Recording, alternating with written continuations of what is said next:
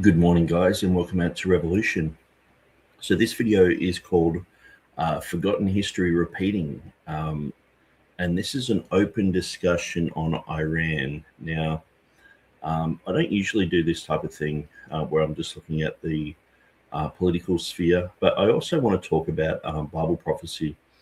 And there is a certain verse in the book of Revelation that I believe includes Iran, which is quite an interesting thing. Now, I guess most people would know that the United States and Israel have bombed Iran several times now. Iran, in retaliation, they have bombed several sites around the Middle East. They have bombed Israel. And so this is quite a big thing. I know that Israel has been involved with the Gaza issue for quite a long time, and so it mightn't be like a shock to anyone that they're bombing other places, or sometimes they've been bombing Lebanon, certain other places around in Yemen and other places. And so we have on our hands a very interesting scenario. Now, I hope that this just dies out. Like when the whole Venezuela thing occurred, I was watching from my previous experiences of seeing wars start and them just continually go on forever until that place has just turned into a car park.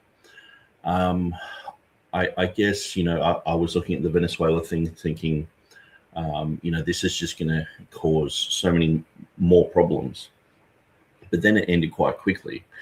Now, when I say it ended quite quickly, it basically, from my perspective, the United States had demonized Venezuela for quite a long time, had 1,000 sanctions on them. And so what else can you do? If you're a country that is demonized, there's not really much you can do, but trade with other demonized nations. And so Venezuela, yes, the whole communist thing. See, one of the things is that there are certain narratives that they work. And so people just constantly bring them up. And oftentimes we're not really peeling back the layers of the onion. We're not really looking at just a general motive. So it is quite interesting that there are countries out there who really could do with some regime change, but no one really cares about them. Like in all honesty, no one cares. And the only reason anyone cares about Venezuela is because they've got a lot of oil. And the only reason people really care about Iran is because they've got a lot of oil. And Iran has been on the world stage before, where they've had overthrows and certain things happen. And this animosity between Iran and the United States has been going on for quite a long time. But I think deep down, it is a bit of a sham. It is interesting when you look into the history of it. The United States, many times, and look, in all honesty, this is just me being completely honest. Most people, they don't realize what's going on. They don't understand that their country. I'm in Australia. We do wicked, bad, evil things as well. Okay, some people just think the United States is directly on the phone to Jesus, and Jesus is just directing them, and everyone's sort of all dressed in beautiful cotton white outfits, and that they wouldn't do anything wrong, and their military is a cause for democracy and all this sort of stuff.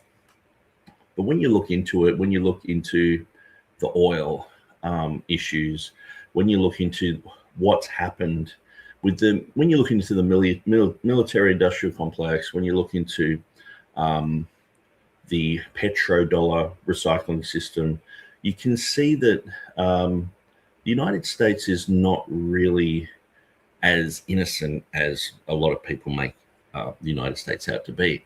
Now, unfortunately, there are a lot of Christians out there, and I know many of these people who don't think hard enough. They just sort of watch Fox News. Many Christians are illiterate, they're lazy, when you talk to them, you realize that they don't really have their own thoughts. They're not thinking things through. They actually have way more glee in the fact that the sand people are getting killed than the sand people are getting won to Jesus. This is an amazing thing to me, because, having lived in Pakistan for a year, trying to convert people, preaching and doing street ministry and preaching and going to the brick kiln places and doing all sorts of things in Pakistan. It just amazes me that sometimes, it's not the Gazans that are evil, it's not the Iranians that are evil, it's the Pakistanis. Oh, they're just all evil. And this conversation will just become a normal thing among Christians.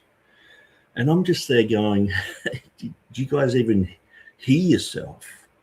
That you would rather than let people die than become Christian. It just amazes me. It just amazes me how deeply entrenched people are in the Fox News narrative, in the Murdoch narrative. And basically the Murdoch narrative, it's always going to support money. Wherever the money's going, it will support that. And so don't think for a second that Fox News is about freedom of expression, freedom of speech. It's freedom of speech as long as they agree. It's not total freedom, because we do see people who are opposed to these wars, whether it's in Gaza or whether it's in Iran or whatever, and they will get demonized, they will get shut down, and they will get cancelled. The whole cancel culture is massive on the right. And so I don't consider myself left-wing, right-wing. I consider myself a Christian. And I'm against all murder, rape, killing, stealing. I'm against all that. And so usually what happens then, if you just say, hey, I'm against all killing, and people just put you in a certain camp. I had the leader of Answers in Genesis in Australia today said I was promoting Hamas and that I was anti-Semitic. He said that today. And I said, what you're saying is just simply not true.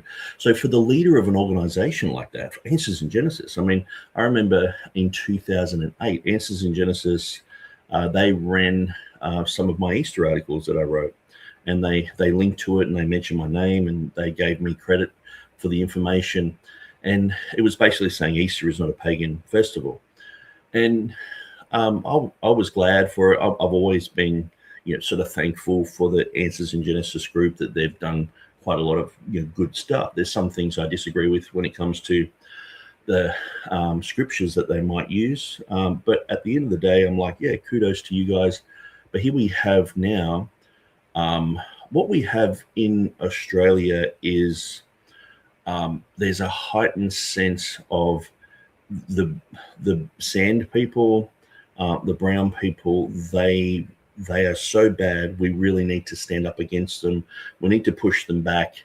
And what we're seeing is quite a lot of resistance coming from people who, only just a few years ago, they were just sort of concerned that, some of the immigration numbers were a bit too much from certain parts of the world. And I think everyone's in agreement with that.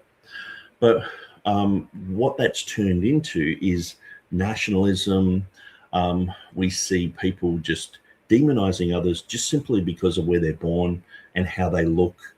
And I can't help but turn around and say, look, in all honesty, this is coming from the Trump base.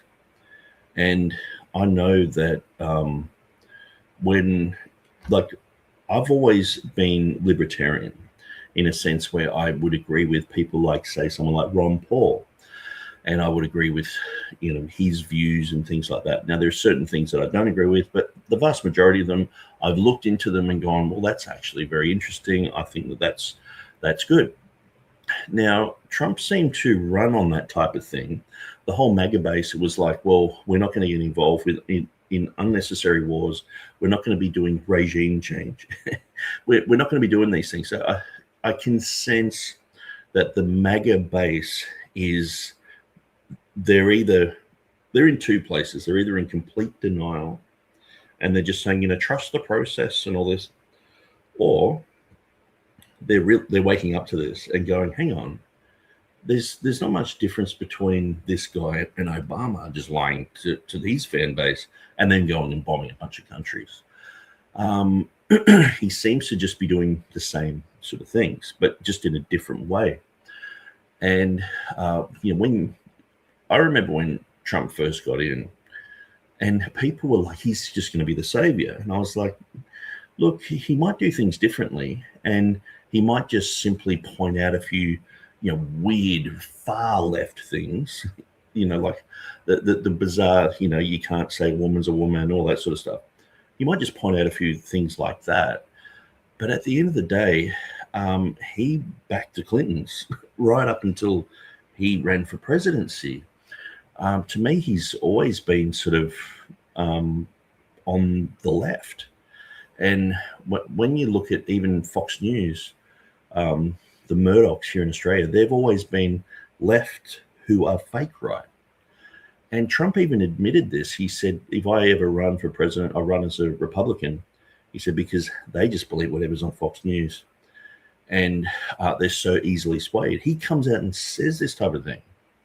He doesn't even care that people know about that. And it just amazes me that he's gone from, we won't be going into any place unnecessarily. We won't be starting wars unnecessarily. We won't be doing these things. But then the next minute he's doing all this. And what I think a lot of people are waking up to is not only is Trump not keeping his election promises, which is, when's a politician lying? Well, their lips are moving. He is actually the swamp.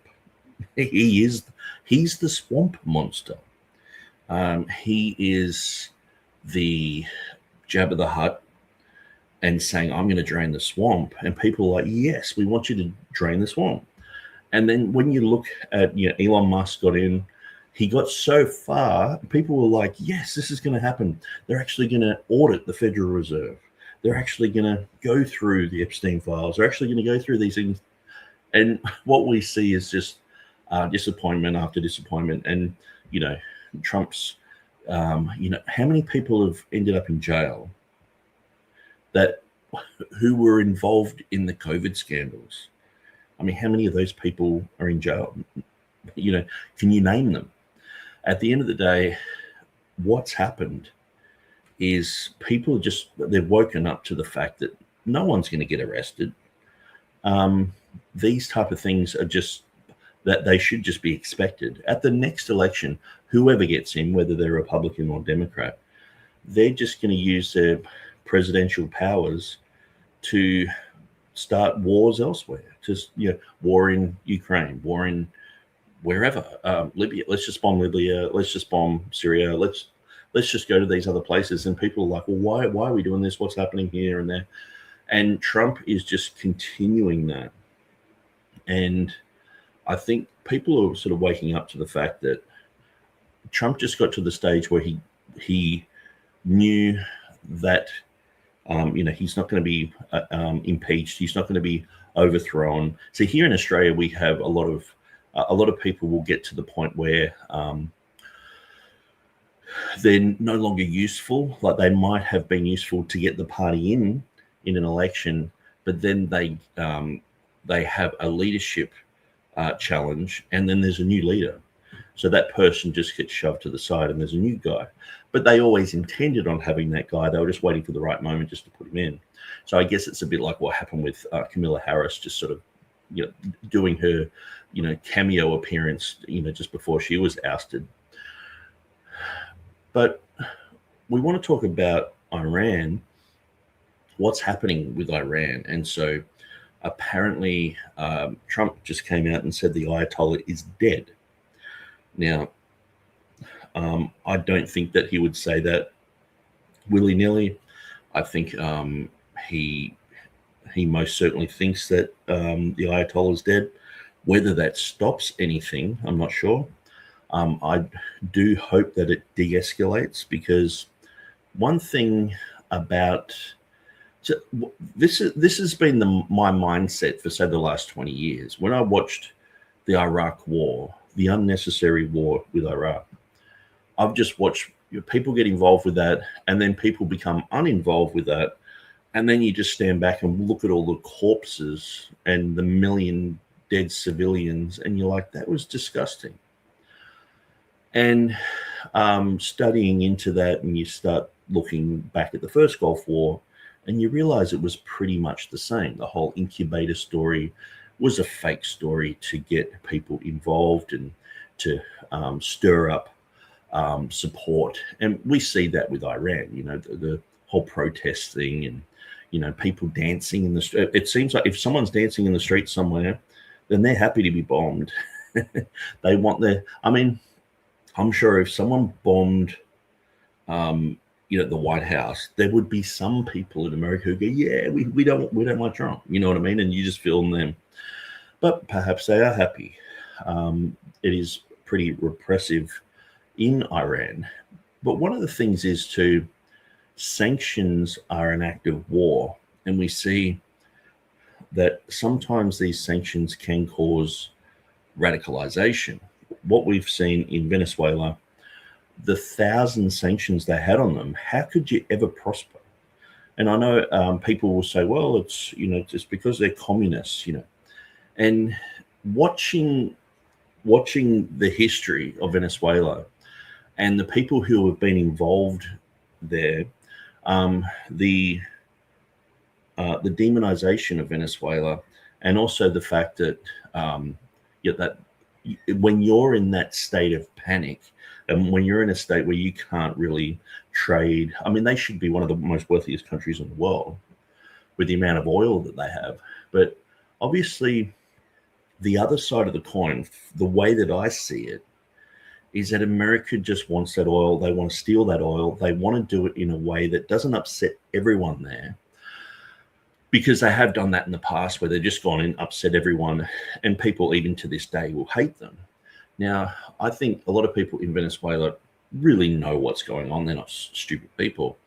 But at the end of the day, America gets what they want. They get oil, and this helps with the petrodollar recycling system. When we look at Iran in 1953 had a democratically elected government with Mossadegh, and he wanted to nationalize the oil. So nationalizing the oil, it was the Anglo-Iranian Oil Company, which is British-based. They were getting, I think it was like 85% of all the profits. So a very small bit of profit was trickling into Iran, but they were still impoverished. And so Mossadegh said, we want to nationalize the oil. So the CIA and the British Secret Services, they overthrew Mossadegh. And so they got people rioting in the streets, protesting, and they got rid of him and demonized him as a communist. And when you look back in history, he certainly wasn't a communist. But what happened then? They installed the Shah. The Shah was put in for many years and basically became a puppet for the Americans. So the Americans, what you've got to understand, in history, the Brits used to run the Middle East, okay? They handed that baton over to the Americans, and the Americans, just like the British used to put in certain rulers, like in India, we got people like the Raj and things like that in British India. Certain rulers in Africa, puppets, people who were just yes men for the Brits. The Americans have that. And so when you look into a lot of the leaders in these countries, like say Saddam Hussein, he was a CIA asset. When you look at people like Bin Laden, you know, he had a lot to do with Afghanistan. He's a CIA guy working for the CIA. The money that was coming from America to support the Mujahideen in the 1980s, that was dollar for dollar matched with the Saudis, and that was through Bin Laden. Bin Laden was training these people, and they were heroes. If you watch Rambo 3, at the end the credits say this is dedicated to the brave warriors of the Mujahideen. That's if you got a 1980s edition. They don't have that anymore, because that's now known as the Taliban. And so when you understand that America started Al-Qaeda, America baited the Soviets in 1978 into Afghanistan to give them their own Vietnam War. And they caused that country just to become a complete ghetto. Like, I understand that there's the Cold War narrative, but even Hillary Clinton said, yeah, we started Al-Qaeda. We started a lot of these terrorist groups. But who was it? Brzezinski. He said, well, what would you rather have? The end of the Cold War or some terrorist groups around the place?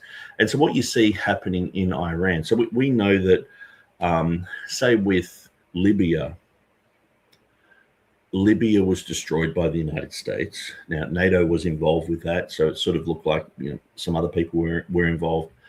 But Libya was destroyed, and it's still a failed state.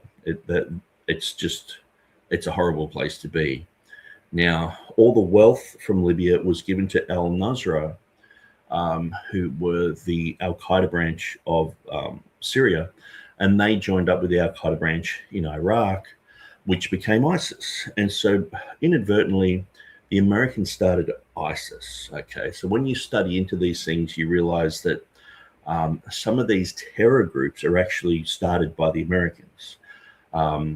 It's favorable for them to have enemies around the world so that they can constantly have a threat, so that they can constantly have the military-industrial complex turning over coin, turning over weapons that are worth $1 million for a bomb. War becomes something that helps private industry. And so what the military-industrial complex is just the private industries that make money from war. So if you imagine for a moment the Chinese army, imagine if you were living in China, you ran a shoe shop, and the government came to you and said, look, we want you to make all the shoes and boots and everything to do with shoes and boots for our army. So you imagine how many shoes and boots would people have to have? Like, someone who's a soldier probably have to have special shoes and boots for military activities. They would have to have their own shoes for relaxing, for training in a gym, for marching. Certain shoes they polish, so they mightn't all need 10 pairs of shoes, boots and all the rest of it. And that's just one item of clothing. So you imagine how much money that costs to shoe everyone. How much does it cost to clothe everyone, to give them all helmets, to give them all weapons? And when you start getting into the United States and looking at how expensive weapons are, they've entrenched the military-industrial complex into the whole economy. And so say if you look at the B-2 bomber, they make a part of the B-2 bomber in every state Okay, so some states are making the wheels, some states are making the bombs, some states are making the glass, but every state, in all 50 states of the United States, they're making part of that B-2 bomber. So if you ever make that redundant, then you have 50 states who are saying, hey, these are jobs. This is our livelihood. We've lost our jobs now, this type of thing. So it almost guarantees that it's going to continue on. And so, unfortunately, the United States used to be really good at making cars, and look at Detroit and, all that happened there. But now they're making weapons. And the thing is, if you make fridges that last forever, you do yourself out of a business, because if you make a fridge that lasts only 5 or 10 years, in 10 years' time, you've got another customer. And so what we see happening with the military-industrial complex, that the more that soldiers are training, wearing out their shoes, well, that shoe company can make a lot of money. If they're dropping bombs somewhere, even if it's just training, the bomb factories are up to full production, they're making a lot of money. So we're talking about Raytheon, Boeing, GE, these type of massive companies, Halliburton. And what we see is when there is real war, say something like Iraq, just to be able to bomb a certain place over and over and over, that is just like billions and billions and billions of dollars just going into the pockets of these companies who run the war machine. And so you think of a jet plane that has a bomb that might be worth $1 million per bomb. Now, if they drop 40,000 bombs in a day on a certain place, that's a lot of money. That's profitable for these companies. And a lot of the time they build up, they stockpile weapons, and then it gets to the place where it's like, well, these could become redundant soon. We've got to use them somewhere. So unfortunately, Eisenhower, he warned the United States of the military-industrial complex. He warned them of having corruption come into their country because of standing armies. And this is spoken of in the Constitution. Having standing armies, having millions of people around the world who basically work for the military, well, they all have to be paid. And the thing is, whether you're getting that money from taxpayers or you're getting it from the host country, either way, it's problematic, because if you have, say, 60,000 troops like in Ramstein in Germany, they're training, like I said, they're wearing out their shoes, they're wearing out their guns, wearing out their helmets, wearing out their shirts. They have to have new stuff, state-of-the-art stuff all the time. But then you start getting into the 1,000 military bases that are run around the world by the United States. This becomes like the old British garrisons. And so they would, set up in a certain place, and that would be their garrison. The 1,000 military bases around the world, like you think 1,000, how much is involved in one military base? When you look at, say, Japan, they have 200 military bases just there. And they have KFC there, they have McDonald's there, they have golf courses, helicopter. These things there's so much money involved with this. What happens is the taxpayers of the United States are paying for all this, for America to police the world. And also the host country, after a while, it gets to the stage where it's like, well, hey, we're sort of here protecting you guys from China and from these threats, from North Korea. You guys have to pay us for us to be here. And so what that can do, it can also push the United States to sort of create a few problems here and there. Because if there's no problem, like if China send delegates over to North Korea and they make peace, or go to China and they're all friendly, all of a sudden, it's like, oh, we don't need all these 200 bases anymore. And so the companies don't want that. They want threats. They want things to be stirred up all the time. And so we see that because things have become so profitable, even just having the threat of war is very lucrative. The threat of war, but having hot war, like Cold War, there's money in it. You can just constantly have nukes, building that stockpile. Someone's got to make it. Someone's got to earn money from it, and so there's money in Cold War. But when you have a hot war and you're just getting rid of all your stockpiles of weapons, you're using all your planes. The soldiers are out there using all their boots. The amount of money is astronomical.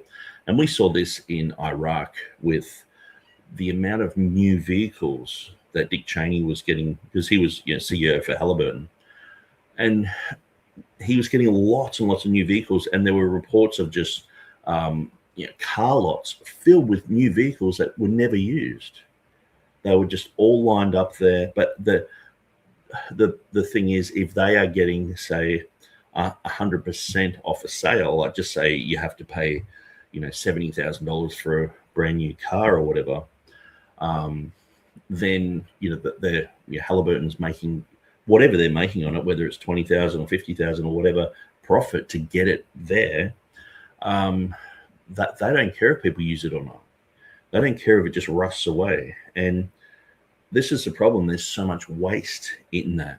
So it's either the hardworking taxpayers of the United States, they're footing the bill for all this, or it's the host countries. And so, but what we see is this is a motivation to have more and more war. And so just to have the military-industrial complex operating, that the amount of bases they've got around the world, that's lucrative in itself. But to have a hot war, that is like they've won the lotto every day. And so what we see in Venezuela, in Iran, there's also another layer of problems, which is that they are both very oil rich. And so in Iran, the amount of oil that they have there is astronomical. And what you see is America trying to always be the good guy. And obviously they're not. They're just like, I sometimes call America the USSA because it sort of reminds me of the old USSR. If you see this type of thing happening in Indonesia, you go, well, that's Indonesia. They're going to be corrupt. If you see it happening in Pakistan, it's like, well, what do you expect? The military sort of run it. A lot of people don't realize the military run the United States.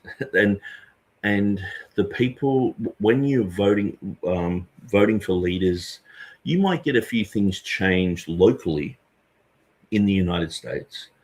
But globally, see, a lot of people they can't even fathom how big the United States is. And it's a bit like the old Rome. And so what we see, Rome, the Romans, they're all proud of Rome and what Rome's done and the history of Rome and all the rest of it. And that's all great. But, they have an empire that stretches all the way from, Jerusalem all the way up to England. And someone's got to pay for those soldiers. And that's the whole thing with standing armies and why in the Constitution it says not to have standing armies. Because someone's got to pay for it. Like if someone is a soldier, they're not being productive in a sense where they're not farming, they're not working with their hands, they're not building something.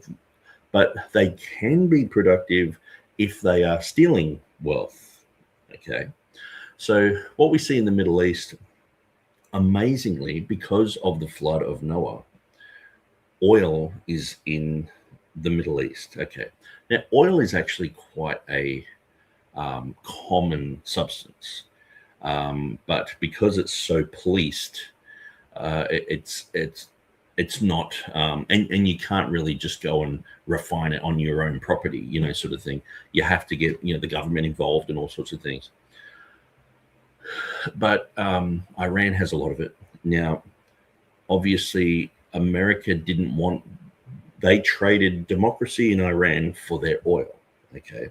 So the BP, which is basically British Petroleum, was formerly the Anglo-Iranian Oil Company, and Mossadegh, he wanted to nationalize it. 1953, he gets kicked out.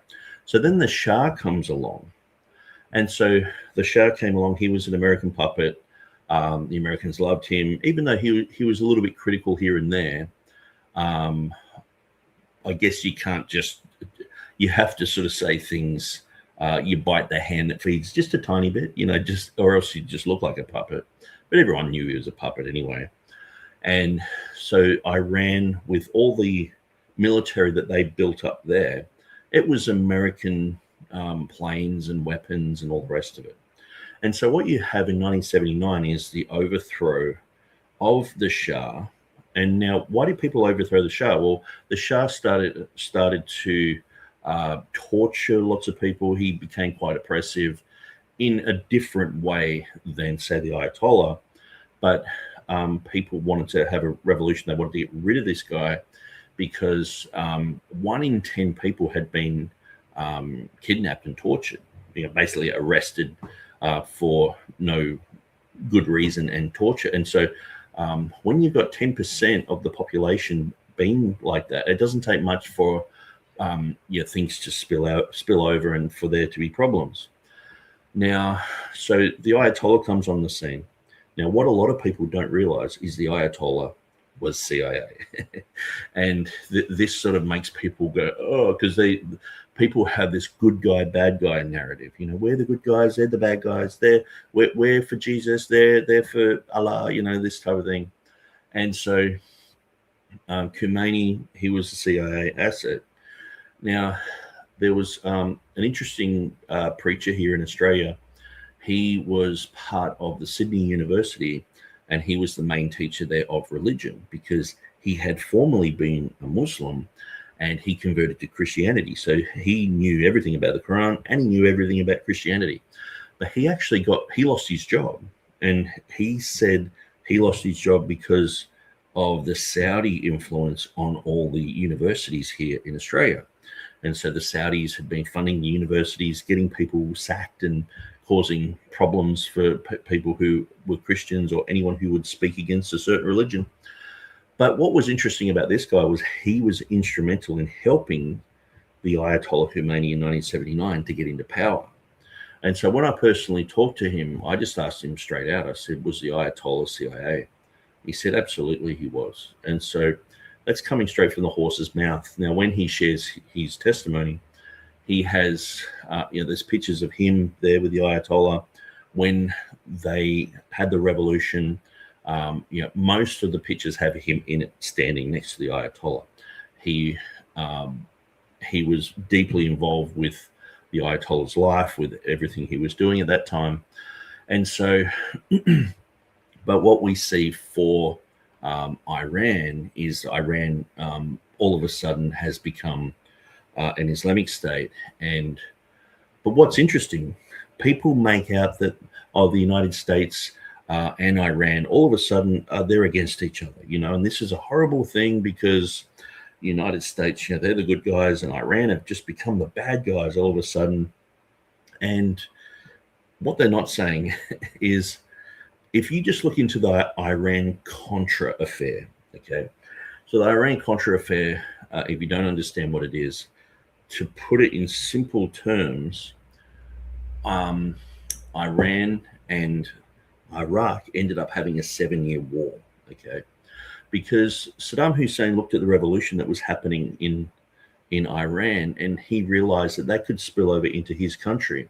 So he was trying to curb that. And the Kurds who were in northern Iraq, they had become problematic. And so he was killing people there and trying to stop uprisings there and all that sort of stuff.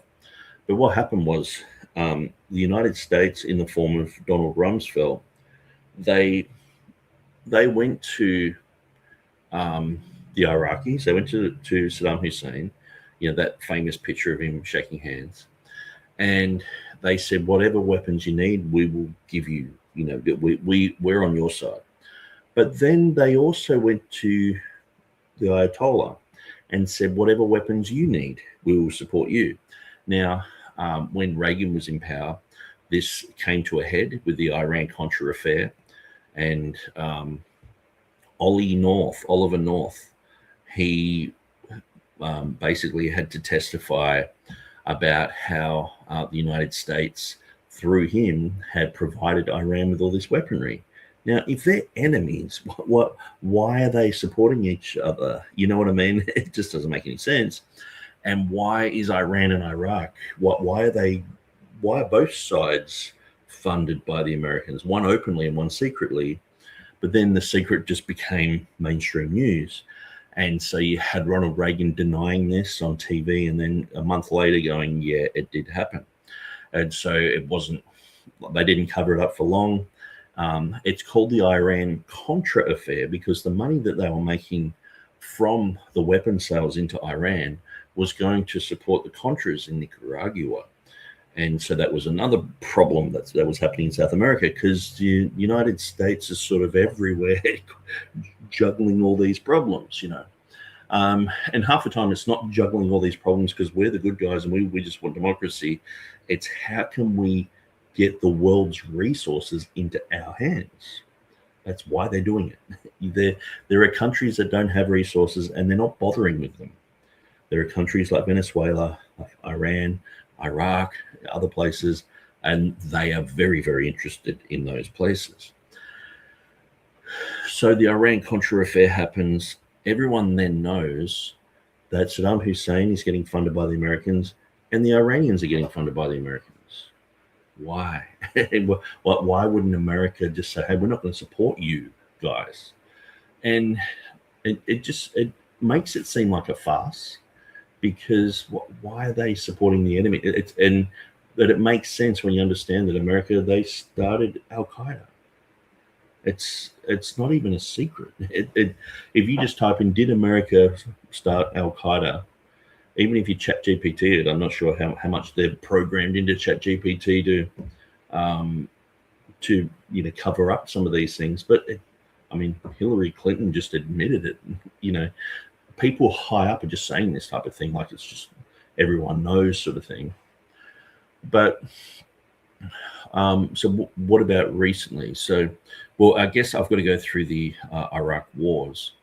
And so because this video is called Forgotten History Repeating.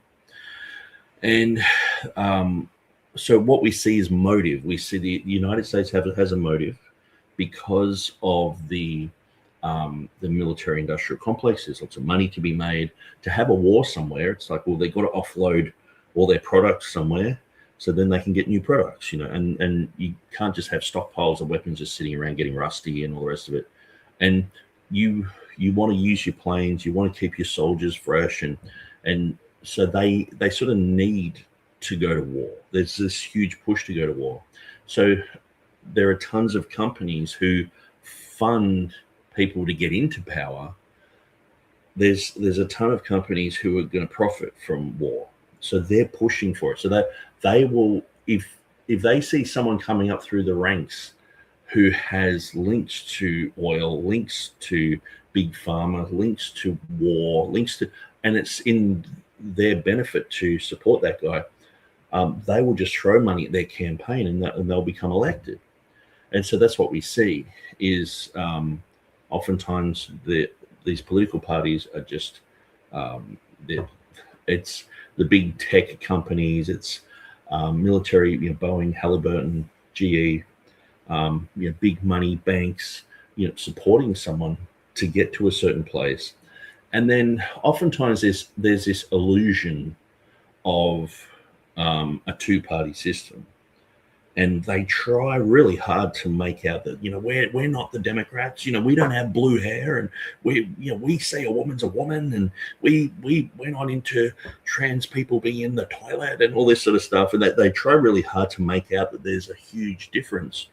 But really they're the same, and they're just arguing about like 0.0001% of things, but they sort of have the same policies because it's actually run by the military. America's run by the military. And I know some people don't like to hear that, but that's pretty much, it's like saying Rome, when Rome was the huge empire that was covering half the earth, you would have to say that the military ran Rome, and the people who were put in were just puppets.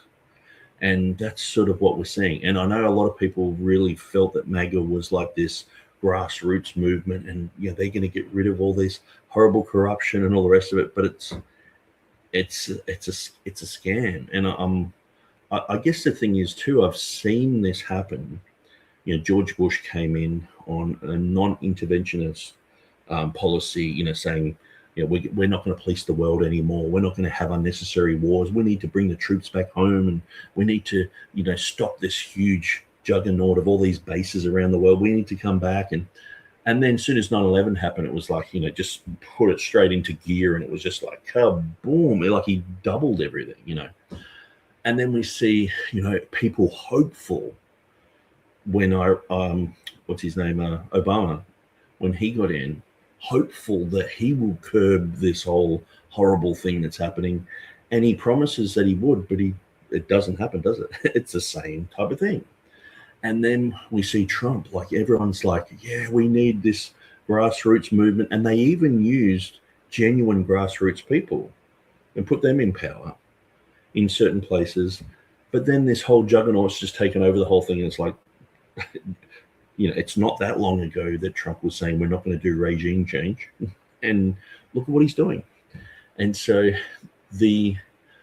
I think it's time for Americans to come to the place where they realize that you can't vote harder.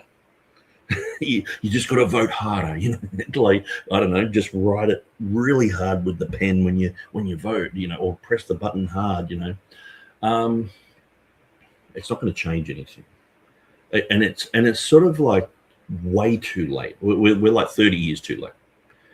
The whole thing is like this juggernaut that I don't think anyone can stop.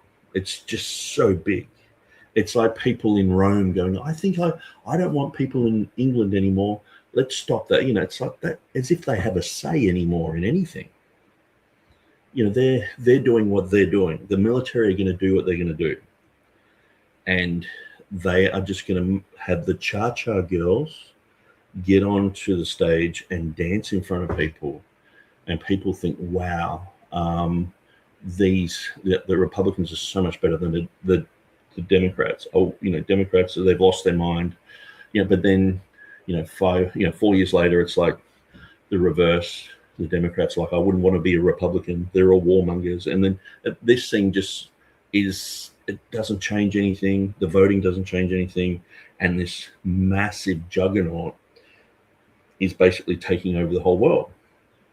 And I guess too, when you're part of that system, or not part of that system, but when you're part of that community, because you can hear the speeches in your own language, you can read the articles that are coming down and understand them. But if it's a foreign nation, like just say this was Russia doing this, and Russia was just having bases everywhere, and Russia was just bombing whoever they wanted, and Putin's like, I don't care, I'll just bomb this guy. We're going to take the oil, and we're going to use that oil.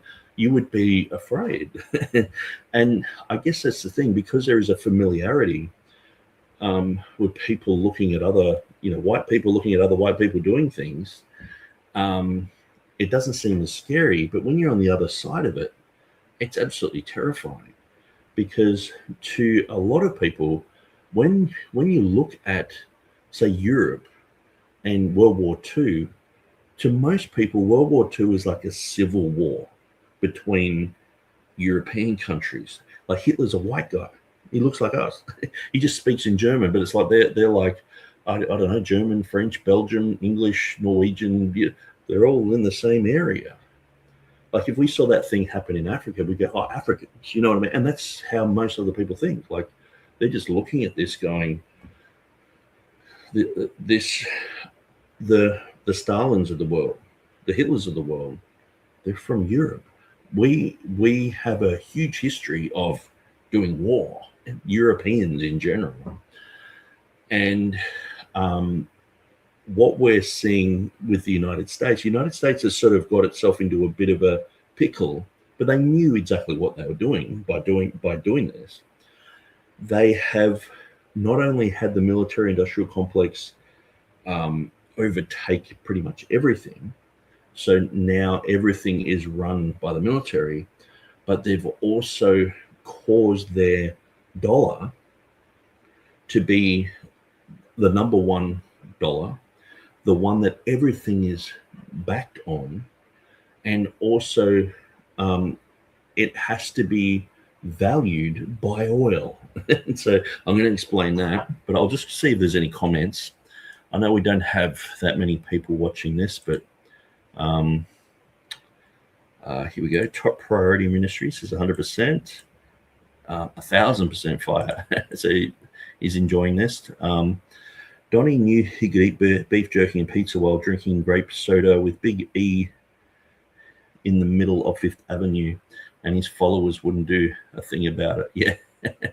I mean, I think people are now saying, is Epstein in the Trump files? You know, I mean, there is a certain alarm bell in me going, I think a lot of the Epstein files could be fake.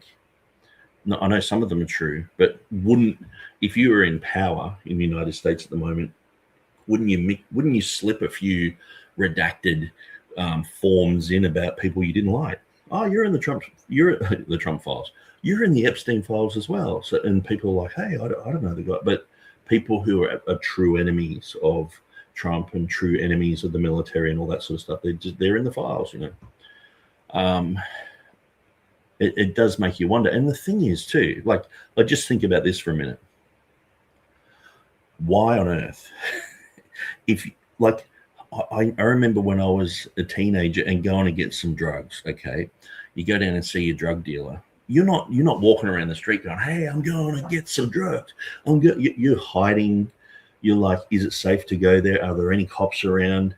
You try and look as inconspicuous as possible. You might have a hat, you might have a beanie or whatever, and you go to the door and it's, you know, hey, is Dave there? Dave's not here, sort of thing. You get your stuff and you leave. If someone's there with a camera, hey, dude, you know, let's just, or the neighbors are like, hey, we just want to take some photos of you guys. It's like, that's what makes me go, what? Why would all these people get photographed with Epstein? What is all that about? It just doesn't make any sense to me.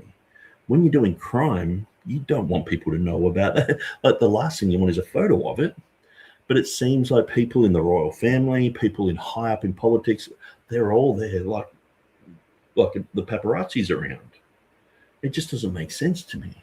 If they're all doing one of the most diabolical crimes in the world against children, and that's why there's alarm bells going off, just going, it just seems fake to me. Like some of it, I'm not saying all of it.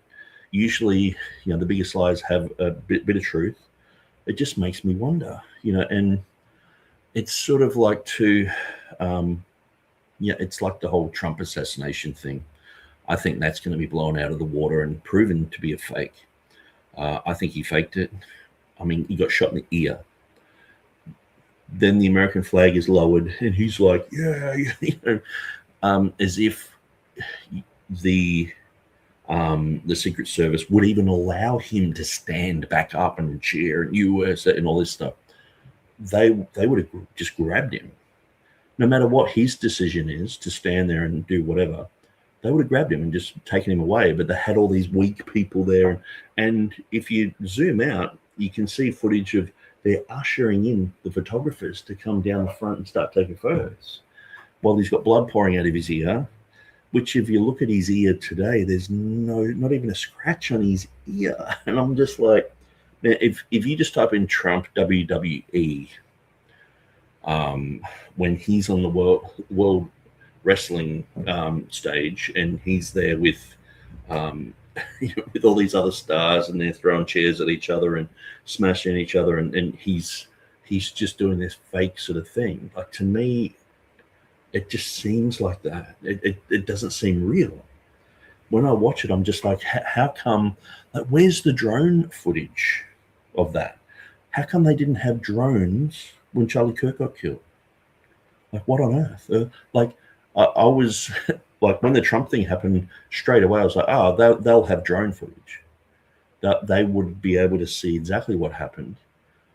And then when it happened with Charlie Kirk, they were like, oh, there's no drone footage. I'm like, maybe I can buy $100 drone with a camera in it and send it to the United States of America so they can use them in their political rallies, so they can get up and go, there's a guy on the roof. Like, what on earth? It just seems like the biggest load of crap I've ever heard. Like, I'm not even talking about looking at it and going, hey, there's a guy on that roof. I'm talking about, there's people who are ex-military. They used to work for Blackwater, doing raids and flying drones all day and doing all sorts of things. And that should be security. But they don't have that sort of security when one of the most important people in the world is doing a speech. I'm just there going, and then it's USA, US. I'm just like, this is just ridiculous. Anyway, that's my feelings on it. I don't have the facts to back that up, but I'm just looking at what they don't have and what they're not saying, and it's not adding up. It just makes me makes me wonder. Anyway, Tribe with Fire says, do you think it's good or bad to have or create regime change in Iran, and why? I think one of the reasons Charlie Kirk was taken out, and I don't think he was taken out by that guy, and I would probably say that even if he was taken out by that guy, which I doubt, I'm sort of only giving like this 2% chance that he was, I would say that they probably allowed it. Why wouldn't they have drones in the air that day? Like, he's one of the most important political figures in America, going around doing speeches, and they don't have drones in the air? Like, what on earth? Anyway, the whole thing about regime change in Iran, or what we see with, in 1953, when the CIA overthrew Mossadegh, Operation Ajax, I'm pretty sure it was called, I'm just sitting here on this article.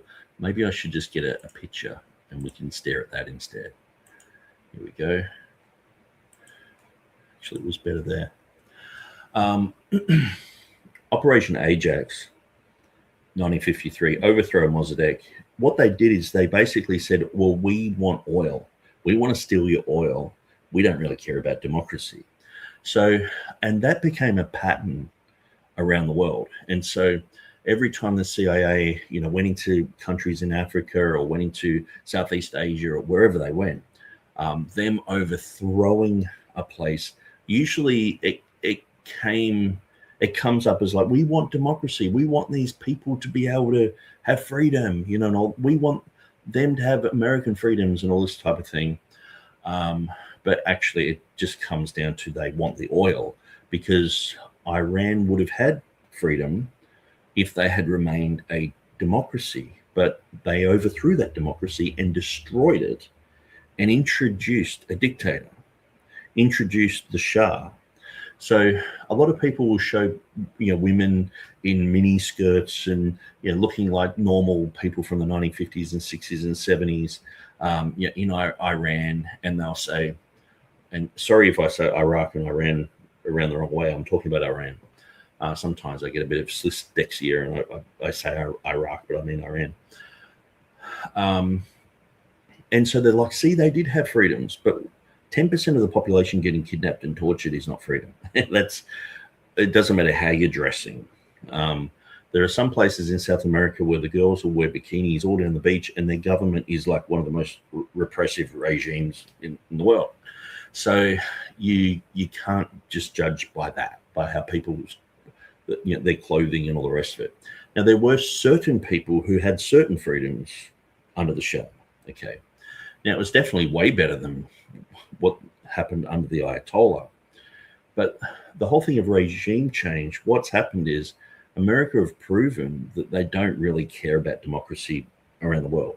They're not there to spread freedom. They're there to steal the oil. Okay.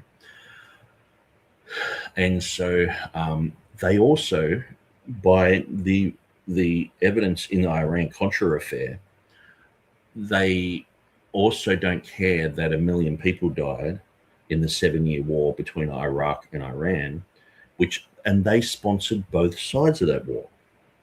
So it shows you that they really don't care about human life. And in fact, they are fueling these conflicts to get money to cause other conflicts across the other side of the world, in Nicaragua. So it just shows you that they're not genuine in their motives. And in the meanwhile, they're sapping oil out of these countries. And so the thing is, too, it's not just so much having absolute access to the oil. What it is, it's having control over, so I'm going to explain the petrodollar recycling system, but I sort of have to explain the American dollar. So basically, the American dollar under Roosevelt started to confiscate gold.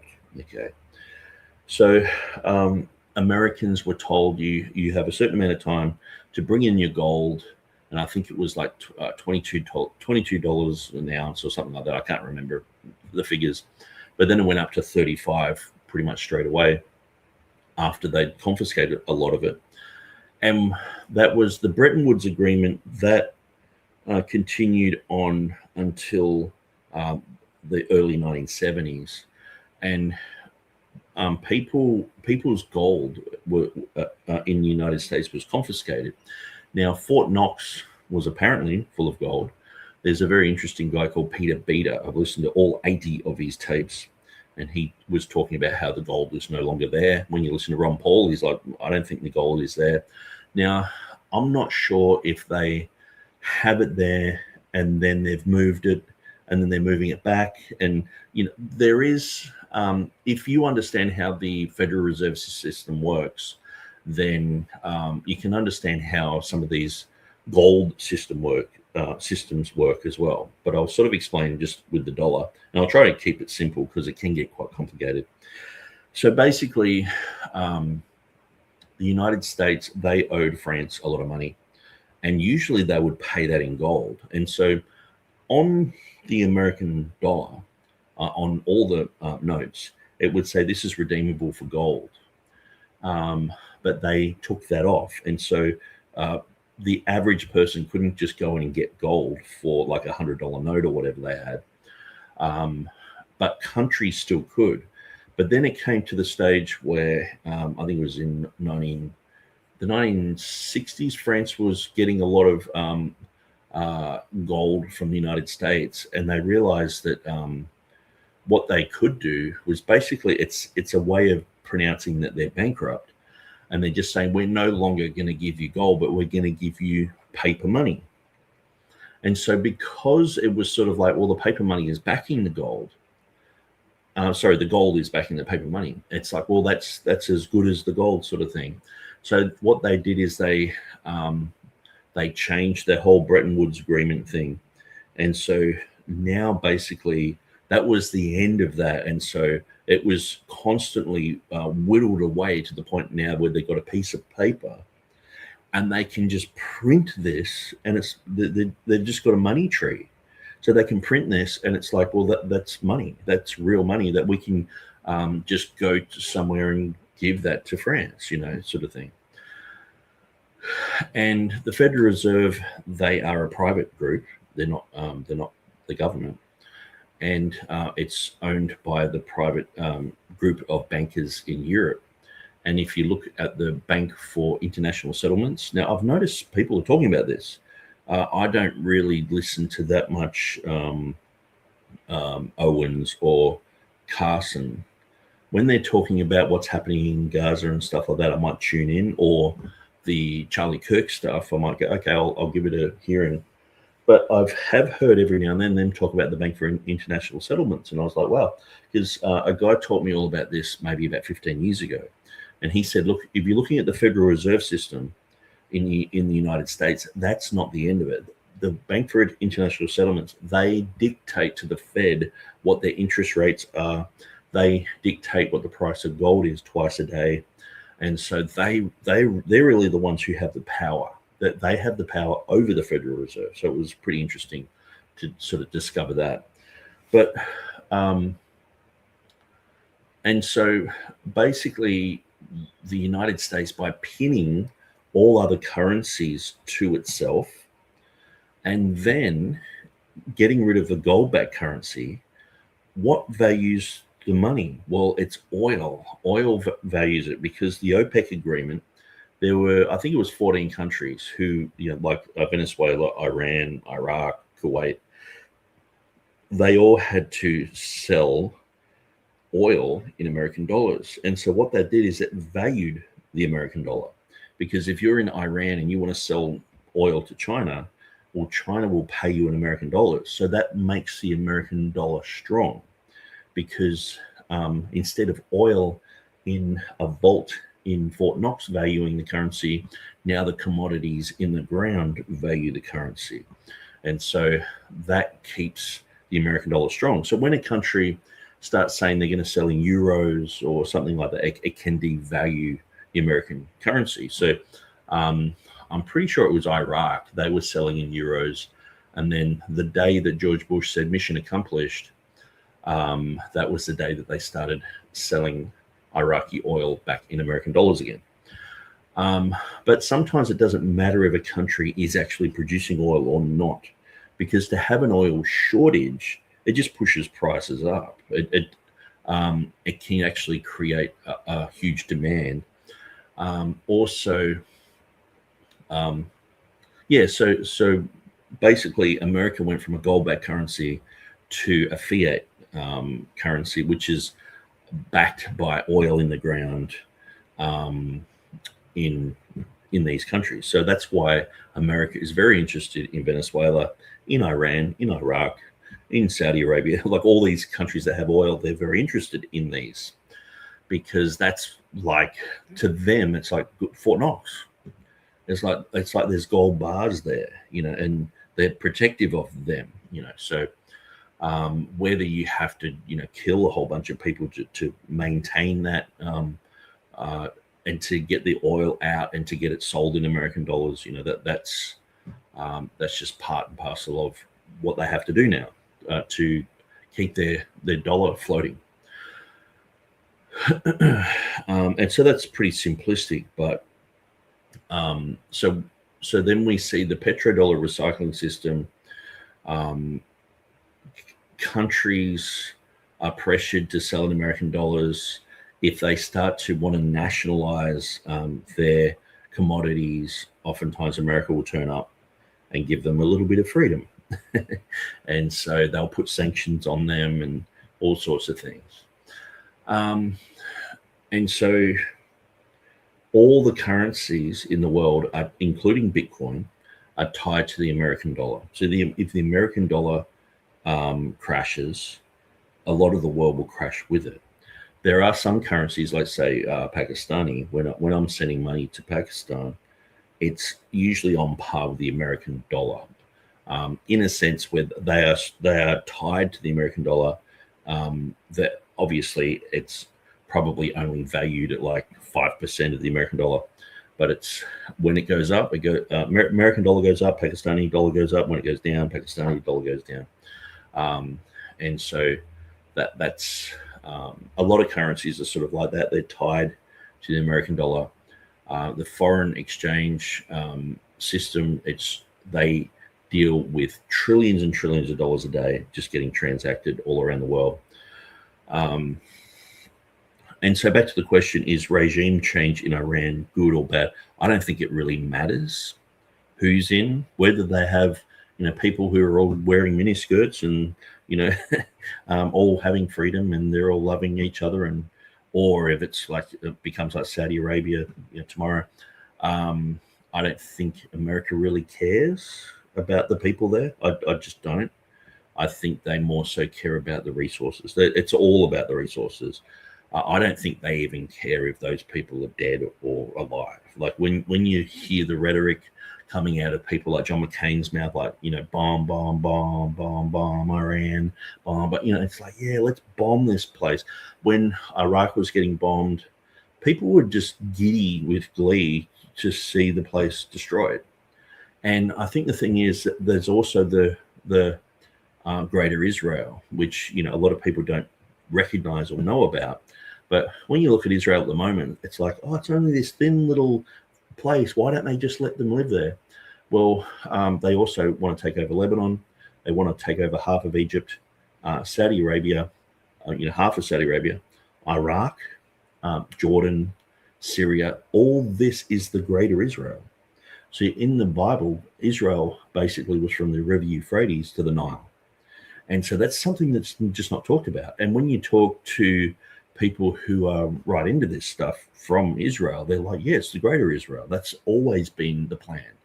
At the moment, we want to get our border secure, to the West Bank and Gaza. But they're like, well, the West Bank that's just a hilly region. It's not like the edge of Israel. We want to continue on all the way to the border of Iran. So we understand this is a joint airstrike between Israel, United States against Iran. And could that be a motive? And so that's another interesting thing. And also when the first or the second Gulf War started, there was that politician who came out, and it's quite a famous thing now. I remember at the time, it was like when we first heard it, he said he came out of a meeting in the Pentagon and they were going to destroy these 7 nations, and Iran was the last one.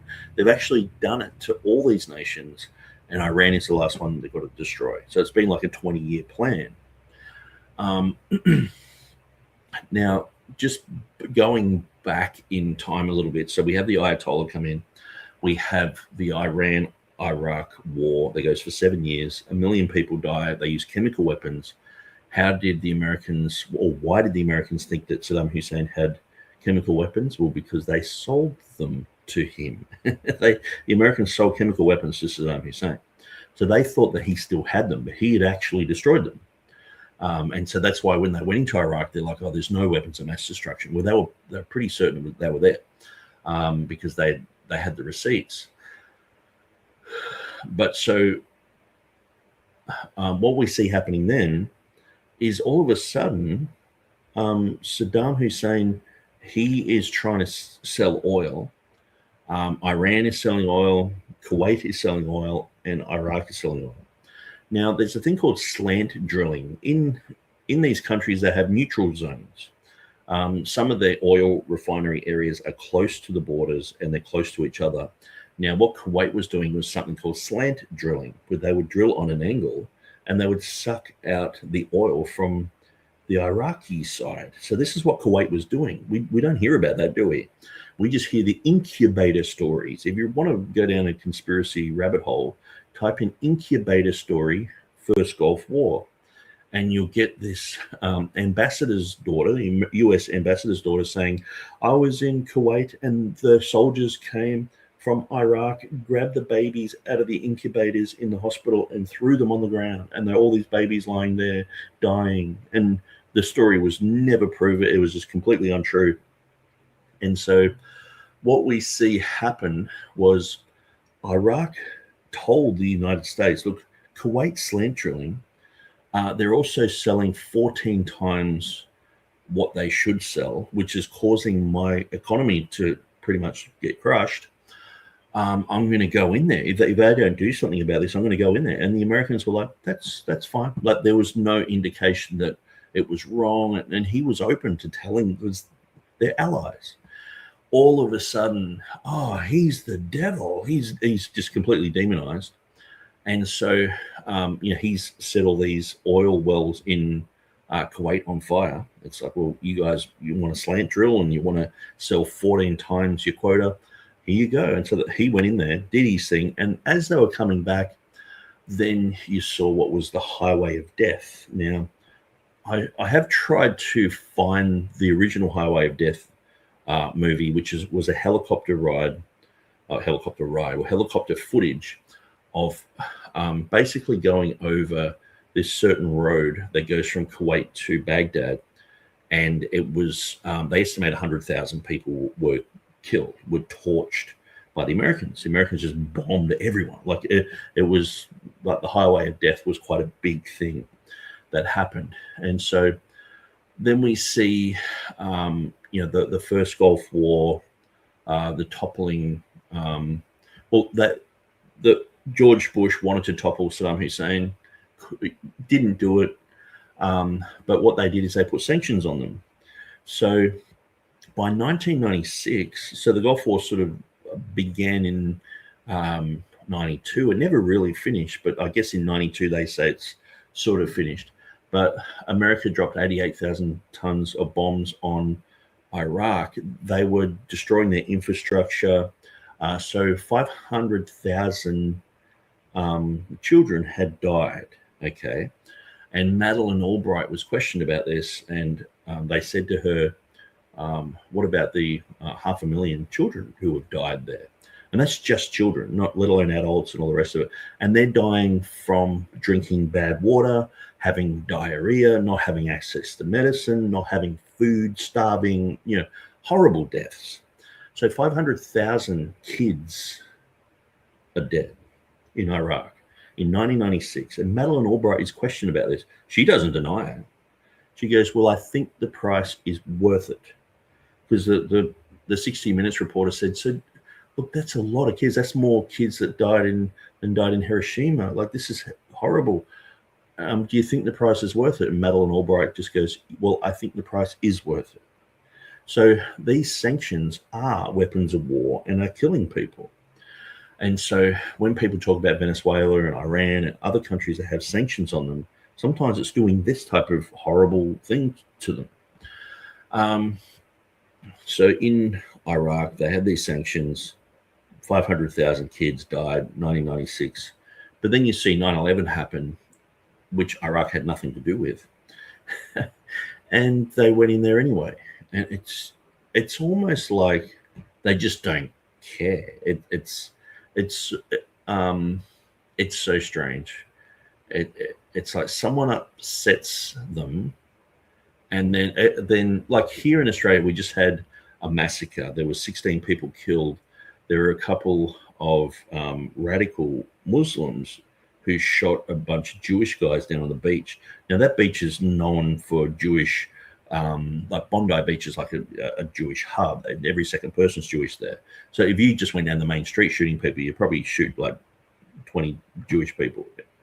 And so, but what they're doing is they're trying to have all these free speech laws. So you can't say a whole bunch of stuff now. And you can't say stuff about Israel, but you can't say stuff about Islam either. And you can't say stuff about all this other stuff. And it's like, how come they're doing all this other stuff as well? It's like they just had it sitting there waiting. And it's like, look, we've got an excuse now. Most people won't even figure it out. Let's just go and bomb Iraq. Let's go in there. And so they did. They just announced that they're going to do it. And they went in there and they bombed it.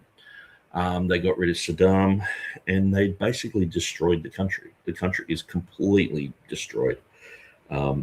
Million people died. Some people estimate 1.5. I usually just say a million because I just can't be bothered with that argument. So Ben Yeshurun says, same old Cold War games. Bluey says, Iran's evil regime has been wiped out today. Great success on every front. That regime was pure evil. Okay, so I'd just say, Bluey, because I know that you were contacting me about Gaza and all the rest of it, and sort of just saying, what you said about it, and you know what you said. Have you ever thought of going to Iran and being a missionary there? Have you reached out to Iranians? Have you ever preached the gospel to Iranians? I prayed for lots of Iranians. Like Iran is bordered to Pakistan. If they bombed Pakistan and say killed my in-laws there, but what about that? Like to me, I just can't understand how Christians can be just rejoicing in the deaths of people. Like, because I'm talking about all the bad things America's done, and no one seems to want to hold anyone accountable for what America's done. But the bipolar, he's just so bad. He's doing this, he's doing it. And it's like, okay, well, let's do a comparison, regardless of whether you've got a rag on your head or not, regardless of whether you're classified as you're the bad guy and you're the good guys, or you're white and you're brown, you're a sand person, you're not, and you're rich and you're poor, and you're over there and we're over here. Is it just to like for Christians to be rejoiced? Look, because what I see on my Facebook, Christians are so excited that there's war. And this was one of the things when Iraq happened. People were so excited. And they were like, it's regime change. They're going to be free. And the Christian communities, they used to have massive Christian communities in Iraq. Most of them were just wiped out after the 20 years of just, well, firstly, 10 years of war, and then just poverty, and then problems. Most of the Christians are gone. And Iran has a population of 30,000 Jews there who have been there since 500 BC. There's a huge Jewish community there. If the war did continue, which I hope I'm wrong, and I hope it doesn't continue, would they just be wiped out? But more so, what about the Christian communities? There are a lot of Christian communities there. Now, I know everyone wants to see regime. We want to see regime change. We want elbow out. You know what I mean? But it's one thing to do that from voting or just a leadership spill or whatever, but to bomb another country and to be really glad about it, I'm just not sure what the Christian ethic behind that. And what I'm seeing is more people are excited to see the sand people killed than to see the sand people saved. And some people think that by having a different government and them getting money, that's them getting closer to salvation somehow. But anyway, I've just Bluey said Iran's evil regime has been wiped out. So would you say the American regime is evil or good? Would you say that what's been happening around the world in Korea, Vietnam, Cambodia, Nicaragua, in Iran, Iraq, in Syria, in Lebanon, many other places, would you say that that's good or bad? Because people just have this simplistic mindset. They're the bad people, we're the good people, they should just die. And amazingly, like what we see with the issue with Gaza, is people are like, well, we should even just kill their children because they're just future terrorists. And it becomes this preemptive strike against children to get rid of them because they're just going to be terrorists too. And it's like, I'm seeing Christians say this. I'm seeing ministers say this, and also say that I'm Hamas for saying this. The main guy from Answers in Genesis in Australia said this morning that I was Hamas. I'm promoting Hamas, and he said that I was anti-Semitic. And I'm like, it's not anti-Semitic to want Israel to get saved. It's not anti-Semitic to want Israel to obey the law. Thou shalt not kill, thou shalt not steal, thou shalt not commit adultery. I'm just saying obey the 10 Commandments, and it's like, you're anti-Semitic. It's like, and the whole thing about anti-Semitic, I mean, if someone like Tucker Carlson is considered one of the most dangerous anti-Semites out there now, when I listen to him, I'm like, oh, that's sort of what people were saying like 10 years ago. If you're been in a Zionist-favored church, you probably never heard it. You just like, it's almost like forbidden knowledge or something. But if you're a free thinker and you're going through things and you're looking at things, you're like, yeah, well, what he's saying is not that controversial. It's just like, I don't agree with everything that he's saying, but the vast majority of it's just like bringing up a conversation. And it's not that far off from what Charlie Kirk was saying. But see, if Charlie Kirk was alive, they would have to demonize him as anti-Semitic. And so that's the thing. Things have changed now, and now it's like all of a sudden you've gone from you're not a racist to everything's changed and now I'm a racist apparently. okay, I didn't change. I've been the same all the way along, but now I'm anti-Semitic, and now I'm want Hamas. Hamas. I don't support Hamas. Who does? Anyway, Tribe Fire says the creature from Jekyll Island. Yes, very, very good and interesting book.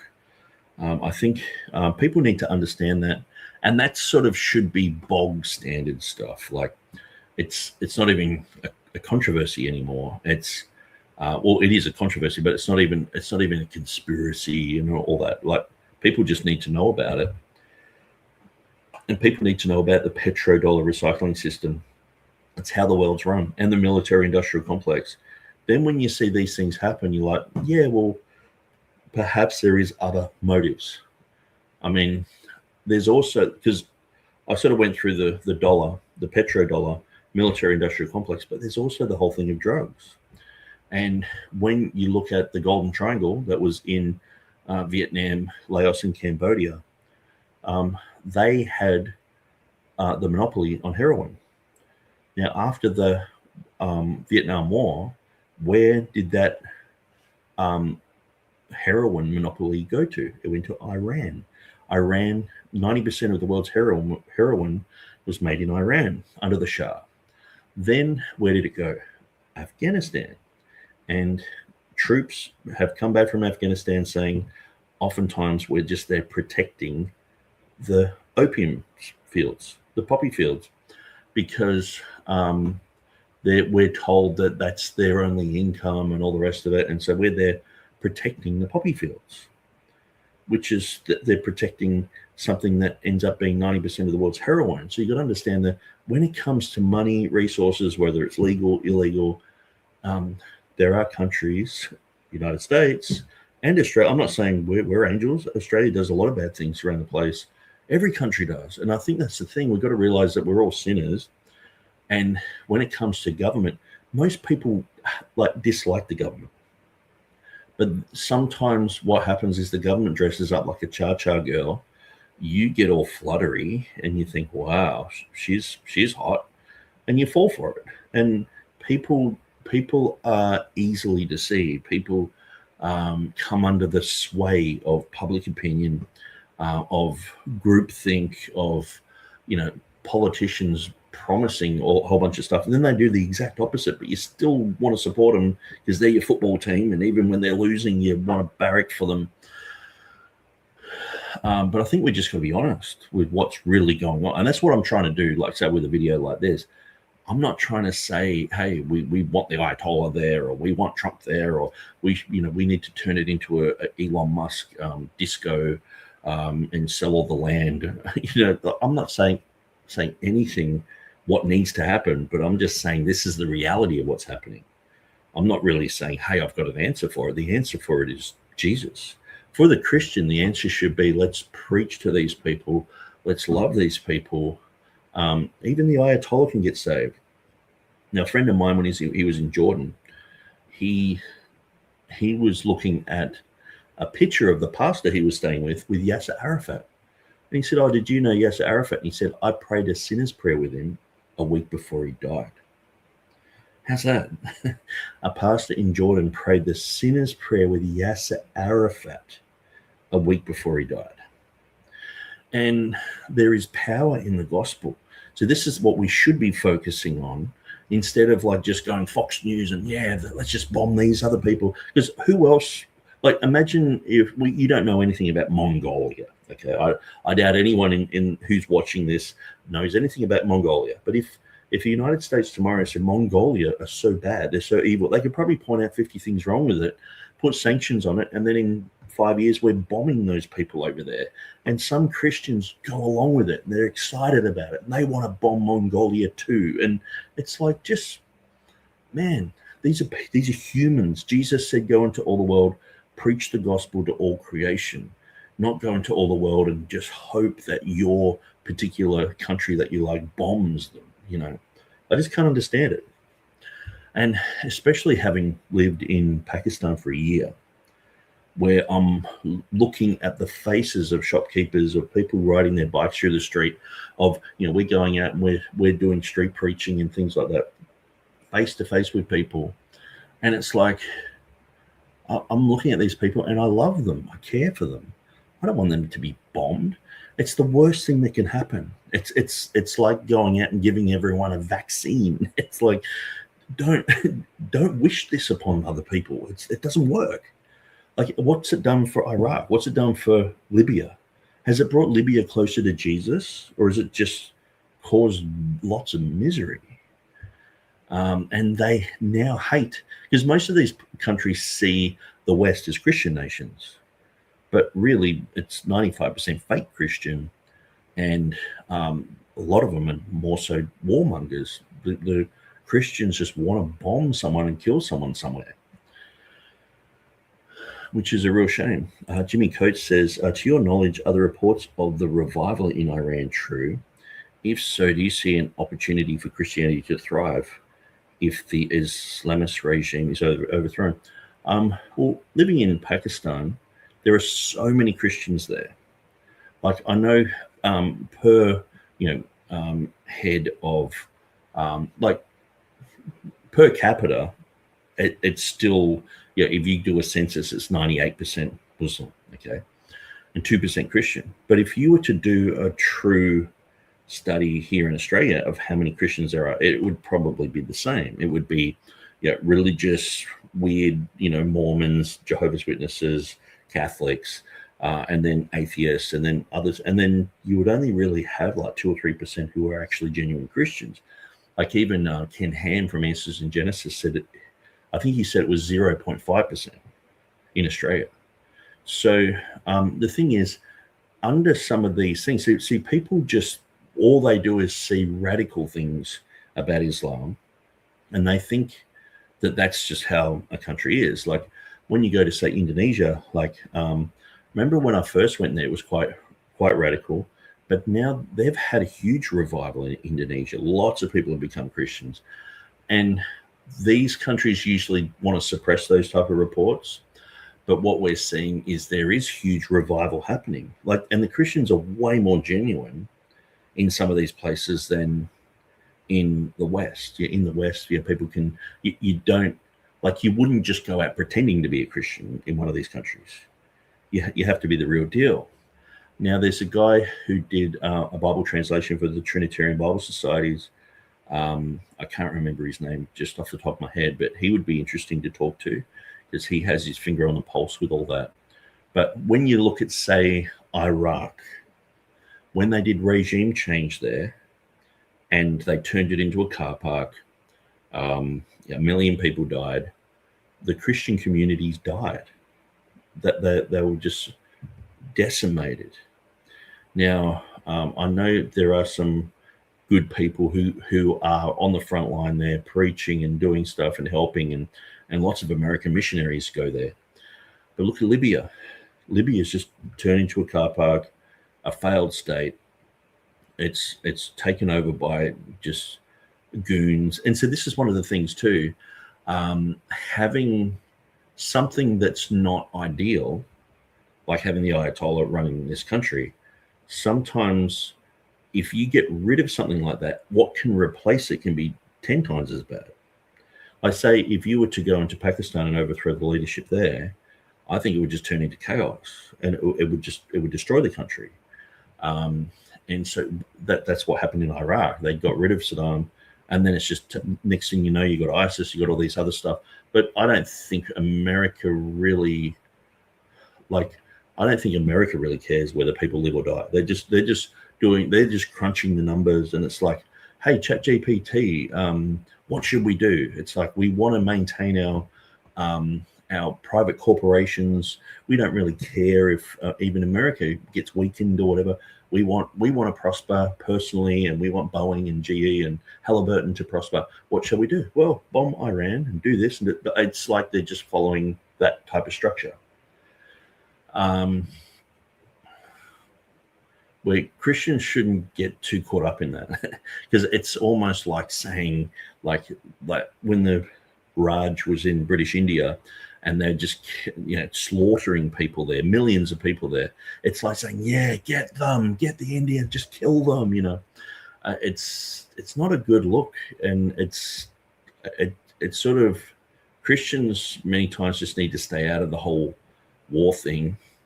I know it's hard because in the United States, the military has saturated society where you can't really even be critical of the military without a whole bunch of backlash, or people who are like, hey, I served in the military, and they'll come against you. And so, but we've just got to be honest and say what's happening. And hopefully you can see with what I'm saying, I'm not trying to push any political party. I'm not trying to push any type of doctrine or anything like that. I'm just saying that this is what's happened. We need to be aware of it, that there is the military-industrial complex that favors war, is pushing for war. Private companies are pushing for war. There is the petrodollar recycling system that is pushing for specific war with oil producing countries, and causing them to sell in American dollars, causing them to be obedient to the United States, like Venezuela, etc. And also drugs. These countries that have been known to grow opium, to grow the poppies that produce heroin. That's a big thing as well. And so it makes you wonder, why did we go into Southeast Asia? Some people think that we went into Southeast Asia to topple the Golden Triangle, the people who had the power over the drug economy. And we see this in South America too. We see that certain places, Colombia, etc., many times people are protected, people are demonized because of drugs. And we know that by making drugs illegal, it actually pushes the price up, but it also can cause conflict. And when you look at, say, earlier wars, like say 100 years ago, we used to have opium wars. England would have an opium war against China, and it was just called the Opium War. Now we're like Operation Freedom Love, and it's like we've just got to be honest with what we're doing, rather than the rhetoric. And so many people are just watching TV and social media and scrolling, and they're choosing sides. And sometimes I'm just there watching good Christians who I know just go, yes, we're bombing those stupid sand people. Yes, kill them. I'm like, how about praying? Pray that Yasser Arafat he said the sinner's prayer. Maybe you'll go to heaven. Maybe Yasser Arafat will be one of the first people you see there. I mean, that we should be hoping for that. That should be that should be the first response of the Christian. Jimmy Coates says, I'm not justifying it. I just want to hear your perspective.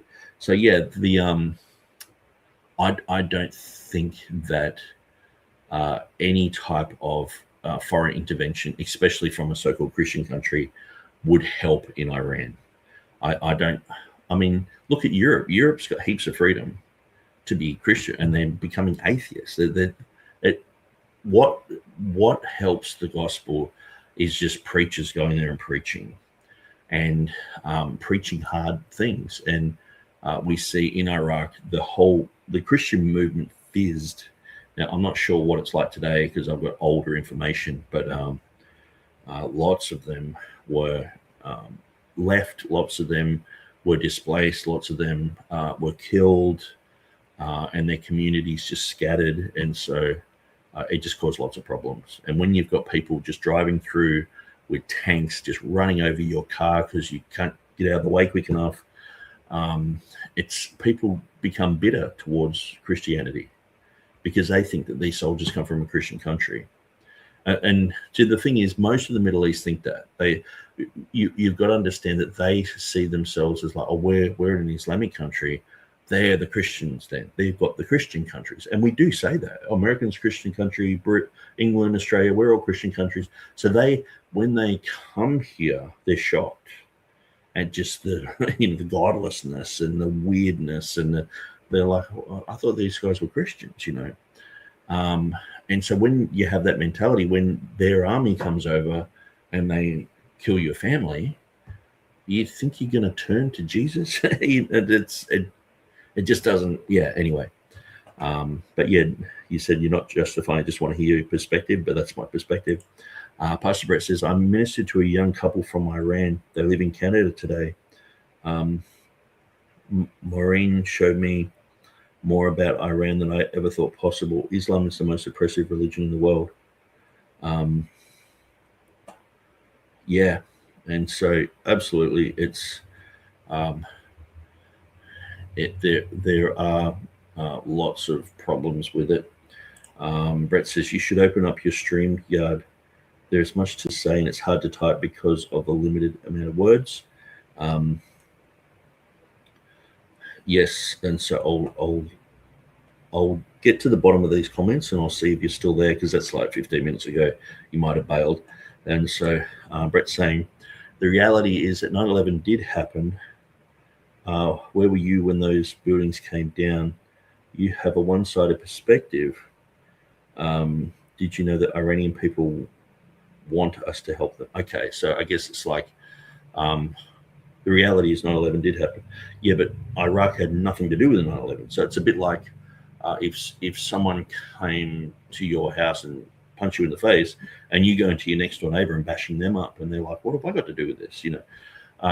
But because they're black or something, and you're like, well, all blacks, I'm just attacking whoever, sort of thing. America just sort of used that as an excuse to, and I'm not a fan of the official 9/11 story. I've read the Royal Commission, the 9/11 Commission report, and I think it's lacking in a lot of areas. They never talk about Building 7. That just free fell. No plane hit Building 7. It free fell. It looked. Everyone who watches it goes, "That's a demolition." Now, when you look at the Twin Towers that planes hit, it's like, okay, well, planes hit them, they fell down. But people still say stories about that. But when it comes to Building 7, I just look at that and go, it was designed not to fall. In the first World Trade Center attack in the 1990s, they realized, because they had a lot of their agencies in the actual Twin Towers, when someone did a car bomb and it blew up the first couple of stories of the Twin Towers at the bottom, like shattered a bunch of glass and all that, they thought, well, we should really build a building. That was Building 7. We've built a building that's a bit like a Hitler's lair sort of thing. It's going to be the place where the mayor can be, where all the agencies, CIA, FBI, FEMA, and all the rest of it, they can all be there. So that's what they did, and they actually built it to withstand a terror attack. This is the building that just fell down. To me, that's sus. It's like, if you take the whole United States out of it and just saw that in Russia, okay, 2 planes hit these buildings, they fall down, but then this other one standing there, as big as a Rialto in Melbourne, which was, I think at one stage it was the biggest building in Australia. It was bigger than that, and it just fell.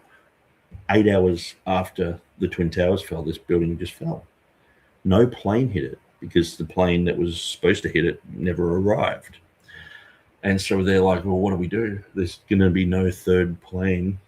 And it just fell into its footprint. Now, let me get you some footage of that. Building 7. Videos.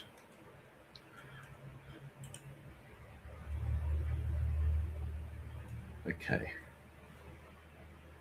Now, I'm going to turn the sound off, because obviously what I've seen is that some of these videos are really against the whole concept of just free fell and all the rest of it. They're trying to explain it, but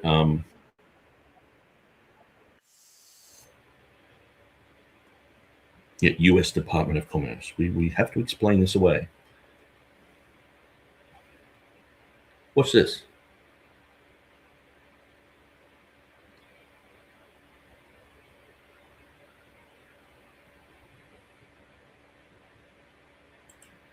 How on earth do you explain that?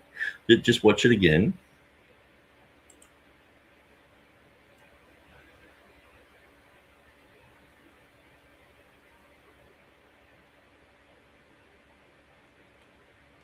Let's see if they got any other footage before they get the professionals in. It just amazes me that they would even.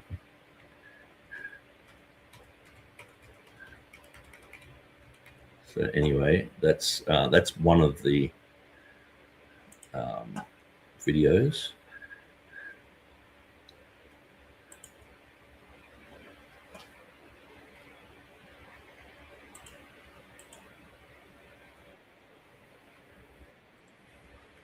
Okay, and what was interesting too is they announced that it was fallen, but in the background it was still there. That's it there. So the Twin Towers had fallen, and they were saying, "Oh, this is like eight hours later. It's going to Building 7 is going to fall," and that's it there. That's Building 7. It was still up. How did they know it was going to fall? And the thing is, too, if you watch the footage of them going into Building 7, I watched this back like 15 years ago. They go into Building 7, they walk around, they're looking at things, they go up a few floors and all the rest of it. They come back out, and then the police are clearing the area, saying this building's going to come down. Everyone move out of the way, get out of this area. This building's coming down. And they went in there to check if anyone was in there, and they came out and they all stood back and watched it just go. How do you do that? Like, it doesn't make any sense. And so, I mean, regardless of anything else, or what sort of conspiracy theorist box you want to put me in, to call me a flat earther, call me a demon, whatever, it's like, this is reality. So here's another one. Okay, that's that same one.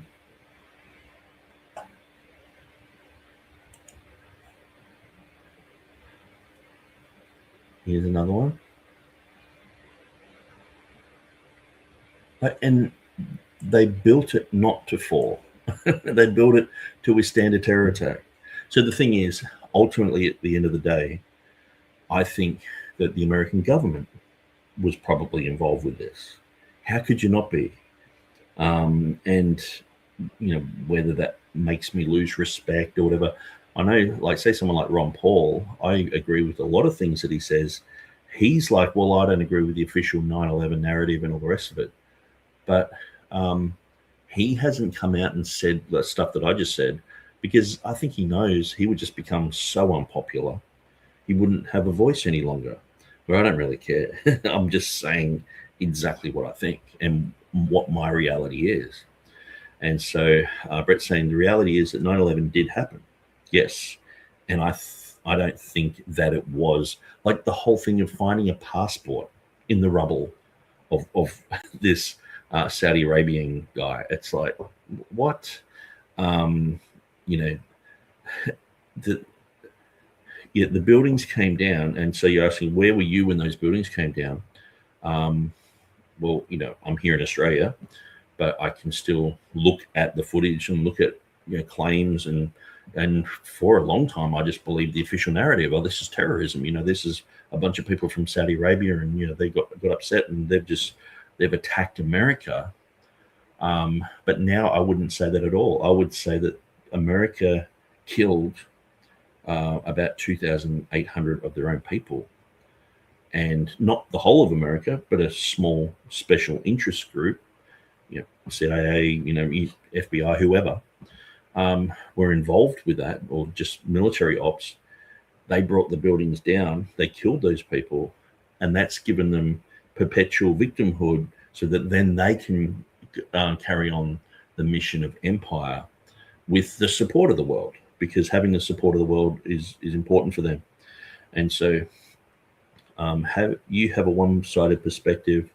Well, I've looked at all sides. If I'm wrong, I'd like to be proven wrong rather than just sort of told you're wrong. Did you know that the Iranian people want us to help them? I know that when Iraq was invaded, the footage of people, pulling down the Saddam statue and all that was everywhere. But then it wasn't long before most of those people were dead. And people wanted to change because that they'd already had like so many sanctions on them. The Iran's had so many sanctions on them that they're going backwards. And if you have that from the biggest country in the world putting sanctions on you, and anyone who doesn't agree with those sanctions is demonized, and you got massive tariffs put on you and all the rest of it, well, you're sort of you're going to just have to bear those sanctions. And so the thing is, if they did that to, say, Australia here and put sanctions on us and all the rest of it, I would hate the government here too. I would want change. And so the thing is, they're like, yeah, we want any type of change. We want something to change. We want freedom. But then if it turns into Libya or it turns into Iraq, that's not the sort of change that we're looking for. And so the whole thing of Iranian people, I mean, there's lots of Americans saying that they don't like Trump and protesting out in the streets. And when you look at the amount of people who are protesting in Iran, there's actually way more per head of population protesting in America, like nearly every day, to say we don't want Trump. And so could some other country like England just say, hey, these guys want regime change, and just go and bomb the White House and go, there you go, guys, solved. People wanted it. And so I guess that's the thing. People do want change in Iran. People want change in 90% of the world, but it's whether that change is going to be for the better or for the worse. And that's what I'm saying. Hopefully this ends up, not being an Iraq situation, because we've just seen pattern after pattern after pattern, like precedents of just flattening these countries and turning them into ghettos. That's what we see. Shall Stand Forever is saying, good evening, everyone. Tribe with Fire is saying, good to see you. Pastor Brett says, Moeen and his wife love their newfound freedom. Christian missionaries are on the ground in Iran as we speak. War is inevitable when tyranny exists. You should stop bashing America. I don't think I'm bashing America. I think I'm just saying the truth. If these things aren't, if you can name anything that I've said that is wrong, I will publicly apologize and repent. But it's true. When Australia does this, like Australia, we had a proxy war against Bougainville, which is part of Papua New Guinea. Now, we killed 20,000 people in that war in the 90s, okay? I've met with lots of people there. I've been to Bougainville 7 times, and I've been to Papua New Guinea 14 times. I know all about it. And I've interviewed people in depth, going into the war stories. I've preached there where the mass graves are. And so I know Australia has done the wrong thing. And I just admit that, and I say, this is wrong. I've talked to the other side and gone, is this wrong? And they're like, yeah, what Australia did this and Australia did that. Papua New Guinea did this to us as well. And we, the mining companies did this. And that's not demonizing. When you find out that your government is doing something wrong, you just got to admit it. That's humility. It's if they've done, like say in Iraq, I would not say that what they did there was justified out one little bit. That they lied to people. They knew that they were going in there for no real reason, except for just greed and oil and power and all the things I'm talking about. And so they lied to people. And anyway, the whole I should stop bashing America. And this is what I'm saying. I think Christians really need to be completely bare bones honest about this. and not risk like, oh, you're a lefty or you're a Republican or you're a, just say the truth. This is what's really happening, and we have to deal with it. And whether that makes you look good or bad or whatever, because the problem is, it's like what I find is people just seem to support their football team, the one that they got from their mum and dad. We barrack for the, I don't know, football teams in the US, but here we might have like the Tigers. My dad barracked for him, I barrack for him, I try to convince people to barrack for him. But are they always the best team? No. Do they have drug scandals? Yes. You've got to be honest. And this is the thing. Has America done some pretty bad things? Have America behaved like the Nazis? Would we say the Nazis are bad? Yes. Has America behaved like the Nazis in many places around the world? Yes. So it's not bashing America to say what's true. It's just being honest. I don't know why we can't just have that conversation. Shall Stand Forever says, I am very much against the United States intervention in Iran. Okay. And I know a lot of people are against it. I guess people are tired of sort of stating the obvious and just going, this mightn't work out good. We should send aid to the people without military operations. I'd be open to that, but it doesn't seem to be the agenda. If we could send aid to the people without military operations, yeah, and I think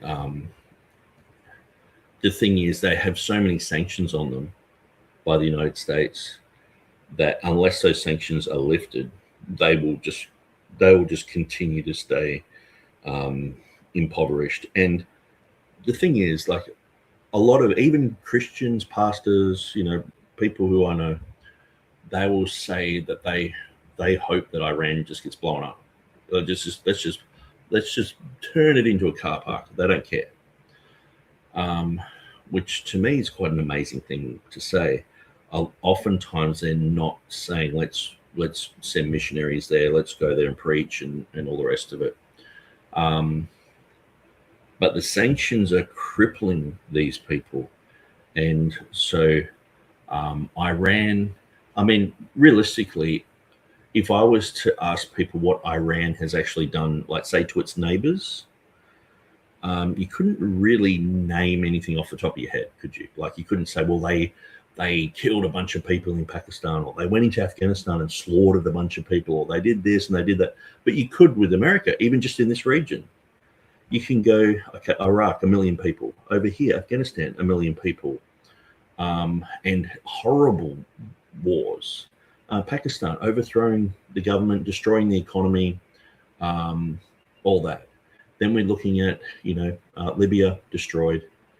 Syria, pretty much on its way to be destroyed. Lebanon, intervention with American intervention in this area has just, they've just got so many places around here that are just destroyed.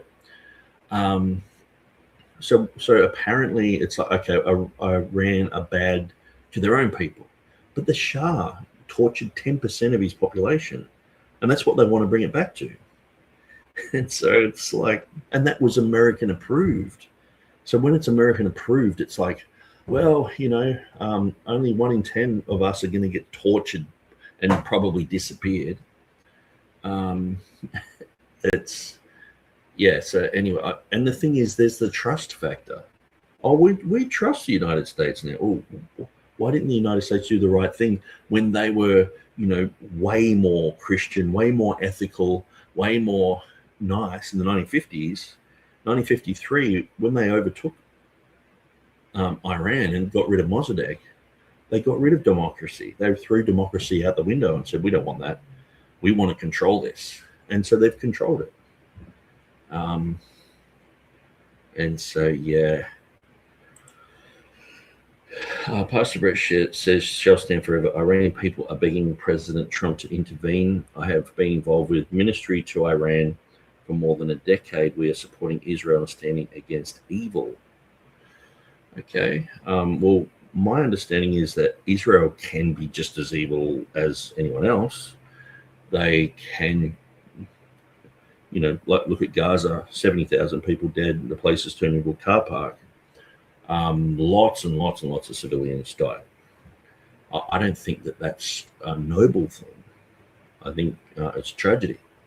And regardless if Iran did it, if Saddam Hussein did it, or if Israel did it, I don't have the football team jersey and go, well, I'm barracking for this team, so we killed them and it's good. Or we killed them and it's bad. Like, I think what the British did in Dresden and the Allies, and we're bombing 100,000 people in Dresden with that, we look back in history and go, it was probably overkill. We didn't need to do that there. It wasn't really a strategic place. It was mostly a place where refugees were, where people were fleeing from other places, and they kept bombing it and bombing it and bombing it, and there were 100,000 deaths. And we look back today and go, that was probably completely unnecessary. And so I'm just saying, I think Gaza's just completely unnecessary to do what they're doing there. And I've been called anti-Semitic for having that point of view, which is quite amazing to me. So I'm not saying anyone here said that, but the main guy from Answers in Genesis in Australia this morning said I was anti-Semitic for having that point of view, which is quite amazing. Supporting modern Israel is not my priority. I do have concern for the chosen of God, Christians in harm's way, but as a former military member, you must be careful what you ask for, sir. Asking for Trump to intervene is not what you're thinking it will be. And I think with Trump sort of saying that Vegas is going to be the Riviera of the Middle East, and we're going to get rid of all the Palestinians there, and we're going to populate it with other people, and real estate's going to go through the roof, and it's going to be like a big Vegas Trump disco, Elon Musk. Maybe I can get that footage up. Trump Gaza. And this is what Trump posted on his Twitter, it's quite amazing. And I think that we had a massacre against Jewish people here in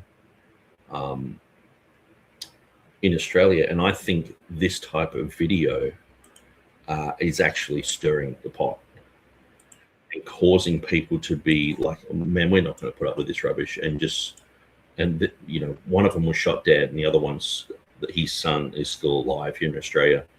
He's probably going to spend the rest of his life in jail. They killed 16 Jews just on the beach. And I think, imagine you're, either Palestinian or you're very favorable towards Palestinians. Watch this. This is what Trump shared. He shares this bizarre AI-generated Trump Gaza thing.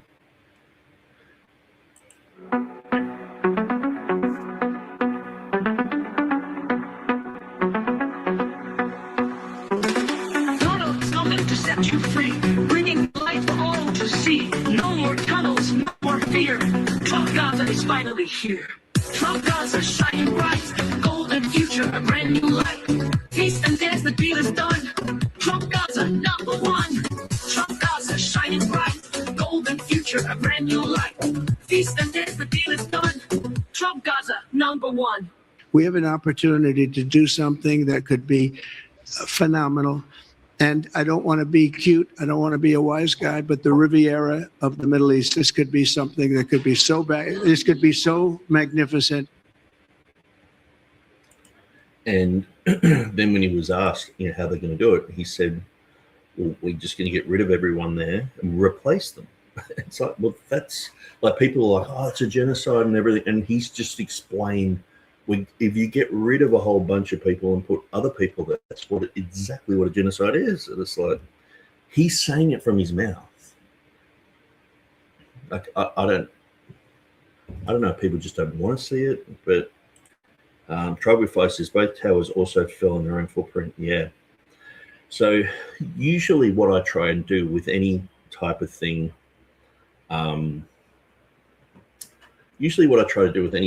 that is controversial, I stick to what's easily proven. because people can talk about the other Twin Towers and say, well, planes hit it and all the rest of it. And it's like, well, okay, I understand that.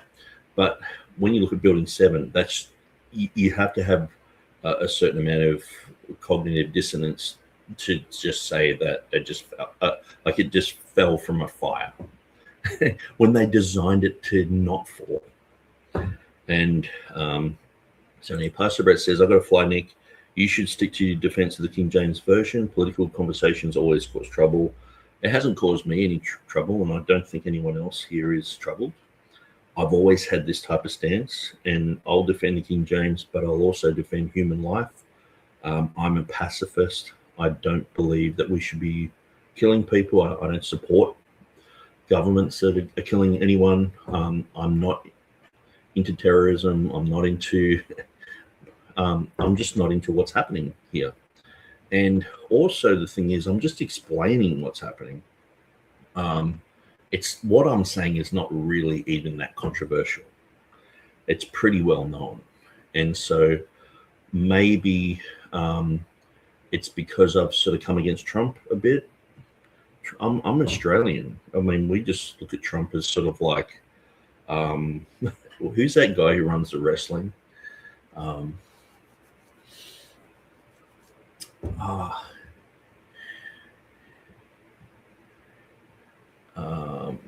Now I've got to look up his name. It's right on the tip of my tongue. Guy who runs WWE. Vince McMahon. Vince McMahon, I think they call him. Yeah. It's like him, like running the country all of a sudden. It's like, we're just looking at it going, you know, Trump's just, you know, he's a smart businessman, all the rest of it. But I usually say this sort of stuff, but yeah, I don't think my political conversations are causing trouble. I think I'm actually showing people to go, okay, let's hold this at arm's length. We don't have to be on a side. You don't have to support something. And just because, you know, it's like, oh, there's people in Iran on the streets yelling out and saying, hey, you know, begging to be bombed sort of thing. We don't have to say that that's happening. We don't have to agree with everything on social media. There's lots of deception happening. And so I'm just saying, well, I'm trying to see through the bull crap and go, well, and in Australia, that's not really a swear word. I know sometimes Americans are like, you said the C word, yeah, crap word. It's funny because in New Guinea, the S word is not a swear word at all, and people will be preaching and just use it. And I remember one of my friends there, or one of my former pastors was a missionary up there, and he said to get the septic cleaned, you had to ring up and ask for Mr.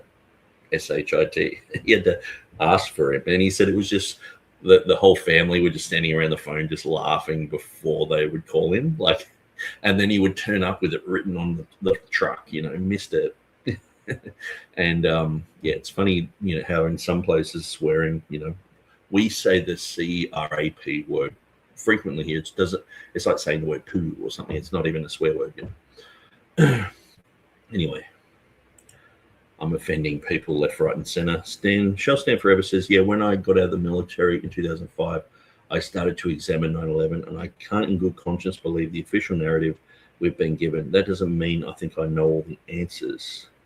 And I think that's where I stand too. I don't just jump in and say, well, it's an inside job or whatever. But I do think that there were some people in the United States, whether that's, you know, CIA, FBI, or some other group, military, that had something to do with this.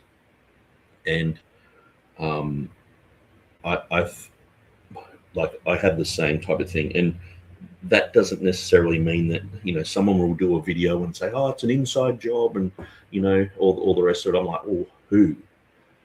Unless you have proof of who you've got there, you know, show that to me. But they don't have that proof. They've just sort of got, like, we have in front of us buildings that have fallen down for no real reason, for no valid reason.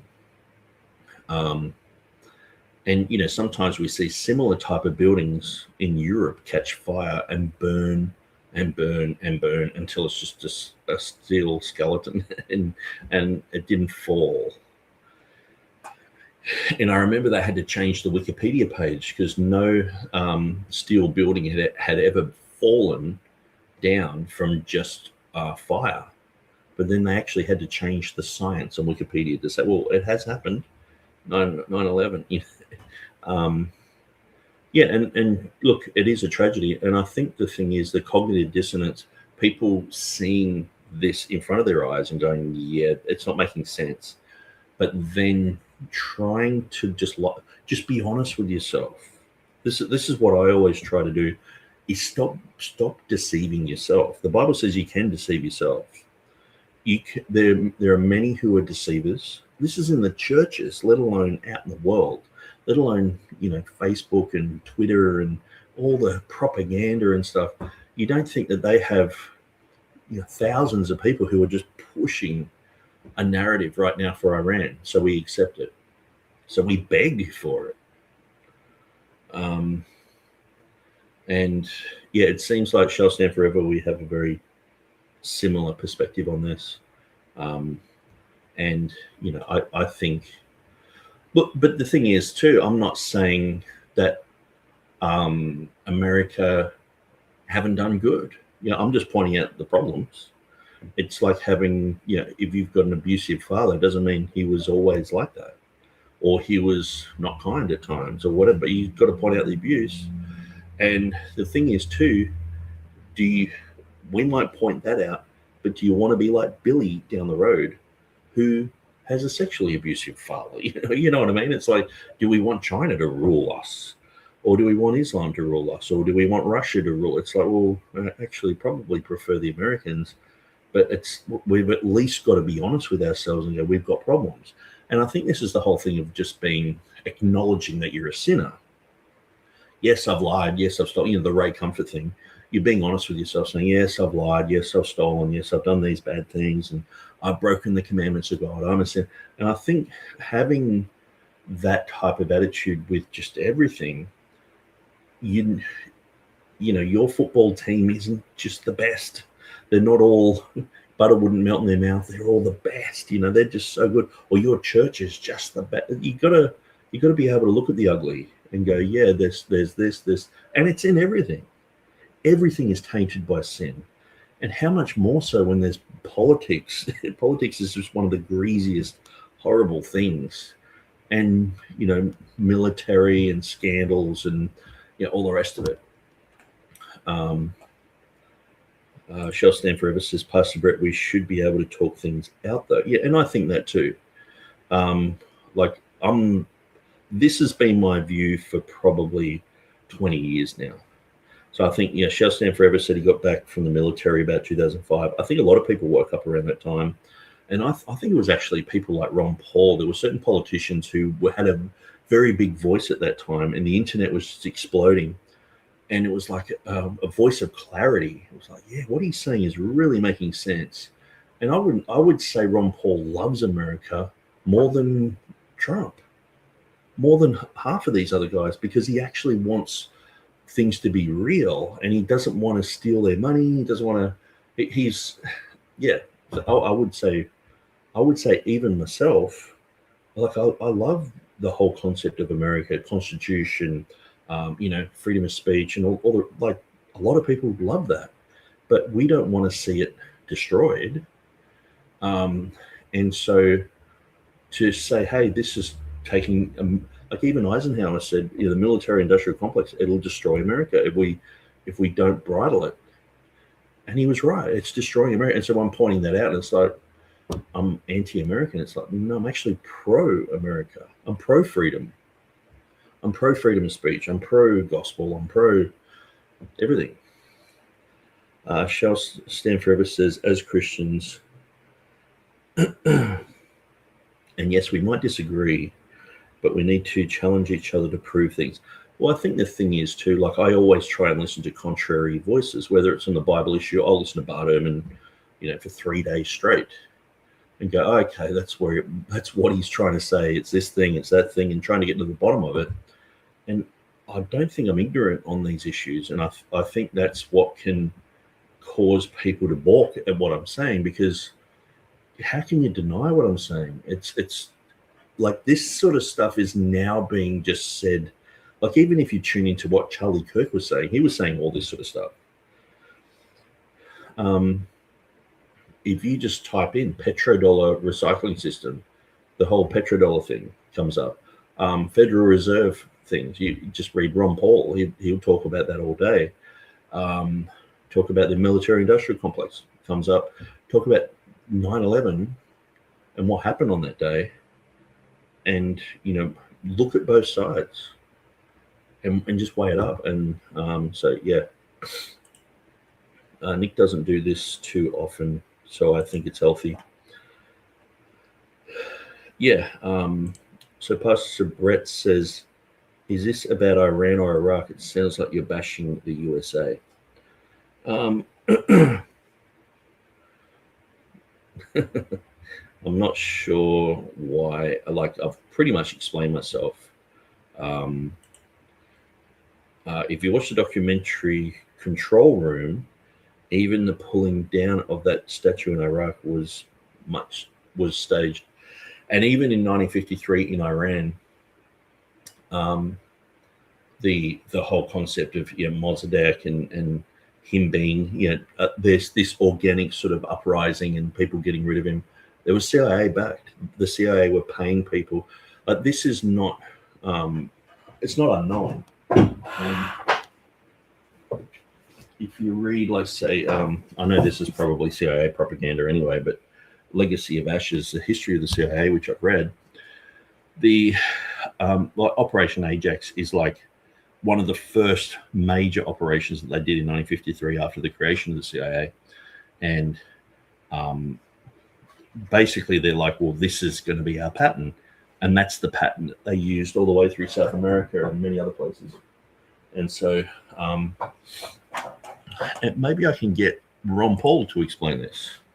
Ron Paul, Iraq.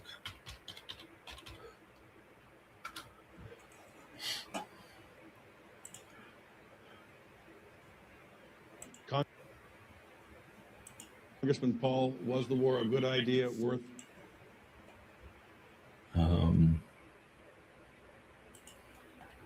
Congressman Paul, all three of your... I think this is it. rivals here make a passionate case. All three of them make a passionate case that this is a... No, it's not it.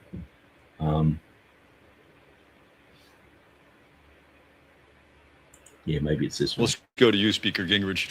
Recently, Dr. Paul referred to you as a chicken hawk because you didn't serve. Given what you just heard Governor Perry say about understanding the military and Dr. Paul's comments, how do you respond? Well, Dr. Paul makes a lot of comments. It's part of his style. My father served 27 years in the Army in World War II, Korea, and Vietnam.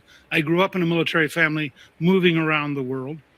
Since 1979, I've spent 32 years working, starting with the Army's Training and Doctrine Command. I was the longest serving teacher in the senior military for 23 years. I served 27 years. I have a pretty good sense. And not when they could, and they get 3 or 4. Sorry, I thought it was the speech I was looking for. So it's not.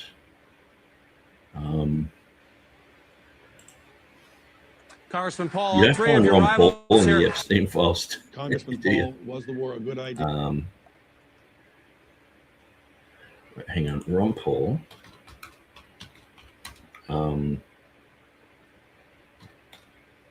Iraq blowback. That's the word I'm looking for.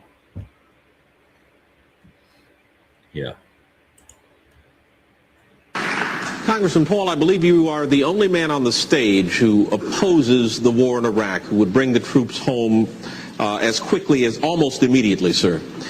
Are you out of step with your party? Is your party out of step with the rest of the world? If either of those is the case, why are you seeking its nomination? Well, I think the party has lost its way because the conservative wing of the Republican Party always advocated a non-interventionist foreign policy.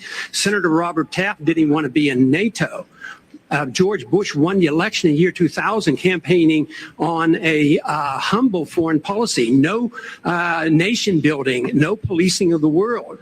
Republicans were elected to end the Korean War. The Republicans were elected to end the Vietnam War. There's a strong tradition of being anti-war in the Republican Party. It is the constitutional position. It is the advice of the founders to follow a non-interventionist foreign policy. Stay out of entangling alliances. Be friends with countries. Negotiate and talk with them and trade with them. Just think of the tremendous improvement relationships with Vietnam. We lost 60,000 men. We came home in defeat. Now we go over there and invest in Vietnam. So there's a lot of merit to the advice of the founders and following the Constitution. And my argument is that we shouldn't go to war so carelessly. When we do, the wars don't end. Congressman, you don't think that changed with the 9/11 attack, sir? What changed? The non-interventionist policies. No, non-intervention was a major contributing factor. Have you ever read about the reasons they attacked us? They attack us because we've been over there. We've been bombing Iraq for 10 years. We've been in the Middle East. I think Reagan was right. We don't understand the irrationality of Middle Eastern politics. So right now we're building an embassy in Iraq that's bigger than the Vatican. We're building 14 permanent bases. What would we say here if China was doing this in our country or in the Gulf of Mexico? We would be objecting. We need to look at what we do from the perspective of what would happen if somebody else did it to us. Are you suggesting we invited the 9/11 attack, sir? I'm suggesting that we listen to the people who attacked us and the reason they did it. And they are delighted that we're over there because Osama bin Laden has said, I am glad you're over on our sand because we can target you so much easier. They've already now, since that time, have killed 3,400 of our men, and I don't think it was necessary. Wendell, may I make a comment on that? That's really an extraordinary statement. It's an extraordinary statement as someone who lived through the attack of September 11, that we invited the attack because we were attacking Iraq. I don't think I've ever heard that before, and I've heard some pretty absurd explanations for September 11.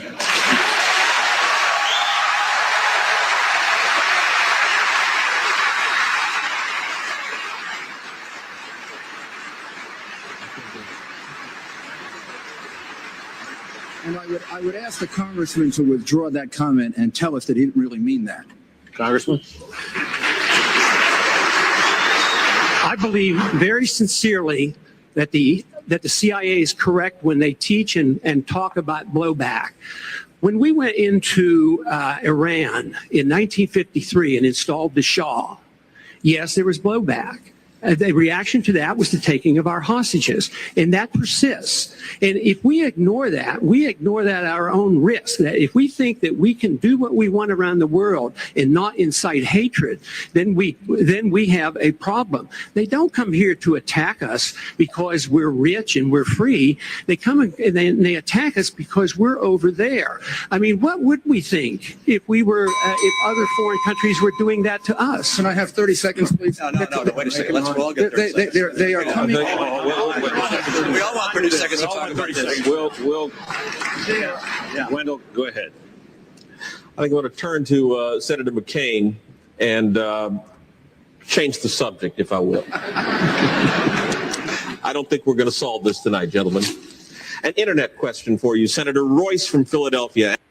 Okay, so I mean, at the end of the day, the whole concept of blowback that was coined when they went into Iran in 1953, and Ron Paul, he knows his history. What he said there was really good, and Giuliani is just like emotional, like, I've never heard of this. It's like, well, anyone knows, like, if you go and like pretty much every war has been started from blowback. If you do something, that there is an effect, like say the Treaty of Versailles that caused Germany to rise up. There's a blowback that happens, whether it's good or bad, or whether the intentions were good at the time when they turned bad. That's what blowback is. And so, Giuliani just getting all emotional and saying his thing, he's not thinking logically. But I would just disagree with Ron Paul by saying there probably weren't any Muslims involved with 9/11 whatsoever. And to me, it's like Nero burning Rome. and then just blaming the Christians. It's, hey, we've got this enemy now. We have to go and blow up half the Middle East. And there are other people who are involved with that as well. Another little nation in the middle of the Middle East who is involved with, who, regardless of whether you think they're involved with things that have happened in America, I'm not sure about that, but they definitely have, they want Iraq. They want to live there. They want that to be part of Israel, Syria, Lebanon, Jordan, half of Egypt. They want all that area, Saudi Arabia, to be Israel. So Pastor Brett is saying good night all. Shall Stand Forever says, Pastor Brett, criticizing your own nation isn't bashing. Yeah, I mean, and I'm an Australian, so I'm criticizing from the outside, but I think I do have a good perspective because I am on the outside. I don't have my next door neighbors saying, oh, you're a Trump or you're a Biden or I'm just like thinking about these things from a distance and going, well, this is what I'm seeing.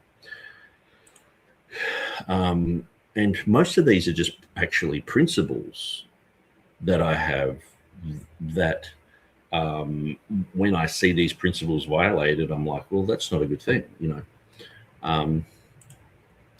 Jimmy Coates says, agreed, shall stand forever. I appreciate Nick's perspective.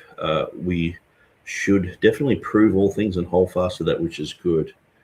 Yeah, I'm not pushing a political party. I'm not pushing an ideology or anything like that. I'm not, like the Answers in Genesis guy said, I'm promoting Hamas. It's like, no, I'm not. I'm like, if they were bombing, when they were bombing Venezuela, I'm like, well, what are they doing here? And I went through pretty much similar sort of stuff. If you go back, a couple of months ago when they did that, I did a whole video on it about blowback. And so pretty much talking about the same stuff. Bluey says, Nick, it's fine to have an opinion, but most of it is just your opinion. I fact-checked some of your claims and it's come up wrong. So show your sources when making claims. Okay, well, you show me where I'm wrong.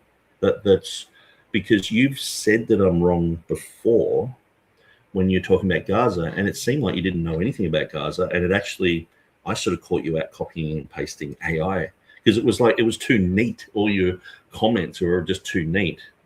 And I went through and I was like, no, you're saying this, no, you're saying that. And so I answered absolutely everything about those issues, about carpet bombing and who said it and, what was claimed. And so the whole thing of you just saying, hey, I've fact checked you and you're wrong. That's as a you say you're a Christian, I say I'm a Christian. I just say to you, show me where I'm wrong. Not just you're wrong, I know it, and that's it. Because you can think that I'm wrong because you went to Snopes or something. I Googled it and that's it. And that's what you're doing before with ChatGPT. You're using AI to answer me. And I was just walking through it going, no, that's wrong, that's wrong, that's wrong. And so I gave you maybe about 30 links to back up what I was saying. But you weren't like, oh, yeah, what you're saying is really valid and you've got a good point here. You're just like, hey, you're being a narcissist. That's what you said to me. So I find that really, I just want to be completely honest, I find that really unchristian. And I think the way that you attack me like this is unchristian. And I just want to say that you need to check yourself, that you just barrack for a certain team. You barrack for whatever country you're barracking for. And because I'm just saying truth, you just want to attack me and shut me down. And so please shut me down with facts and figures and stats. But if you're just saying, hey, you're a narcissist like you did on my Facebook recently, I'm just going to say, no, I'm not a narcissist. And I think what I posted was, it's really sad to see some Christians get all giddy about bombing some other country and all the rest of it, which is true.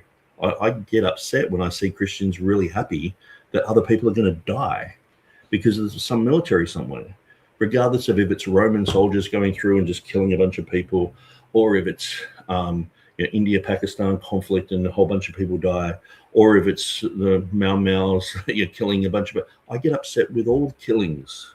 I'm a Christian, so if it just so happens, if that standard so happens to leak into your favorite teams, I'm like, yeah, I'm upset at the killings in Gaza too. It's like, what?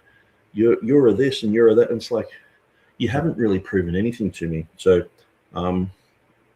you know my Facebook. You can say it here in front of everyone what I've said that's wrong and not correct. Because oftentimes people, like I do get accused of just, oh, you're Tucker Carlson and you're Candace Owens. It's like, man, like Tucker Carlson, I think he's only been saying this stuff for I don't even know, for like a year or something. I've been saying this stuff since 2006, 2007. Yeah, we're talking about 20 years ago. And so, anyway, Tribe with Fire says, please show those false claims and Nick will happily address them, Bluey. Yes. And so if you can show me those false claims, I'll do a whole program on them if you want. But I won't be holding my breath. Top priority ministries. I want change in America. You have been on fire tonight. And I don't think what I'm saying is what the MAGA guys were saying, like just a couple of years ago. And now it's like, oh, you can't say that because we've changed, you know. And like to me, I was like, yeah, the MAGA guys are sort of getting it a little bit, you know. And now it's just all changed and gone sideways. Charles Never Ever says, I have a difficult time with Christians having such strong loyalty to their nation, and it starts to sound like a prideful kind of nationalism. Yeah, nationalism is one of the most ugliest things I've ever seen. And when you see someone so, like I'm not talking about Americans, I'm talking about, I'm in Australia, we meet heaps of different nationalities. But I've seen people so prideful that they're from a certain place, you know, and yeah, some of the European countries, man, yeah, some of the Greeks, mate, they think that they are the business, you know, we're the best. All the languages come from us. You know, the Bible was written in Greek, mate. You know, just this whole Greek pride, and it can get really ugly, you know, when it's mixed with pride and stuff. I mean, German nationalism that went sideways, you know. I think, you know, as Christians, it says, go into all the world and preach the gospel to every nation. The middle wall of separation has been broken. There's no longer Jew or Greek or male or female or slave and free. We're all one in Christ. And that when it comes to this, and it's like bomb the Browns or bomb the Sand people, and you know, treat other people like this, you know. And yeah, I'm pretty well traveled. And you know, when I was in the Philippines, I remember sitting next to the pastor there. His name's Pastor Jesse. His actual name is Pastor Jesus. A lot of people call Jesus there. And we were sitting on a boat, and we were going to this island to do some preaching. And he said, you know, Nick, even when you're sitting next to me, it's like you don't care that I'm Filipino. And I said, oh, what do you mean? He said, well, we get lots of Americans here. They don't even want to touch me. They think I'm filthy.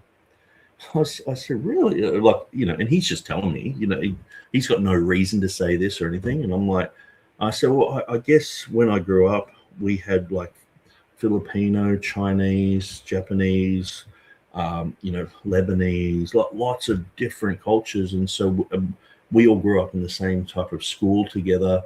And, you know, we just sort of used to it, you know, so we treat people usually like we're the same. And, but it sort of stuck in my mind, like there are some cultures that have that. There are some people who have that. I didn't realize I was like that. And so, but I have seen, like I sort of, that was in 2003. And so since then I've seen people being like I remember going to Fiji with some friends of mine, and God bless them, you know, great people.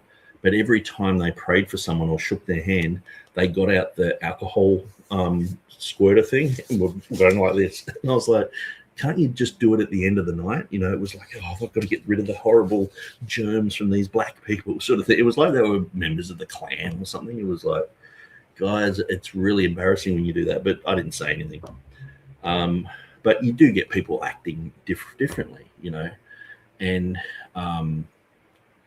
yeah, anyway, that's nationalism can be pretty wild. And yeah, I'm not trying to virtue signal. I've got plenty of other problems and issues, and I'll tell you about them, you know. But there have been times in my life where people have gone, you know, I mean, and I've been to Papua New Guinea 14 times, been to Fiji, been to Cambodia. I lived in Pakistan for a year. Like, I know some people, when I tell them I've lived in Pakistan, that they scrunch their nose up and go, oh, why would you want to go there? And even Trump's like, it's SHIT hole, you know. He just says that about countries. It's like, oh, that's heavy. That's where these humans are born, you know. And if he was a pastor or whatever, you'd hold him to account. But he's just an unsaved guy just saying what comes to his mind. So it's like, oh, well. Yeah, he's talking about conditions and things like that. But oftentimes it's just talking about those people there who look different and speak different. And I don't like them, you know. Hilly says, Iran is run by a cabal of Shiite 12ers who believe it's their duty to bring war and chaos to the world. They must be stopped. Okay. And so, yeah, the Shiites, they're a bit different to the Wahhabis and the Sunnis. Yeah, they have a different type of Islam. And so that's interesting. Top Priority Ministry says it's pure idolatry in America. And here in Australia, we get a lot of that. And, yeah, people sort of like, hey, I'm white and I'm proud and all this sort of stuff. And I guess there has been a pushback because it's like, you know, you can't say that you're white and you have a heritage, where you can say you're black and you got a heritage, you know. So people have been pointing that out. And I guess the pendulum has swung, and we're right at the other end now where people are like, get rid of these brown people out of Australia. Well, that's happening a lot in Australia at the moment. People are like, get rid of brown people. And it's like, oh, man, it's so ugly, you know. Hilly says he's talking about leadership, not population. Shall Stand Forever says, we do idolize the military in America. Absolutely. So I'm actually like 30 minutes behind these comments. There's quite a lot, but I appreciate you guys saying all this. So is Saudi Arabia, Hilly Billy. Wahhabism is the same, but the US, in our ignorance, think we can make peace with these murderous people. And you know, the Ibn Sword, the Americans basically put Saudi Arabia on the map. But most of these people have been put into power in these regions by the Americans. So that's when, like, say Saddam Hussein, it's like all of a sudden he's a CIA asset, and then next thing you know, he's out. And it's like, well, it makes you wonder what's really going on, or is that all just a circus? Is the whole political scene in the Middle East just a circus, where in the meanwhile they've just got this big straw just sucking at the oil? And it makes you wonder what's really happening and what's not. Top Priorities Ministry says we idolize everything in America. That's our pastime.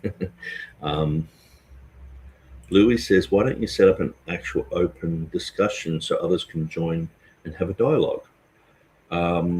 Yeah, I thought we were. I mean, I know Pastor Brett wanted to chat, but I didn't really think that was going to be favorable, because he's sort of saying I'm being anti-American, which I'm definitely not. I'm sort of pointing out problems, but saying, hey, America's got a great foundation, Constitution, you know, the rule of law. There are a lot of really good things about the United States. And yeah, no country is perfect, no human is perfect, but that model and the Constitution, I mean, Australia adopted a lot of things from the United States. A lot of the reasons that Australia is good is because of those type of concepts that followed into the Constitution in Australia. So, so share something, Bluey, in the chat. I hope and pray I'm wrong. Good night, everyone. Got to get up early. Tried, and I missed what you said.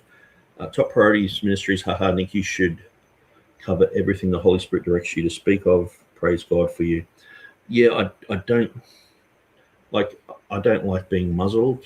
I'll speak about whatever I want, and if people don't like me, they just can go and watch, Laverne and Shirley, or do whatever they want to do with their life. I'm gonna say what I'm gonna say while I've got the freedom to say it, and if it upsets people, I've heard someone say that, like, if you're patting the cat and they're the wrong way, well, the cat needs to turn around. not me, change everything. So I saw Hilly was running his stream earlier. Top priority ministries. Dung is used many times in the Bible. Keep pissing everyone off. You're probably standing with Christ. Try with fire. What did you miss? I don't understand. At Shall Stand Forever. Top priority ministry says COVID was the awakening or turning point, if you will, for me. Yeah, a lot of people during COVID, though, they had a bit of an awakening and were like, there's stuff happening in the world that they don't want it to happen again. And so they search into it and they realize, hang on, this is just the tip of the iceberg. And it is like something like COVID is just the tip of the iceberg, because there were already so many problems before COVID. Then COVID just came along as like the icing on the cake sort of thing. And I guess a lot of people have been more open to look at things and to evaluate things.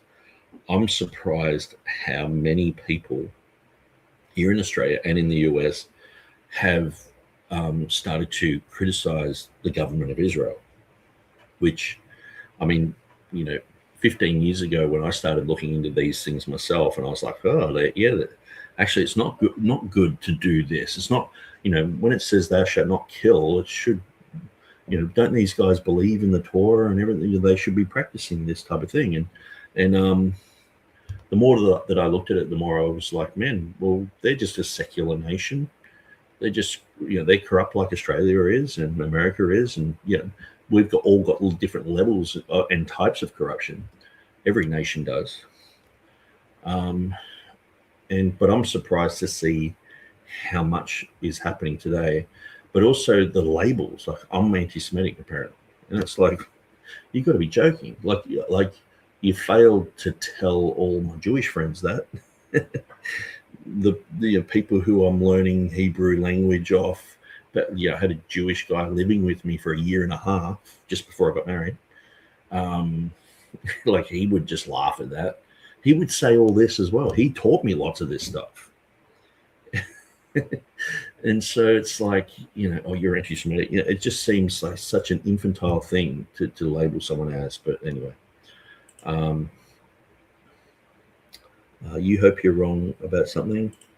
Oh, I think I know now. I'll repost. Okay. Shall Stand Forever says, I think many American Christians are in denial about black ops, the alphabet soup agencies that carry out murderous ops. Sometimes under false flags, etc. Terrorism can take place even under US. CIA doesn't do anything they can't absolutely deny. Yeah, and I think the thing is, like, say, even here in Australia, in 1975, the CIA overthrew our government. So we know about the CIA. We have a spy base here. Let me just show you the spy base with 1,000 CIA officers here in Australia that spy on us. So there's a place called Pine Gap, and the Americans bought it for a peppercorn. It's just, you can't make this stuff up. So here's Pine Gap, the Pine Gap facility, and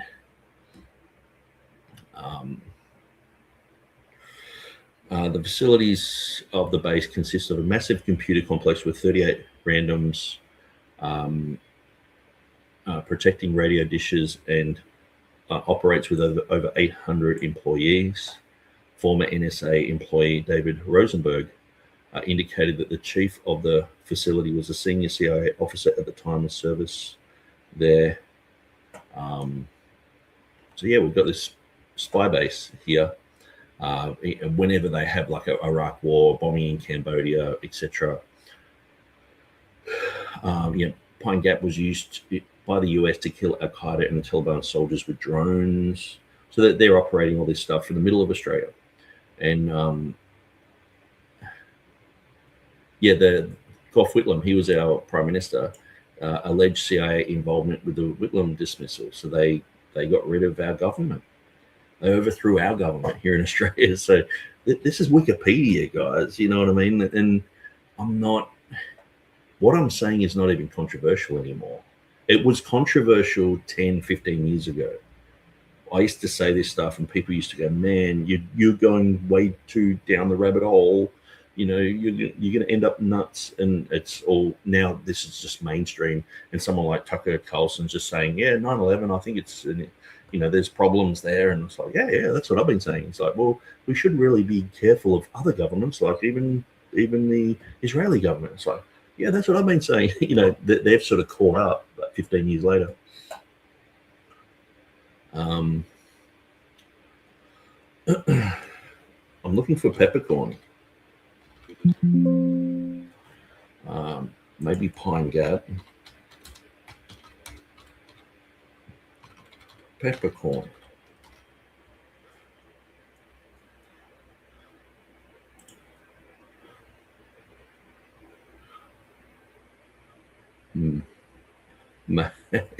They might have covered that one, but yeah. So anyway, that's the spy base. It's located right in the heart of Australia, and they are spying on us, and they know I'm doing this podcast right now, because anything to do with all this sort of stuff, they're like, who's saying what? They'll go, oh, that Nick Sayers guy's saying all this stuff again, blah blah blah. Oh yeah, he's just one of those nutty Christian guys. Probably won't say anything that's not on Wikipedia, you know. So, all right. So let's continue. Top Priority Ministry says, and I'm not commenting about the Iran situation as much as I am about professing Christians being the biggest hypocrites of them all.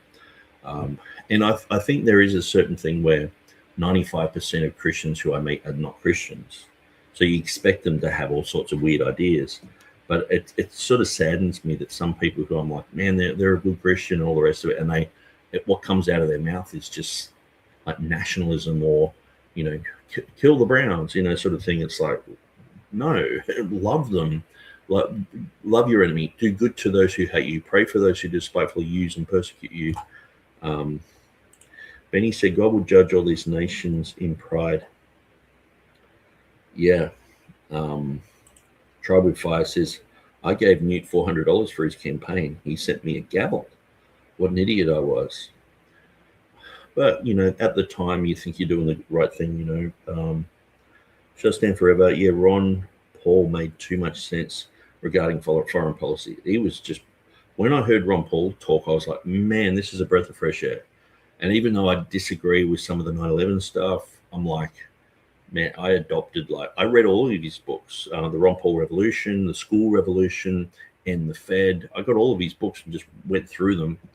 And I was like, man, it makes so much sense. And that's why I do these videos, because I'm like, yeah, I do know a bit about this stuff. I don't know everything, but I've heard a lot of good concepts. And specifically, he had a really good grasp on what happened in Iran.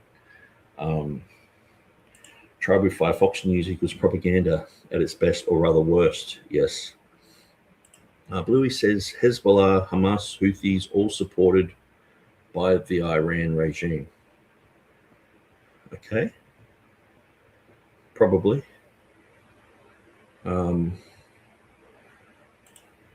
Shall stand forever. Not saying I agreed with him about everything. Yeah. And that's the same as me too. I think he's a great place to start.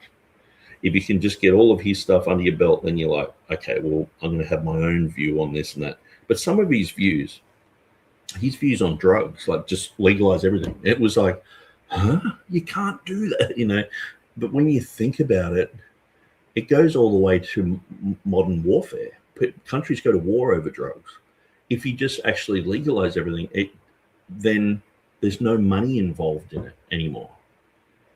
Because, and that's the whole thing about criminalizing alcohol in the United States. That's when you had all the gangsters, you know, Al Capone and all these other people rear up, and then you had a whole bunch of, government interaction with these people, and yeah, it just caused a lot of problems. And so that's the whole case with drugs, is if you just legalize it, you take the sting out of it. People who want to do drugs are going to do them. If you're going to do heroin, you're going to find it somewhere. You know, if you want to do whatever drug you want, and so if you just legalize it all, people can do whatever the hell they want. It takes the sting out of it. You don't need all this. I imagine how many police are running around looking for drugs and looking for drug dealers and listening to tapping phones, and well, you don't have to do that anymore. You just listen in, and imagine how much work is being done, which you could just get rid of that whole industry, the drug industry. You know, it just top priorities ministry is very unchristian. However, it's very Calvinistic. Louis says, yes, using AI to fact check numbers you were quoting were completely wrong. It makes me unchristian. Completely wrong. The only thing that I was talking about Bethlehem. Now, so I was talking about a specific place because I was talking about my friend who was in Bethlehem who had land, and we were going to develop that land and turn it into an amusement park where Christians could visit and see like old biblical trees and like a donkey there, and the nativity scene and all this. So we were talking about that for quite a long time. But then he had squatters on the land. So obviously I'm talking about that. And back when in 1948, it was up to 85% of Bethlehem. I mentioned it was 35%. And just because I said in Palestine they were 35% Christian, and then you were like, oh, well, it's not all of Palestine. It's like, well, yeah, sorry, I'm talking about in Bethlehem, because that's what I knew. And so what I'll do is I'll actually get my Facebook and we'll put up the personal chat that we had. And so because you're publicly sort of rebuking me, I'll have to defend myself.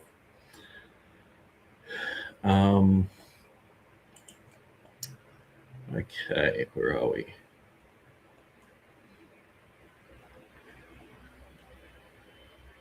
Okay.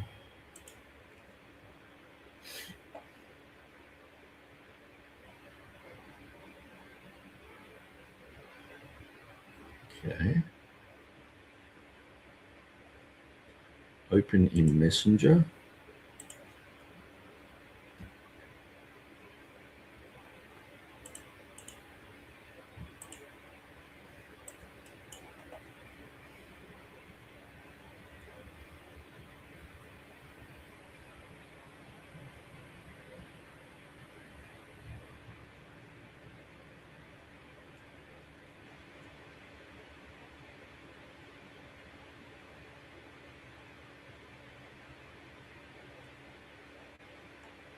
All right, it's going to take me quite a long time to find that, so I'll just keep moving on. You gave me numbers that were completely wrong. It makes me unchristian. Nice logic. The sources you sent me were a bunch of random Facebook video propaganda stuff. Okay, now I've got to find it.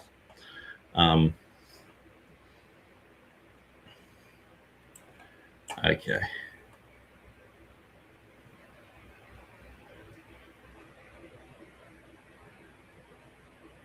I don't know why. It looks like a lot of these have been. All right, I'll use the one-time code to restore my chat. Here's my one-time code.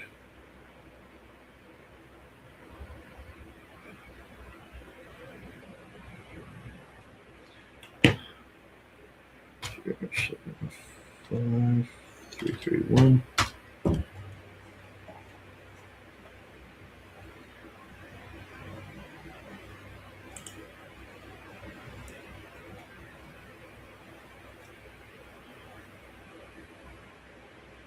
Okay.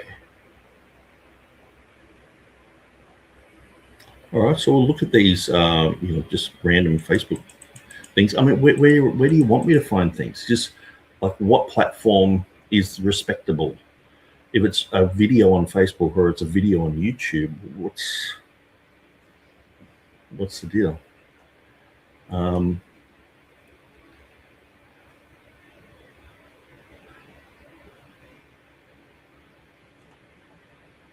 Okay, so here we go.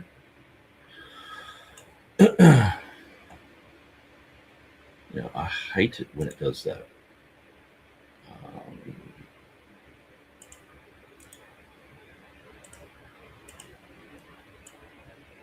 Okay, now I have to get rid of that. All right, so we'll just show this. So, hey Nick, what's with all the hatred towards Israel all of a sudden? So this is January 14th. Don't you believe in physical Israel, or do you hold to replacement theology? And I said, I'm not sure why you assume I hate Israel when I point out US politicians are corrupt, murderous psychopaths. It doesn't mean I hate Americans or America. I don't hold to replacement theology. I just do what John the Baptist did and call a sin. And the massacres they commit are certainly not what God wants. Do you think it's okay to have tens of thousands of civilians that have been bombed and multiple thousands of children are killed? So I think that's a pretty reasonable answer. Of course not. What do you think they should do with the enemy on their doorstep? So obviously he's siding with, saying, what should you do then? They have tried a two-state solution for the last 70 years, which they haven't. Palestine isn't interested, but they were. From the river to the sea, they want Israel wiped out and say it has no place in existing. They chant murder the Jews in the streets of Australia, which that's an interesting thing to look into. I would Google that. And our government does nothing. The whole world is suddenly interested in Israel. I think prophecy is being fulfilled. The 7th week of Daniel is rapidly approaching. I said, there's never been a two-state option. The Brits promised the land to 3 different people, but only delivered to the Jews. There was an entire population already living there, and many are still living there, howbeit in open-air prisons. Israel want to either kill, imprison, or enslave the people there. I've been the Christian voice for Palestinians for many years and spoke at the forums in 2014 about Christian Zionism. It is nothing new to me. The world is suddenly interested, just like when Vietnam War was televised and people saw the killings. Many, because anti-US, many became, I think it is, anti-USA and protested. That is all that is happening. I'm not anti-Semitic. I do actually pro-Jew to rebuke the government when they lie, steal, etc. That's exactly what I'm saying here. I watched a really good doco the other day. So he's talking about, he's seeing about Promised Land, 1948, I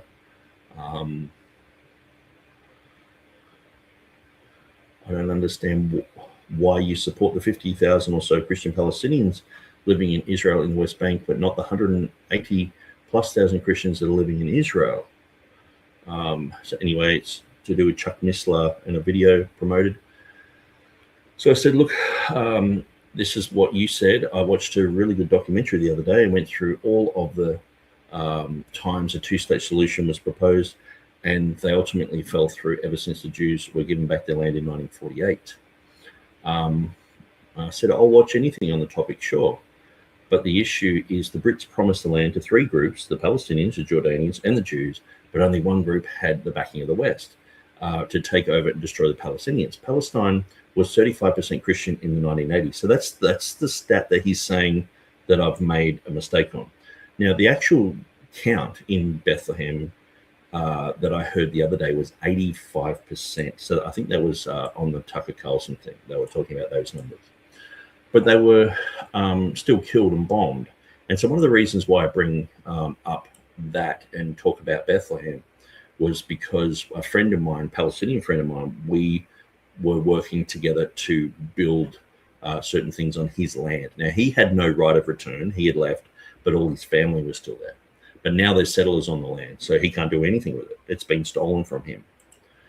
But they were still killed and bombed. So my main point is that Palestine, and he agreed later that Bethlehem had 35% in Palestine of Christians. Now, just because I didn't mention Bethlehem here, my main point was to say that if they're coming against people in Bethlehem, they're coming against a large Christian population. Now, I wrote, not most of those people are. Sorry, now most of, and you can tell it's not AI, like you'll see later. He's using AI. Not most of those people are moved on or dead. Only a mostly Islamic population remains, which is easier to demonize. I was going to help build a Christian ministry in Bethlehem. So notice, I've got Bethlehem on my mind, but just because I didn't mention it here, he's saying that the facts and stats and figures that I've said are all wrong. But my friend Sam, so he lives in here near Byron Bay. I can get him to verify everything that I've said. Whose relatives have lived there for about 500 years, according to church records, said squatters are now on the land and he can do nothing about it.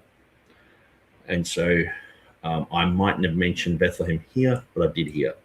And that's really what I was saying with the 35% in the 1980s. Israel run a very well-funded propaganda campaign, and most Christians are sucked into it. Many Israelis hate Christians, are atheists, persecute Christians, and yes, the West support them and fund them no matter what they do. You said, I can send it through to you if you want to have a watch. In any case, I think you're contradicting yourself because clearly you know the Jews were there first, and clearly you know it's their biblical land. The Bible was very clear. So this is my answer. The Bible was very clear in the Old Testament that if they disobey God, they will be vomited out of the land. So a Christian family living where a Jew wants to live, who most likely only has 25% Jewish heritage and 75% Russian or American, you can just have one grandparent who's a Jew, and you're in. So the Christian must give up their homes, land, or die, be imprisoned or in servitude. Where is that in Scripture? And that's the thing. It's like a lot of these people only have 25%, and that's absolutely true. And I said, you said, what I don't understand is why you support the 50,000 or so Christian Palestinians that are living in the West Bank, but not the 180,000+ Christians that are living in Israel. I said, I support all Jews and all Palestinians as long as they're not killing, stealing, kidnapping, etc. My beef is with the Israeli government, not the people. I can get land in Israel due to my Jewish heritage. I can get land in Israel and have many friends who are Jews. I lived with a Jew for 18 months in 2014, 2015, and my best friend growing up is a Palestinian. All should be treated equally. So I've got no worries about reading through all this because I don't lie. I don't manipulate, or I don't say, things that are outlandish or anything. I'll gladly show the world so they can all look at this and go, this is what Nick Sayers said. You said, is the answer to just give the land back to Palestine? What are you proposing exactly? For the entire government to be stripped down? I said, no, just for the secular government to stop mass killing, kidnappings, and stealing land. Just like if the US took over Iraq or Afghanistan and murdered millions, this is immoral, against the Bible, the Old Testament, and a disgusting slaughter, much like how the Nazis treated the Jews in World War II. You said Chuck Missler does some excellent material on Israel that I recommend you check out as well. I said I have read most of the commentary on pro-Israel and probably seen Missler's material on it. Almost every ministry in Australia is hyper pro-Israel. Also Dave Hunt, Jacob Parash, Philip Powell, whom I have listened to almost all their material. I mean, I used to run Philip Powell's website. He was hyper pro-Israel. Jacob Parash, I was going to debate him about Easter back in 2011. I went through all of Dave Hunt's Berean Call material. And all these guys are saying, Israel, all the way through. So I know the other side. It's like I don't know or something, So then it says here, the Brits didn't make equal promises to three groups. The Balfour Declaration promised a Jewish homeland while aiming to protect. So this is AI. You can just tell. A homeland while aiming to protect non-Jewish rights, and Transjordan was carved out separately for Arabs. Also, that 35% Christian figure for 1980s Palestine is inflated. Reliable data shows it was around 5 to 10% historically, with the decline mostly from immigration due to economic issues, conflict, and some internal pressures in Palestinian areas, not solely killings or bombings or what's conflict. You know what I mean? Like, you've got an oppressive people there. Like, it's not like they're just, if it was left there and 1948 never happened, they would have just gone, I've got to leave, Land grabs are a real issue in the West Bank, with settlements often expanding into disputed property. But many cases go through the Israeli courts. Oh yeah, I'm sure they're favorable to the Palestinians, and disputes affect both sides. It's not always a straightforward. See, notice this is not him saying this. It's all, even just putting things in quotations, straightforward squatters with no recourse. Israel runs effective PR, but saying most Israelis are atheist haters who persecute Christians is exaggerated. Okay, so I've probably witnessed to, I guess, maybe 200 Jews. The vast majority of them would be atheists. The vast majority of them don't believe in the Bible. They believe in evolution.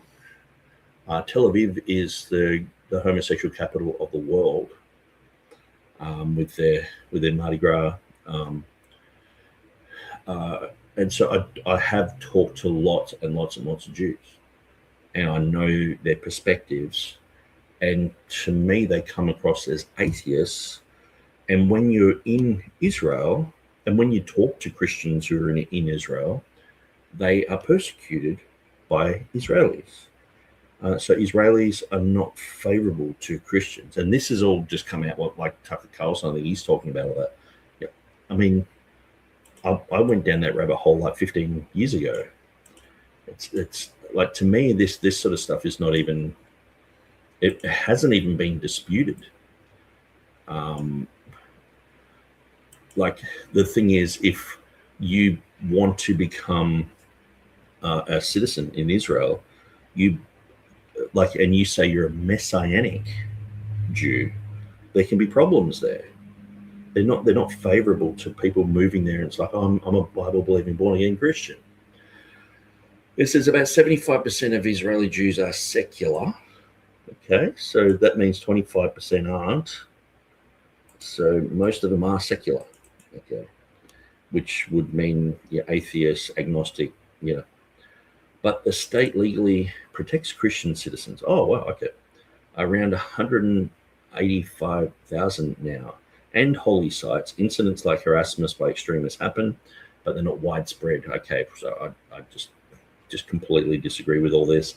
I mean, I remember watching footage of people just trying to get to church, and there were groups that constantly went out the front of this one church and would spit on people, would bash people, and we're looking back, 15 years ago. So skipping the theology, Jewish immigrant under the law of return requires at least one Jewish grandparent, leading to diverse backgrounds, many from Russia or the US. Like what's this? It's just AI, and it's agreeing with me. Like look at this, skipping the theology. Jewish immigration under the law of return requires at least one Jewish grandparent, leading to diverse backgrounds. For example, many from Russia or the US.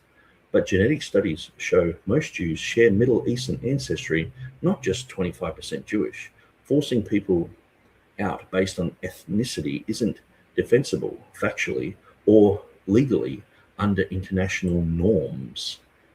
It's like he's just denying that the fact that people can go there with just 25%. You can go to Scotland with just 25% Scottish. I've got 25% Scottish too. I can go there and become a citizen.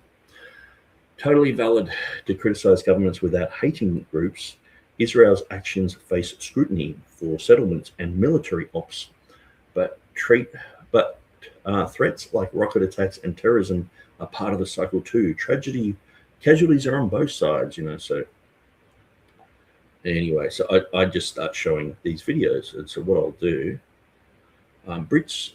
he says Brits don't make equal promises to the three groups. The Balfour Declaration supported a Jewish homeland while aiming to protect non-Jewish rights, and Transjordan was carved out separately for Arabs. And I'm like, this is common knowledge. Okay, so let me just show this video. This is the Balfour Declaration. Signed in 1917, it set out British support for the creation of a homeland for the Jewish people in Palestine. So this is Imperial War Museums, Britain's World War I Gamble, Origins of Israel-Palestine Conflict, Part 1. So this has had 377,000 views. It was done 2 years ago. And it's on war history in the Israeli-Palestine conflict, talking specifically about the Balfour Declaration. And so it goes for 15 minutes. So I won't play it all, but it's a famous document. Oh, you just showed a bunch of Facebook things and what do you say here? I used AI to fact check numbers you were quoting that were completely wrong. And so that makes me unchristian. Nice logic. The sources you sent me were a bunch of random Facebook video propaganda stuff. So this is coming from Bluey. So it's like, okay, Bluey, you want to say this stuff? You want to come publicly and say it?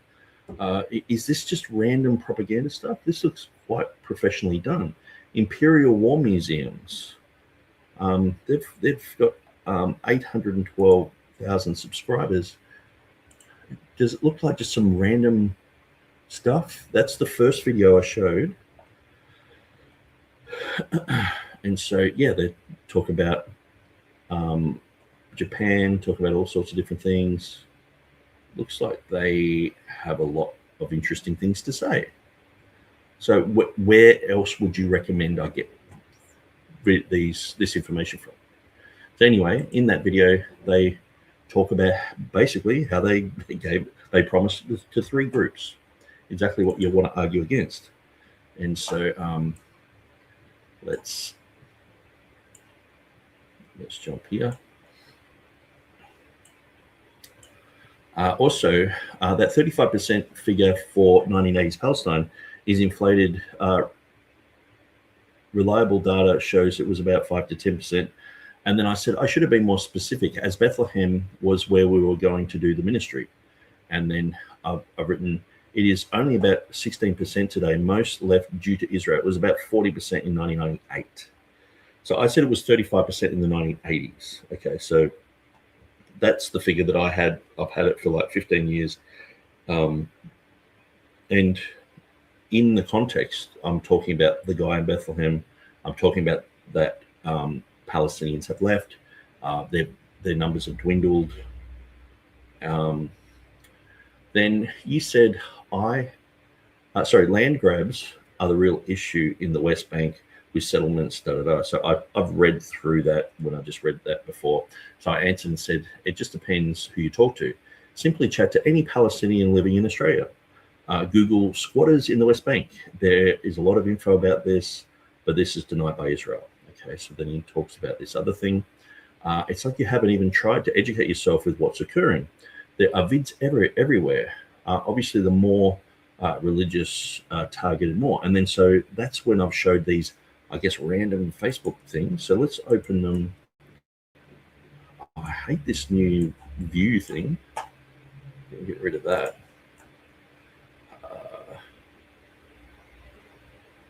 Separate views. That's tragic how they do that. Okay, so here's the footage that I'm sending. He said these were just, and obviously I sent him like about 40 videos.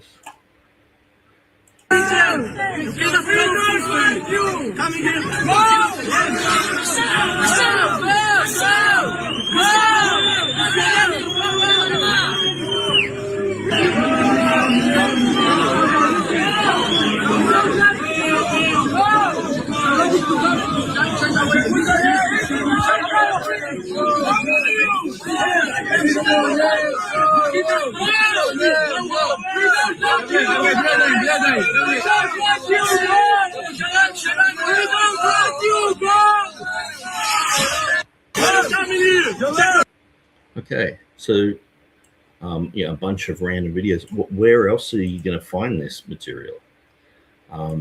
Okay, so can you actually just deal with the fact that there is persecution in Israel?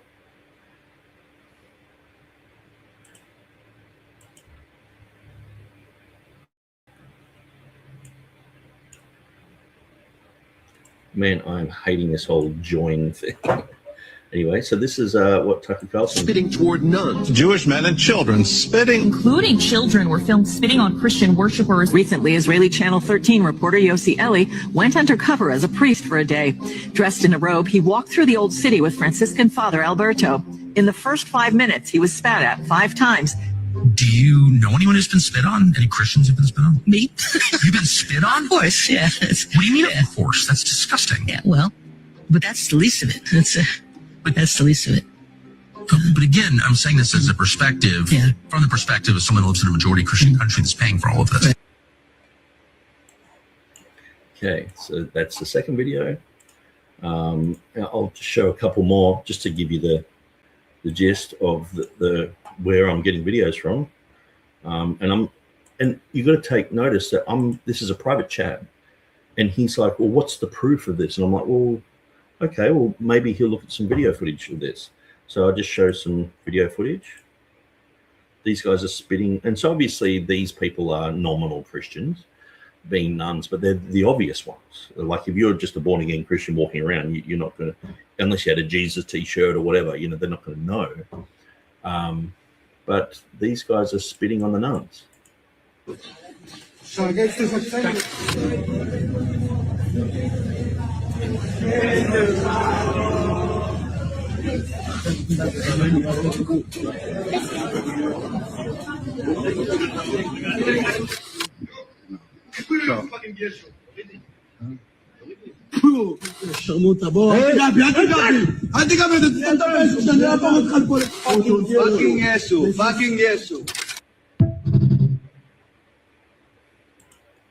Okay, so there's a few of them. So I've how many of these have I got? So I've shown like 3. So you get the gist. Oh, they're just random things, you know. Okay, so I'll just show all of these. You said, you know, skipping the theology, Jewish immigration. So we read that earlier. I said, yeah, but many are just 25%. Imagine some guy, 75% Russian, comes and lives on your land, and you've been there for 1,000 years in your family, and you protest. If you protest, you'll be killed or jailed, or have bulldozers come and demolish your house. My friend Sam showed me his great times 5, great-great-great-great-great-grandfather in a picture in 1853 in Bethlehem, and said his land is squatted on now since 2014. So, but like, he's not dealing with the reality that I know Palestinians, that I know people who are kicked off their land. And he's just, you know, so anyway. Totally valid to criticize governments without hating groups. Israel's actions face scrutiny for settlements and military ops, but threats like rocket attacks and terrorism are part of the cycle too. Casualties are on both sides. And I said they're carpet bombing like World War II, and I was brought over the coals in other forums. They were saying, oh, there's no carpet bombing. And all they could really do was say, oh, you get that from Joe Biden, because Joe Biden said this is exactly what... You can't be carpet bombing these communities. I said, but baby, I said, you can't be carpet bombing these communities. And he said to me, well, you did it. You carpet bomb, not his exact words, but you carpet bomb Berlin. You dropped a nuclear weapon. You killed thousands of innocent people. because you had to in order to win a war. But that's why we came up with the UN. New deals by which what we would do relative to civilians and military. So he was comparing 21st century war tactics, battle tactics, with World War II. Well, what he was really doing is he was going after me for saying you can't indiscriminately bomb civilian areas. Even if the bad guys are there. Even if the bad guys are there, you can't take out 2, 10, 12, 1,500 people, innocent people, in order to get the one bad guy. That's a baby. And so, I mean, yeah, just because it's Joe Biden, I'm not no fan of Joe Biden, but obviously he's being interviewed. He used to be he's the former president of the United States. Is that just a random video, or someone's put a soundtrack on the back of it? But you can just look these videos up, you know, and it's not like I was making a university, you know, presentation or something. And so, yeah, so the whole thing of, you know, carpet bombing, I'm not even sure what this other one is.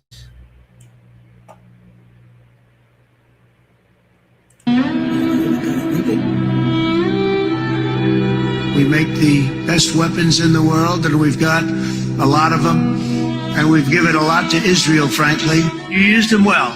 It also takes people that know how to use them, and you obviously used them very well.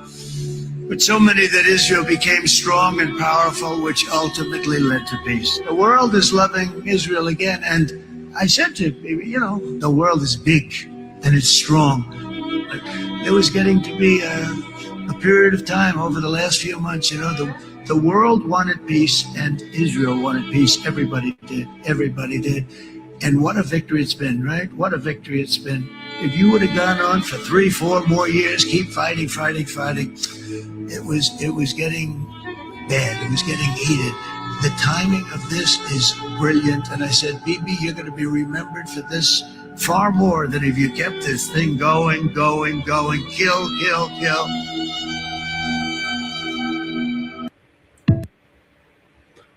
Okay. Yeah, Trump's own words. I've heard that that speech that he did. What else have we got here? I'll shut that one down. So anyway, yeah, even I've got here the former Prime Minister of Israel and what he said. Okay, so let's crack that open.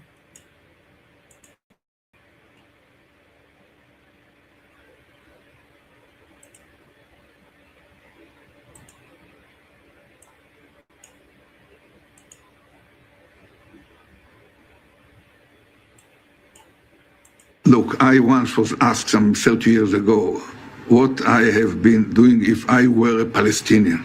And 30 years ago, I was new enough in politics to tell the truth that if I were born Palestinian, I probably would have joined one of the terror organizations. Look, I once was asked some 30 years ago what I have been doing if I were a Palestinian.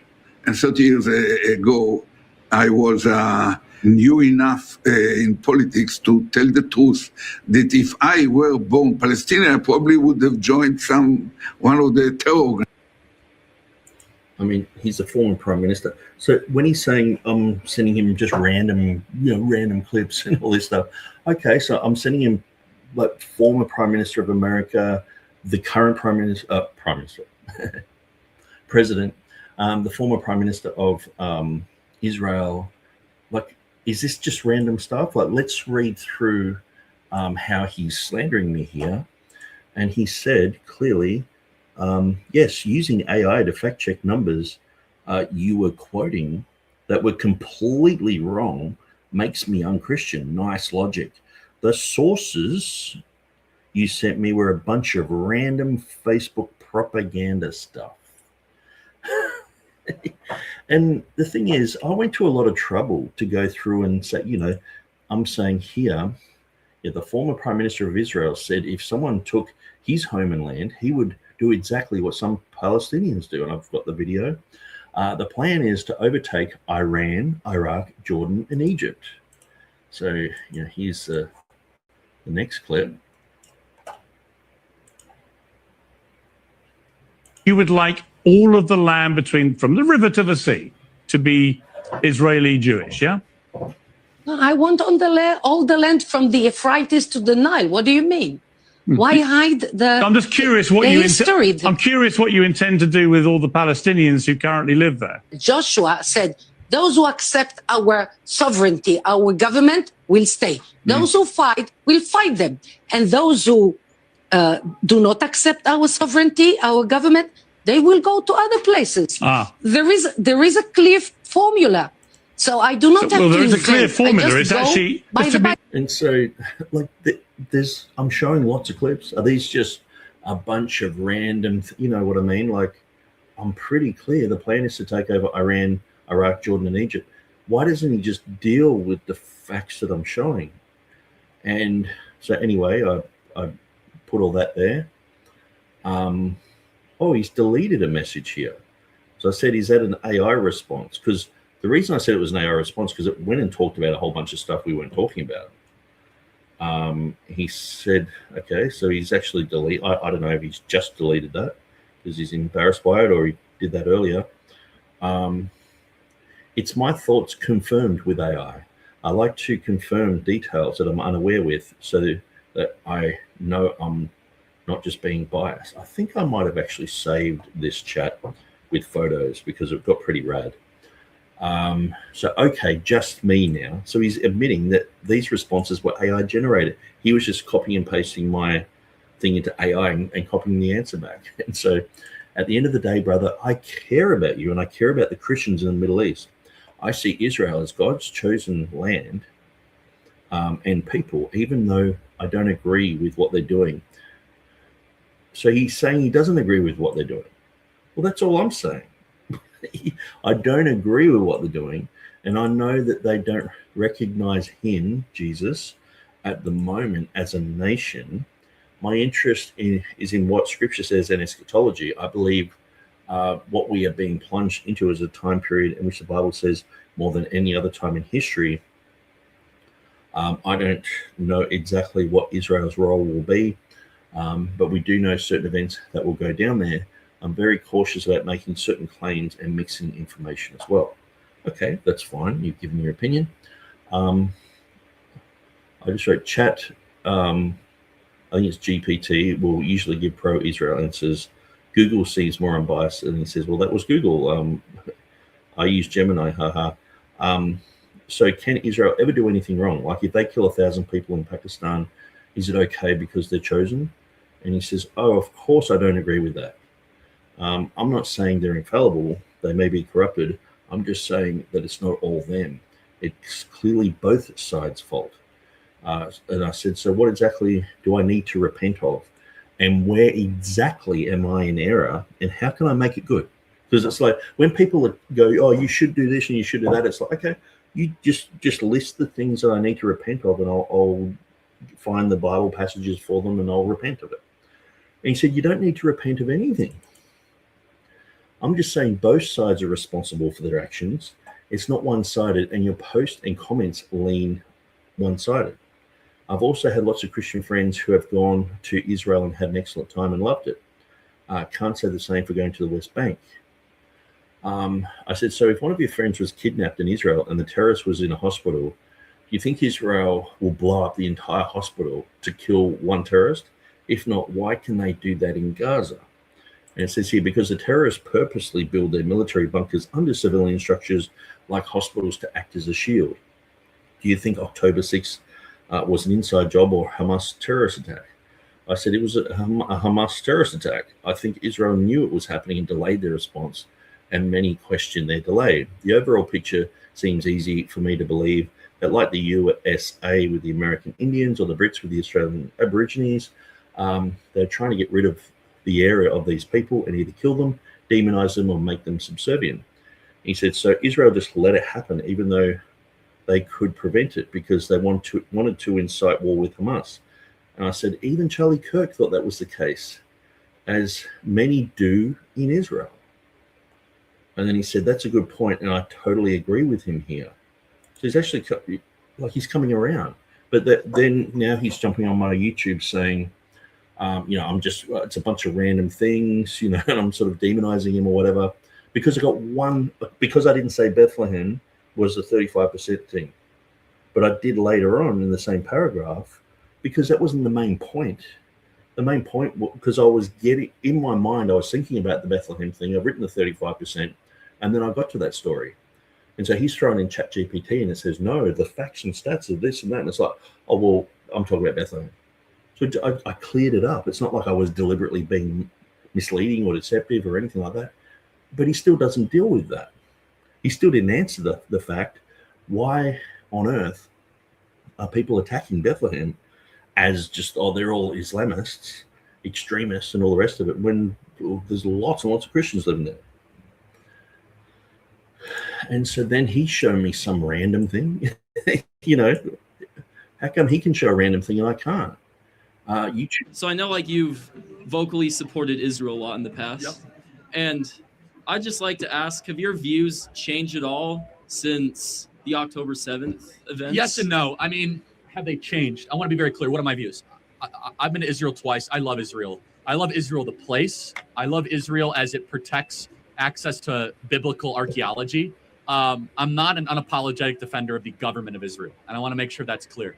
But I am a defender of the nation state of Israel to exist as a homeland for the Jewish people. Anytime Israel does something I don't like, I say something about it, and I get attacked from every side. I get called a Jewish shill by some people, and then I get attacked as anti-Semitic. But I am very pro-Israel as far as the promise of the Jewish people, 7 million individuals out of 14, having a home. I believe that is an idea that needs to be defended. Okay, so he sent me that one. Okay, and then I've sent this one. And notice it's not like just, how come he can send a random YouTube thing? So let's get to this one. But I think some questions need to be asked. Was there a stand down order? Was there a stand down order? 6 hours? I don't believe it. Israel's the size of New Jersey. When I took a helicopter ride from Jerusalem to the Gaza border, it's 45 minutes. 6 hours. They're live streaming the killing of Jews. Did somebody in the government say stand down? That is a legitimate, non-conspiracy question. But I think some questions need to be. And so I sent him that one. And he said, I agree. Even though it was Shabbat, that response time raises significant questions. And then it has brilliant testimony I want to share, etc. And then he says, if Jews control the world, someone needs to show us where the money is. Thought you might find this interesting. And so then publicly, and maybe I should show this as well, on my Facebook. So I put some information and I was rebuked for basically being narcissistic. Trying to say that with a dry tongue. Hang on.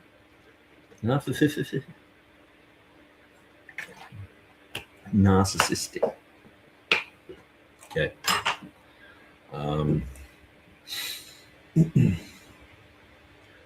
All right, so it's not really loading that quick on my Facebook, but I think you guys get the drift. And I just thought I'd go to the nth degree and show what was going on there. So let's see if that's true. Yes, using AI to fact check numbers. So was he fact checking numbers? No, he was answering with AI. And so that's great to fact check numbers. That's all good. But he says that the things that I was saying were completely wrong. And then I'm saying that it makes him unchristian. And that's nice logic. And he says the sources that I sent him were a bunch of random Facebook propaganda stuff. So I would just ask you to evaluate right now who's lying, who's saying the truth. Obviously, it's pretty obvious. Obviously, it's pretty obvious. Tribe with Fire says, for the most part, people in the West, Christian or not, have very short memories. Shall Stand Forever says, for sure, Tribe. Yes, it's very true. And that's why I tag this as forgotten history repeating. open discussion on Iran. Top priority ministry says their idol changed, so MAGA changed wherever the wind blows. My unchristian comment was for Bluey too. Bluey says, don't worry about it, Nick. I'll just concede for now. This isn't going to go anywhere useful. Well, you're making these claims, dude. You're the one jumping on my Facebook saying, hey, Nick, why are you being so narcissistic and saying this stuff about whatever? And it's like, well, hang on. You're calling me a narcissist. You're the one who's attacking what I'm saying. I'm just sharing my point of view. If I said, hey, I think that the government in Indonesia are doing the wrong thing here, blah, blah, blah. If I say that and you just jump on there and say, hey, you're being narcissistic, or, you challenge me about it and I give you a whole bunch of information, and then you just turn around and say, oh, it was just propaganda stuff. It's like, well, dude, I answered every single thing you asked. And so if you're going to say this sort of stuff about me, make sure what you're saying is true. Tribal Fire says, in the US, police, judges, and everyone involved in our three branches of government can invest in prisons. It would seem to be a conflict of interest, but nope, it's completely insane. Yes, the prison industrial complex is it's an interesting rabbit hole to go down. Top priority ministry says, Nick, you're 100% right about the drug issue, and I'm a teetotaler. Yeah, I think most people who, if you understand Ron Paul's position on that, it's very interesting.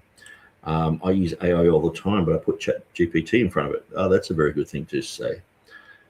Bold's Alliance says, it's all about control and greed to bring in the new world order, the one world order, one religion, one Bible, order out of chaos, etc., etc. Okay.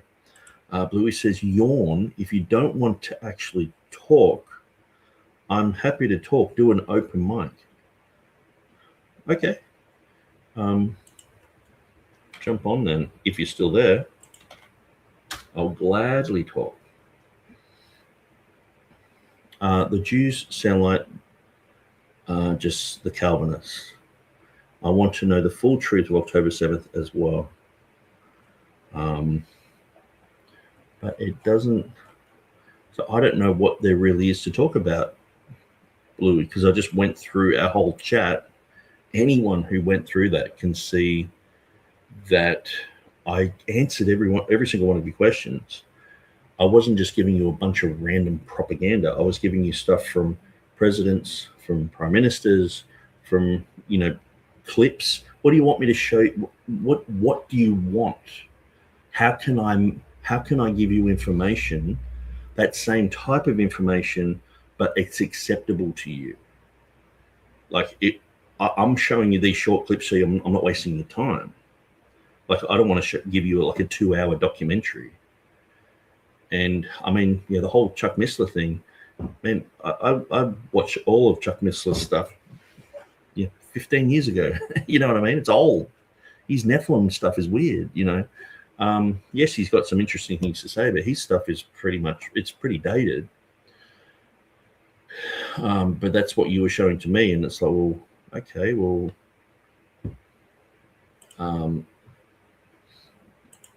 Tribal Fire says, I don't know why I'm not seeing you in the chat, Bold, but you're there, my neighbor. Okay, so that was a little bit of a rabbit trail, but I felt like I really had to do that because Bluey has sort of jumped onto my threads at times and said a bunch of stuff and then just sort of disappeared. And I'm like, hey, dude, if you're going to really say this stuff, let's talk about it. And I'm open to talking about it.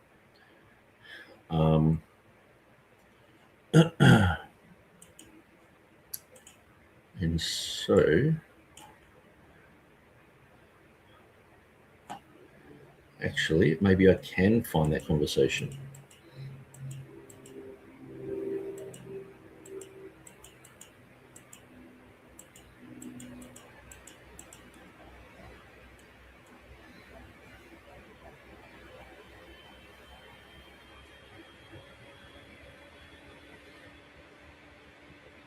Here we go. Found it. So I said here, if you don't like children being carpet bombed, you automatically get labeled a lefty Democrat. It seems weird, which is what I was getting labeled as. People were like, you support Biden, or what, do you support abortion? You know, it's like, it was so weird. And so I put that up there. And so the comments I was getting, like Luke was saying, bro, calm down with the virtue signaling. You keep purposely saying things on social media to spark controversy. What is the goal here exactly? The Middle East has been a mess since the day of Jesus. Why would it suddenly get better? The scriptures tell us it's going to get worse. You call those who disagree with you toxic. Offer words of wisdom and meaning, or try practicing Ecclesiastes 7:3. And I'm like, you know. So anyway, someone else, Adam Dorchick, was putting up stuff there, and I said, I always say whatever I want. Feel free to block this if you don't like it. I had about 500 people say I was a Nazi, a Muslim, a lefty, and also many Christians say Jesus is into bombing unhumans. I've been saying this for 15 years. This is a 12-year-old post, for example, and I showed a post there. And then he's saying posting things like this is literally unhelpful in every way to anyone. It actually showing narcissism. Where is the fruit here? Maybe do some self-reflecting and critical thinking of what you're posting first. I've seen you do this time and time again. So it's like he's just fully railing me. Now listen to this. Posting things like this post is literally unhelpful in every way to anyone. So it's what I've experienced. If I went out and started saying, hey, you know, like the what's happening in West Papua is a tragedy, and you know 500,000 people have been killed, it's like, you're virtue signaling. You're a narcissist. Well, what's the point of saying that here? And it's like, well, because I care about those people. Yeah, maybe do some self-reflecting and critical thinking of what you're posting first. I've seen you do this time and time again. So it's just this trait that I've got, just to be a narcissist. Politics and religion are really such messy topics, especially when it's about the Middle East. I don't get what your goal is. Well, it's just the reality. If I say, hey, I'm against children getting carpet bombed, I'm against if India did that in Nepal tomorrow, I would be against it. I'm against that happening in Papua New Guinea. I'm against that happening in West Papua. And so anyway, I show some stuff there. And yeah, anyway, some other people were like, you know, showing different stuff. Okay, so Bluey wants to join. I've invited him to join. Here we go. Okay, Bluey, you are muted. I think you've muted yourself.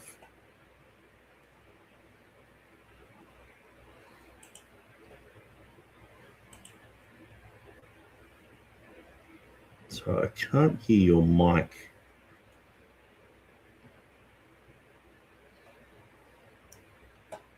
So your mic is not working there. Is it working now? Yeah, that's working now. How's it going, brother? Yeah, good, mate. So, I don't really know what you want me to say. I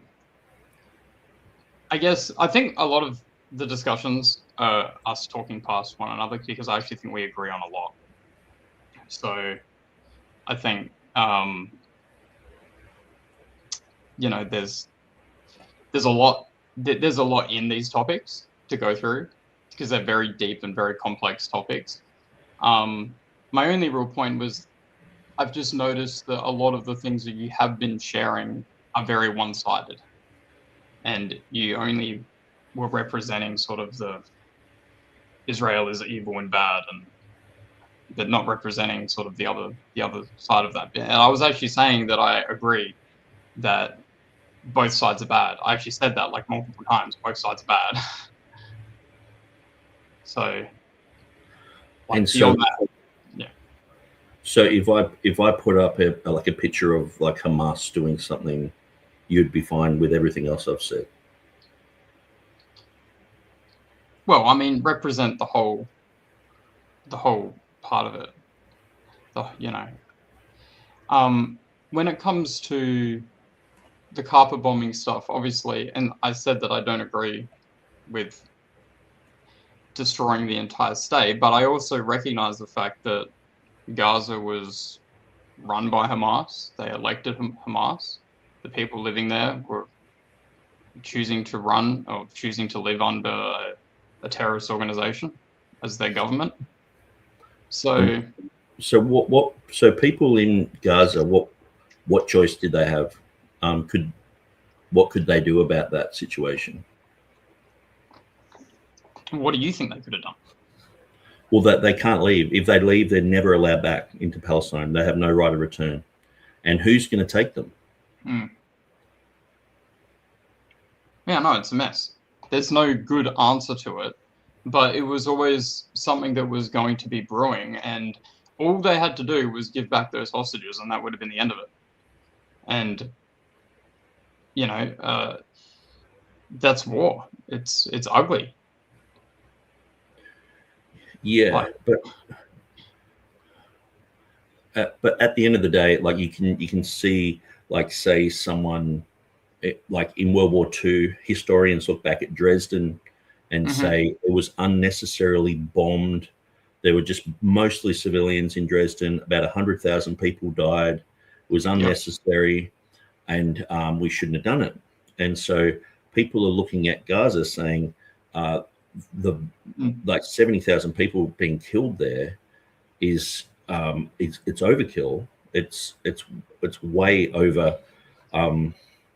That is an absolute slaughter, but it seems to be acceptable by most people. They're just like, well, all Palestinians are sort of unhumans.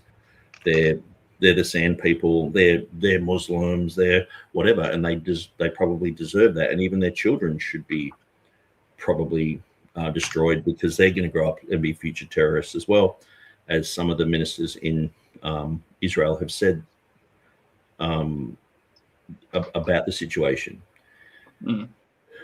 And so I just can't see how people aren't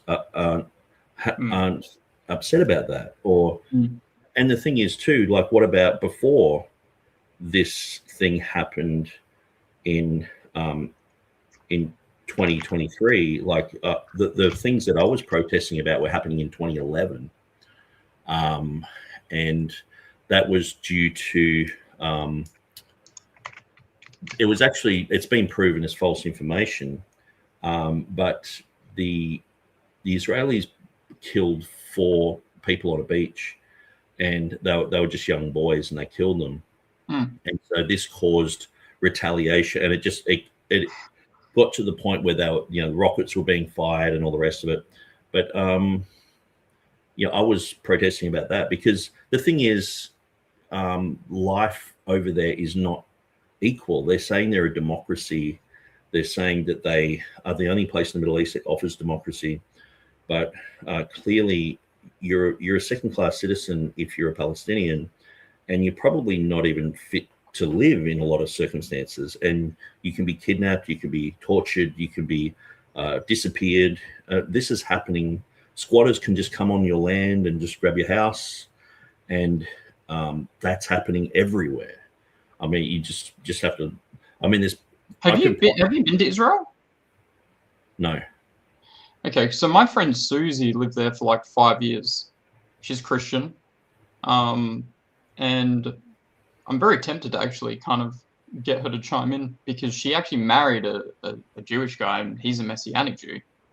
And I'd love to listen to her opinion on this, because she didn't mention any of what you're saying. You're making it sound like the whole nation of Israel is very anti-Christian. And there might be, like, that's what I was saying when, the Facebook propaganda videos, you're showing just like small clips of areas where clearly there's anti-Christian stuff going on. Like that doesn't represent the entire state. I never said it did, but I'm just saying that they're allowing this. And so just like if you went to any Islamic place, there would be radical Islamic people who do terror attacks and the rest of it, but probably not. Sitting on the ground compared to Palestinians like rallying here in Australia, a totally separate country, that are chanting death to the Jews. And, they did this at the Sydney Opera House. There was hundreds of them. By the way, the terrorists that ended up shooting all those guys, shooting all those people, was actually there at that rally. And we did absolutely nothing about it. So, what do you think? What do you think about that? Because that's pretty dodgy. I mean, America and Australia were involved with killing 1 million Iraqis, civilians, and that's really not disputed. Say in Afghanistan, we probably killed the same, probably more. If they did that to, say, Sweden or America or UK, would you think that normal Aussies would just go, oh, that's fine? No, they think that this is part of Israel, Australia, America, the Brits coming against them. And so this type of thing is the CIA call it blowback. So it's the cause and effect. If you go and kill 1,000 Chinese people, and then a Chinese person comes and slaps you in the face, well, you expect that. You expect George Bush to stand up and get shoes thrown at him at a press conference by an Iraqi because he's killed 1 million people.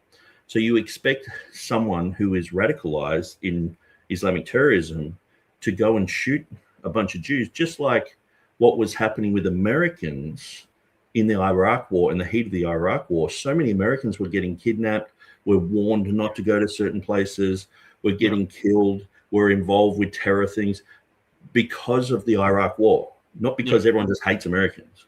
No, I agree. And so, I'm just saying it's both sides though. If the Jewish community here, because they've been obviously affected by this, ever since they've been a nation again, if they were holding rallies here saying death to Iraq and death to Iran and death to every one of their surrounding enemies, it would be a very different story. Whereas, but they are. America's like, let's just kill these. So many Christians I know are saying, let's just kill these people. Why don't we just turn Iraq into a car park? Well, Iran into a car park. Why don't we just kill all these people? No, I don't agree with that. Yeah, I don't agree. I was saying that their regime was evil. I wasn't saying that the people are evil and that the people, and obviously there's Christians that live there, and there's a lot of innocent people that live there. I've been praying for the innocent people that live there. So I'm with you on that. That's what I'm saying. Like, we're talking past each other a lot. I'm just saying they have had a very radical regime run that country since the 70s, which has killed hundreds of thousands of Westerners, let alone goodness knows who else in the Middle East. And it's like that regime is not going to go away. So aren't we better off with that regime being eliminated?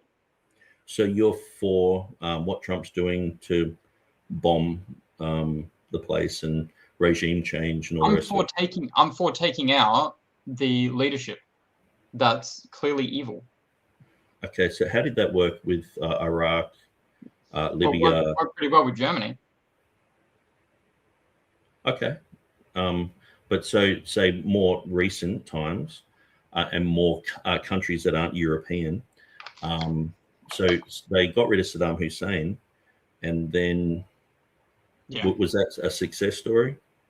Well, like you said, I'm actually on board with you as well when it comes to a lot of the more conspiracy stuff with that whole situation. I actually agree with you. And so I agree with you regarding 9/11 and all that. And so like Libya, they got rid of Gaddafi. Yeah. It's just been a failed state ever since. He was properly bad, though. That guy was a maniac. But are they better off? Like that's what I mean. Are we? Are they? I mean, I don't know. I haven't been watching the news since Okay, then. Libya is a completely failed state. It's like say Afghanistan, that they had the same thing, and now the Taliban is just still there, and so I'm just wondering. But then what happens? Okay, so they take out this evil regime, this evil leadership. What are they supposed to do after that? Like, if you think of like World War II with Japan, right? Japan was wanting to conquer the whole world. Japan got nuked. Whether or not it was right or wrong, or however you decide that situation ended, right? Japan took on an American constitution and an American democracy and became an incredible nation, very prosperous nation after that. So the only thing that changed was their leadership, that they were willing to undergo a new leadership change. That won't happen in Middle Eastern countries. They're not interested in American Western thinking. They're Eastern countries. They're very Eastern. So they're always going to go back to Sharia law and terrorism and dictatorships. Yeah, so well, it just makes me wonder why they're doing it then. Like, if it's not working, if it worked in Japan, like what 80, 90 years ago. Yeah, because they were willing to take on a better government. And I'm saying that Islamic countries are stuck in the 6th century. They're not going to take on a new government. They're not going to take on a new way of life. And so who has Iran invaded? What do you mean? Well, they've been bombing all of their neighbors. But yeah, like recently, because they're bombing the American sites in those places. But who have they invaded? Like, say, historically in the last 50 years, like say we can look at Japan. They went through China. They did the rape of Nanking. They went to Singapore. They went to Papua New Guinea. They came and invaded Australia, Pearl Harbor. That's what I was saying. That was my comment before when I said that, Hamas and Hezbollah and the Houthis are funded by Iran. So Iran was backing those groups. That's where they were getting their funding from. No one disputes that. Yeah, and so America invented Al Qaeda. They funded Osama bin Laden. Yeah, they funded the Mujahideen. They funded ISIS. They funded Al Nusra. But America isn't just one group or one party either. It's had lots of different parties in leadership at different times and different levels of corruption within all of them. So, okay. I mean, it depends on how deep you want to go. Yeah, but so I guess if America have a two-party thing where they can pretend that they've got different leadership every now and then, where they're sort of doing the same thing, bombing everyone, then that's sort of, it's a bit of an excuse for them. But Iran, apparently they are supporting, like just doing what America's doing, supporting terrorist groups. They need to be bombed and overthrown. But America doesn't. Do they need to be bombed and overthrown, or? Probably not a good idea. Okay.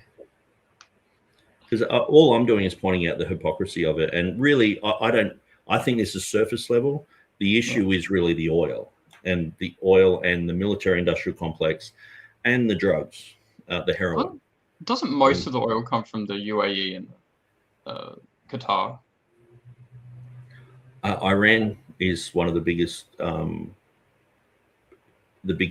suppliers of oil. Iran, Iraq, Kuwait, Venezuela, and there's about 14 countries that are up there. Yeah. But like, to me, by the way, I don't dispute that. I know that a lot of this is about oil. In fact, even Trump has admitted that it's about oil, especially with Venezuela. So I agree. Yeah. Like, I'm not full MAGA pro-conservative. I actually agree with you on a lot of these topics. Have you listened to Masab Hassan Yusuf? He's the guy who's the son of Stevens, or? Yeah, he was the son of the Hamas, one of the Hamas leaders, and he's come out. Yeah, and he wrote a book like "I Was the Son of a Terrorist" or something. Yeah.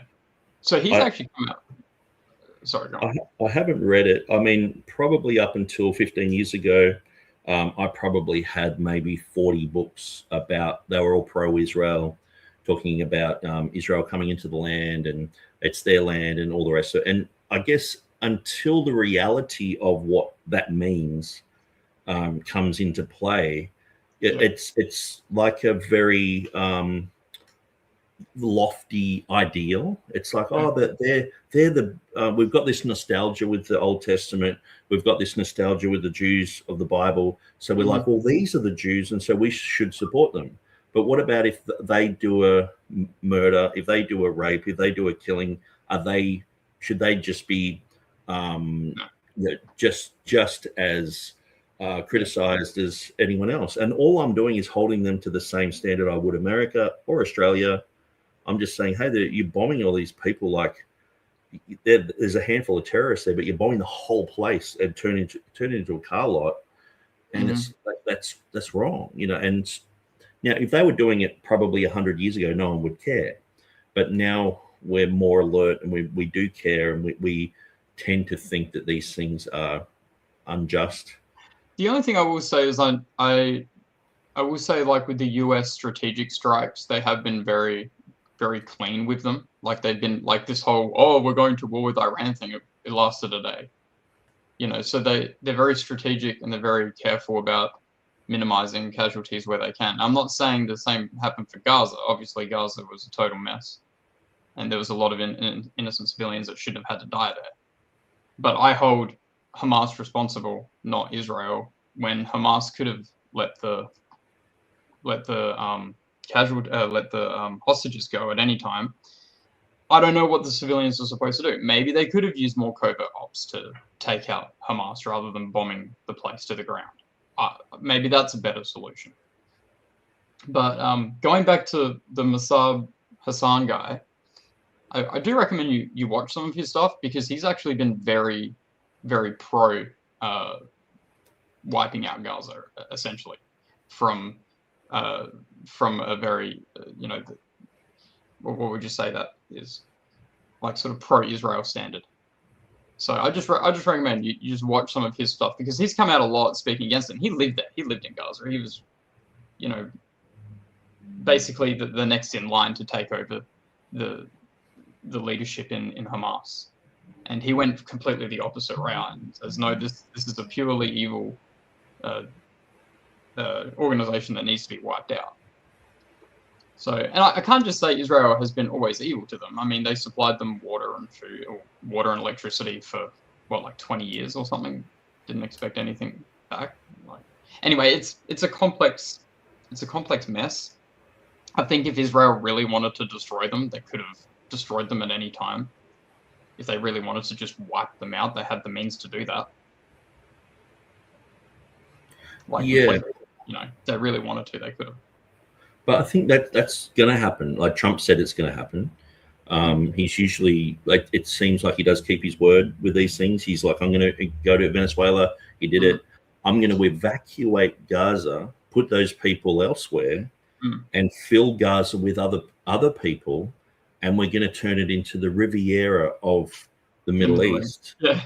And we're going to sell. There's already real estate companies lined up to sell real estate there. And so, like, to me, this just seems so disgusting. And this is the exact terminology of genocide. You're going to get rid of everyone there, and you're going to just you're going to give it to someone else. Yeah. So obviously they're going to give it to the Jews. Now, the Jews, that they had it until 2005. Yeah. When they gave Gaza over, and they supported Hamas, you know, because they were the only ones who would deal with them and negotiate with them and all the rest of it. So they supported them. But yeah, Hamas was elected by Gazans. It was elected by the people as the leadership.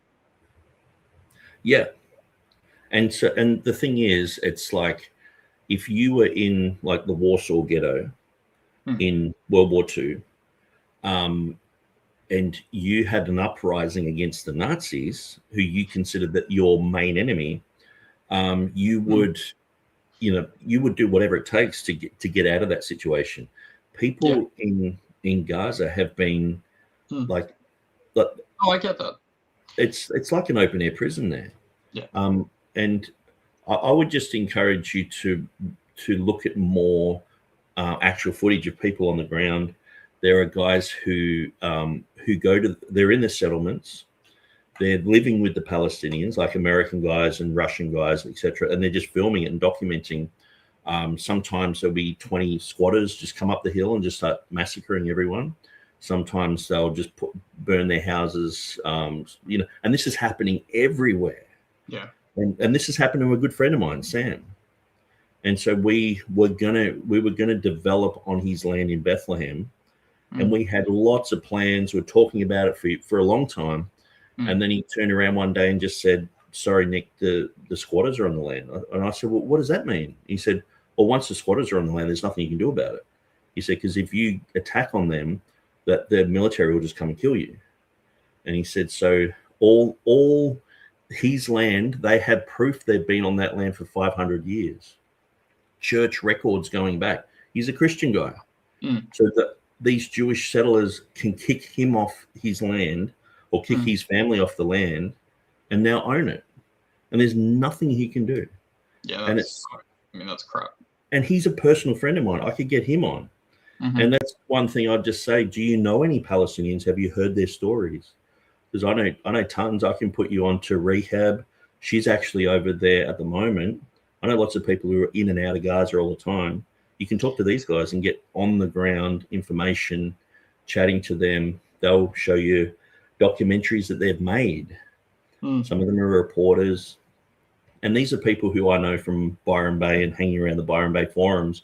And they used to get me to speak for Christians, because so many Christians were like, we're sort of glad that these ragheads are going to die. And not one of them was a Muslim. Not one of the Palestinians I know in Australia was Muslim. And they were just very nice, normal people. And one guy, I remember one night we had a Jewish guy. He was our guitarist, because a lot of Jews are against Netanyahu as well, and that they're against what's happening. And Charlie Kirk clearly said this too. He said that before what happened in October, the October 7th attack, he said that it was looking like there was going to be civil unrest in Israel because so many people were against Netanyahu. So then this happened, then all of a sudden everyone's behind him and they've got unity again. And so this is what Charlie Kirk says, not me. Charlie Kirk said this. And so I remember back it was like 2013 or something like that. And we had this Jewish guy, he was our guitarist. And we had a group of Palestinians there all sharing stories and things. And two IDF guys came in, were being belligerent. We're basically saying they were going to bash us all, saying that we were terrorists, we're Hamas and all this sort of stuff. And I was just like, hey, quieten down, calm down. This is Australia, mate. It's not Israel. You can't just bully us around.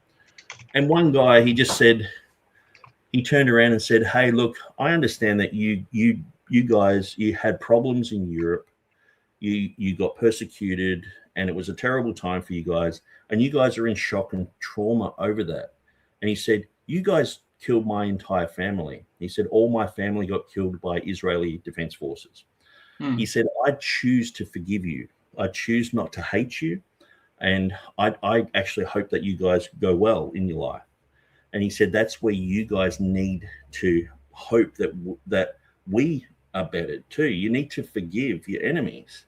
And I couldn't have said it better. And I couldn't have said it from a perspective of where his whole entire family were bombed and killed by the Israelis. And here he is talking to these soldiers who were being psycho to us. And he's just saying, hey, I forgive you guys. I'm not going to hold that bitterness, because that's what Israel has done. They're holding that victim card. They're holding that bitterness, and they're taking it out on people. And oftentimes the Israeli government is stirring the pot up in Israel to a frantic stage so that it's actually traumatizing the Israelis who live there, because they're so afraid of these people out there who are these sand people who are going to kill them. And so they're just like, just wipe them off the map.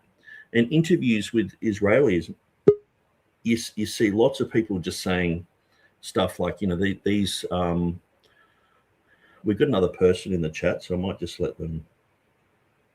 Yeah, so that's my friend Susie. She's actually been to Israel. Okay.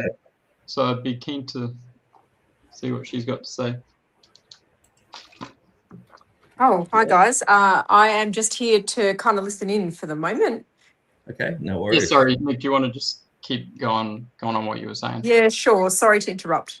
You're right, Susie. No, that's fine. Yeah, so there is, like, I know lots of Jewish people. I know Israelis, and I've known a lot of Israeli Defense Force people, and we get along fine. Oftentimes, the best person to learn Hebrew off is an Israeli, and so my friend who was in Mossad, he was teaching me Hebrew, and we were talking about all sorts of issues about Bible translation and all the rest of it. And we were fine. And he knew my perspective. He said, "What do you think about it?" I pretty much said exactly what I've said on this program. And he was like, he agreed with a lot of it. And a lot of Israelis do. A lot of Israelis don't want what's happening. Just like a lot of Americans didn't want to go into Vietnam or into Iraq or into Afghanistan. They're actually against it. And so so just what were you saying before about your Palestinian friend? So Sam, so I was talking about Sam, the guy in Bethlehem. And so he has no right of return. He can never return back. So where someone who has never been to Israel, they can go there with 25. I can go there. I've got enough Jewish in me to go there and get land. So I can go there. I can claim to be Jewish, and I can convert and go and get my property, get my free land. And so that's part of the policy, because Adolf Hitler persecuted Jews down to the grandchildren. Israel has a policy that they view people with even 25% Jewish in them, they are allowed to be citizens of Israel. So, and that's the same in Scotland as well. And I've got a quarter Scottish in me as well, so I can do that as well. Yeah. So what happened with his situation? So you're saying that he had squatters on his land. Yep. And his land was taken back by Israel. His land was taken by squatters, so there's nothing he could do. So we were planning on developing that land. One of the plans in Bethlehem, yep. So what we wanted to do was put a sort of like a Sovereign Hill type of setup, where if you go to Victoria in Sovereign Hill, they have everything set up like it's like 1850s, horse and carts, everyone dresses in old clothes and all that sort of stuff. So we wanted to create a biblical scene. So you'd have Joseph and Mary there with baby Jesus, and you'd have them all dressed in that type of clothing. You'd have biblical trees, fig trees, olive trees, this type of thing. You would have certain animals that are mentioned in the Bible, like a bit of a zoo happening there. And what the plan was to get meter square lots and sell them to every person in every country, or not every person, sorry, to people in every country. So someone from Australia could own 1 meter plot there, and they would pay, $200 for it or whatever. Someone else from China, they could buy one and they could own this little thing. So that way it's sort of owned by all the nations. And so this was the plan. We were talking about it for years. And then he just turned up one day and just said, just forget it. And I said, why? And he said, well, we've got squatters on the land. And that's pretty much all he said. And I said, well, what does that mean? What, like, can't you do anything about it? He said, like, he almost expected me to know about the squatters. I know way more about them now, but his land is just taken. They're on his land now. If his family fights for that land, they're considered terrorists, the rock throwing Palestinian types, you know. So there's just nothing they can do. The squatters are there. They just start living in those places. Sometimes they just boldly come up and take your house and just start living there. So this is happening all throughout the area of Palestine. And in some places, what they're doing is they're separating towns. So you have like Palestinian towns, and all through the middle of the town, the settlers, the squatters, they will stay there. And so you can't actually go from one town to another like you used to. So you sort of become isolated. And to get through from one place to another, there's lots of checkpoints. There's lots of just random military guys going around asking you questions. And so there are people on Facebook who just, this is their thing. They just film this day in, day out, showing what they're doing, showing how the squatters are on the land and all the rest of it.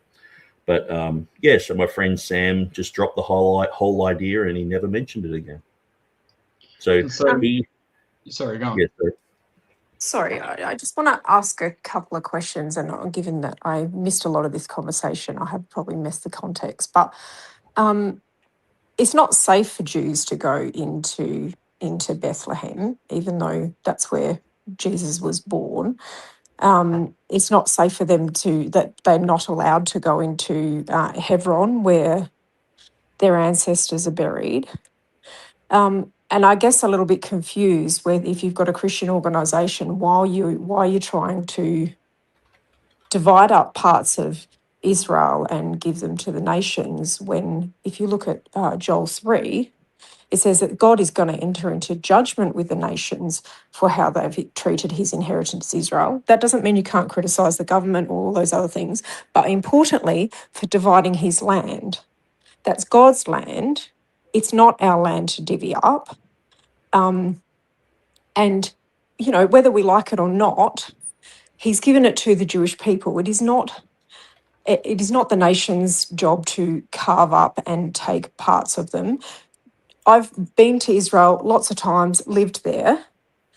The only areas where it's a serious problem for are where there's violence, right? Like you have Jews and Arabs living and working together everywhere except where the narrative starts taking off, which is rooted in Islam, of killing Jews. Like unless they're a security threat, there isn't that segregation. So I find this really confusing coming from a Christian perspective, where it's okay to kind of like, you know, China gets a bit and these people, you can have a meter, and like that's God's land. Why would you want to divide it up? Okay, so you're saying all of the land now, say in Bethlehem, where my friend, this is a photo, by the way, I'll just put it up here, of his great grandfather, and this was in 1863. I think I wrote 1853 in one of the comments, but it's 1863. And here he is in Bethlehem, and they have church records of this family being there for 500 years, and they're Christian. So should they give up the land for the Jewish people there? They were never asked to. Jews, when they bought land in lots of areas, they bought it at inflated prices. Arabs that fled the area did so because they wanted to push the Jews into the sea, which is still the same narrative that they're promoting today. I think this generational resentment that is constantly being whipped up is not helpful, and it's not. I don't know whether you've spent much time with Jewish people or in Israel, but then they love life and they want to live at peace, but you can't live at peace with a narrative that says, like, and quoting from the Hadith, that the last day can't come until the rocks and the trees cry out, "Oh Muslim, there's a Jew over here, come and kill him." Now, unfortunately, a lot of Arab Christians have given into anti-Semitism that does live inside the human heart, and often they've given into it because they've got external pressures like Hamas. Like now we've got stories of Doctors Without Borders saying, yeah, we knew that these guys were operating from Hamas, or we couldn't stand up to Hamas, so we were just parroting their narratives. And unfortunately, Christians living in Muslim-controlled areas have had to largely do the same for their own survival. But that's not aligning with truth. Okay, so I guess my main thing is like the taking of this land. So this is the same land that we were going to, and the whole thing about selling the thing, that was more so to get people's interest, to get people involved. Obviously, they can't legally own that. It's like selling parts of the moon, But it was just to get people interested, people involved, and make it so it was all the nations were involved with this. So it wasn't just God says he's going to judge the nations for dividing his land. Are you coming at this from a Christian perspective? Because that's not our place to do that. And so this land here, so you're saying this is completely Jewish land and these people shouldn't be on it because they're Palestinian Christians? I'm saying that it's not the role of particularly Christians or the nations. God says he's going to enter into judgment with the nations for dividing up that land, right? As Christians, we should be taking that really seriously. I've never met an Israeli person who thinks that that just stealing someone's home and their grandfather's lemon tree, which it seems like all the grandfathers have the same lemon tree, right? None of them think that going in there and taking things like with violence or stealing people's homes is okay. There are people that value life, and this narrative is just used generationally to keep people in bondage, in resentment, which is, resentment is not a Christian quality, right? Forgiveness of previous wrongs or things that could have been done differently and making a future together is what Christians should be pushing into, not reinforcing resentment. And a lot of it is, once you hear the same story whispered a few times coming from different people, it's like, oh, did you guys all share the same grandfather? Okay. I don't know that I'm particularly helpful to this. Say again. This is definitely a genuine story. And do you think that Christians should feed this resentment? But what's the resentment? They've had these are Christian people who have had their land stolen from them. What about Jewish people who were pushed out of all of the Middle East? Yeah, that's wrong. But I think that's wrong too. What about Christians who were pushed out of much of the Middle East? Lebanon used to be a Christian country. It's not Jews going and colonizing them. It's Islam. Yeah, I'm not a Muslim. And I'm just pointing out that because I understand that other people are doing the same type of thing, which is wrong. And I'm just saying Israel are doing the same type of thing here.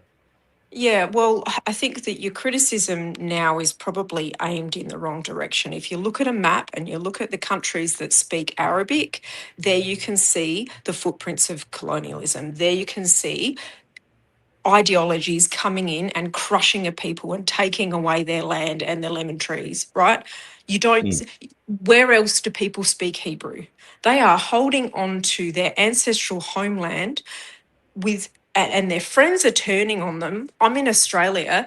The Israelis their intelligence have saved our skin, and many times, many other countries save their skin from terrorist attacks. And we're supposed to be their allies, and we're punching in on them when we should be standing up to Islam. That doesn't mean you can't criticize the Israeli government or say, I don't like this policy or any of those things. That's fine. But why are we punching our brothers when we should, Islam is on the move. And it's hit Australian shores where we've got people calling for intifada on Australian shores. Yeah, but say, so what did these Christians here who've lost their land, who I know Sam very well, he's the guy who has no right of return to go back to his homeland here. They have church records going back about 500 years showing they've been on this land, they've owned this land. So why should they have their land taken from them? Where does Sam live now? He lives in Tiagra in Byron Bay. Okay. Sounds like a pretty nice place to live. Beautiful Okay. place. So UNRWA was set up separately as a separate refugee agency for Palestinians, which means it keeps them in perpetual resentment, it keeps them in perpetual refugee status. Other refugees all around the world are under a different body, and that body seeks to rehome them somewhere that they and their children can make a future, not hearken back to the resentments of the past all the time and keep it like, I'm sorry your friend is holding on to this resentment, but I'd much rather see him making a beautiful life in Australia, in Byron Bay, for his future generations. But all his family are there. That's the thing. He left, but all of his family, cousins, uncles, everyone are all still there. So, and they've got squatters on their land now. Now, I haven't had anything to do with this whole situation since 2014 because we walked away from it because he just said there's squatters on the land. There's nothing we can do now. And it's probably just gotten worse since then. So that's my thing. Why should these people be punished? If they're Christian, are they allowed to own land there, or is it just forbidden, or it is? There are plenty of Arab Christians that own land in Israel. They do not have a policy of ethnically cleansing or cleansing other religions outside of Israel. That's not the future that any of them desire to build. So I guess in a way I'm trying to focus on this particular scenario where they're in Bethlehem and they have a good evidence that they've been there for a long time. In the churches, there's evidence for that.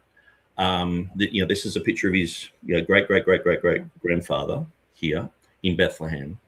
And didn't know they had such good photography then, but go on.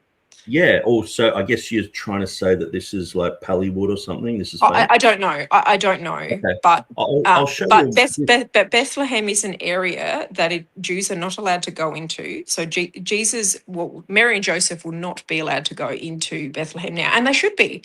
Like, yes, that's their historical homeland. They should be able to live there. They should be able to live in peace with Christians and whoever else wants to live there. But sadly, they can't because it's under the rule of the Palestinian Authority. So I would suggest that if your friend has got an issue with land issues, that he would be going to the Palestinian Authority because they are the ruling authority in Bethlehem.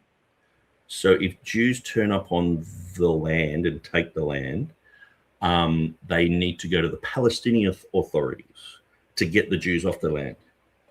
Jews aren't safe in Bethlehem, mate, and they should be. So I don't know this particular situation, but I do know that it is not safe for Jews to go into Bethlehem. So it sounds a bit odd to me. So this is in the Echo. This is our local newspaper here in Byron Bay. And Nick Sayers, local Christian activist, this is in 2014. And this is them talking about the great-great-great-great-grandparent in Palestine. So there's really, like, he's going very public with this. He's a very well-known character here. Are you saying that this is a lie, that this is just deception, but that these people just don't exist or something? Or what are you trying to say? And where did Sam come from? I don't know anything about your friend Sam or his family or when the photo was supposed to be taken. I certainly don't have any photography of my grandparents that far back, but maybe they've had young children, like families young. I don't know. I don't know anything about that situation, but I do know that it's not safe for Jews to go into Bethlehem, and it should be. Jews should be allowed to go into Bethlehem. They should also be allowed to go into Hebron where their ancestors are buried, and they should be safe there. That is not the case right now. Okay. And I guess, there's probably restrictions on all sides, in a sense. But No, you do not have big red signs out the front of Jewish towns or predominantly Jewish towns saying, danger of death, it is not safe for you to enter in here if you're an Arab. That does not happen in Israel, but yet those signs are up everywhere in areas like Bethlehem, that it is not safe for Jews to go in here.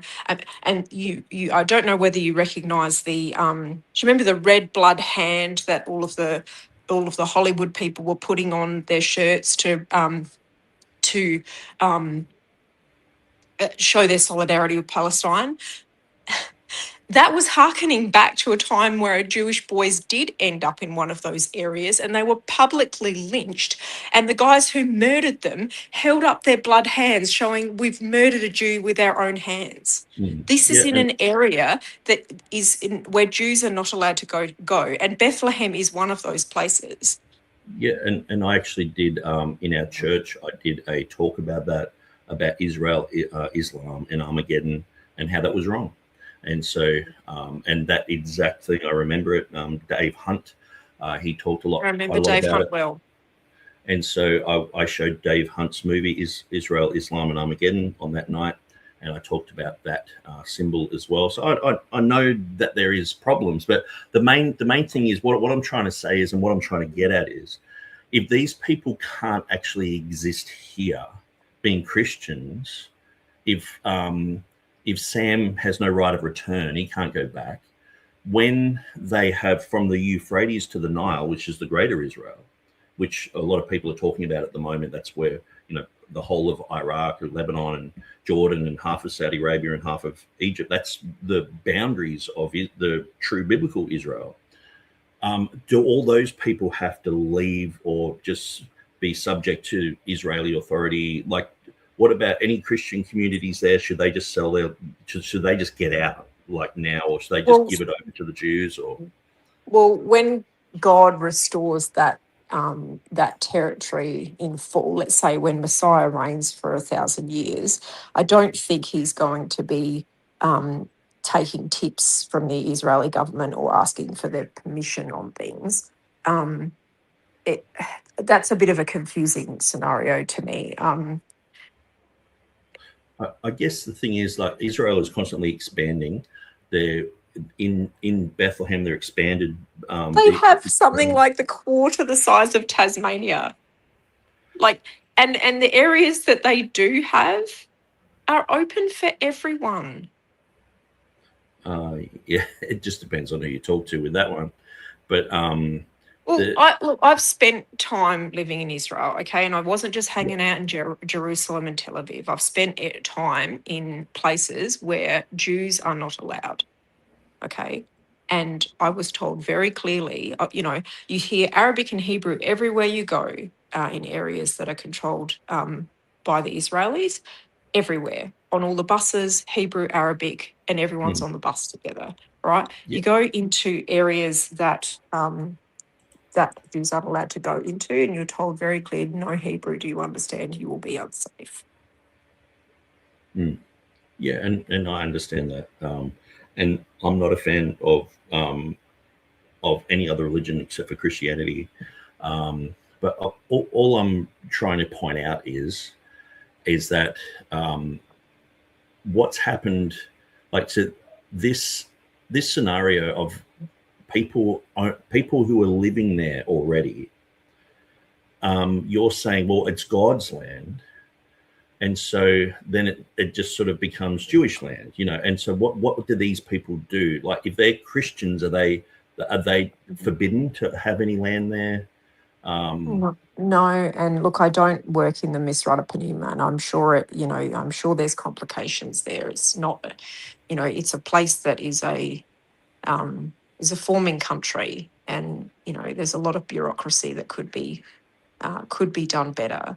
But to treat Jews like invaders or squatters on their own land that they're willing to share, I don't understand Christians that want to do that. I really don't, and I don't understand why we're punching on our brothers when there's a bigger issue at play here. And there is an issue of anti-Semitism within Arab Christians. Unfortunately, there is. One of the I presume you probably listened to the band Solu, with the Arabic singer in that. When his wife came to faith, I think she was raised in a Arab Christian family, but she said it took her years to throw off that anti-Semitism that culturally was taught to her. it's a real problem with Arab Christians too.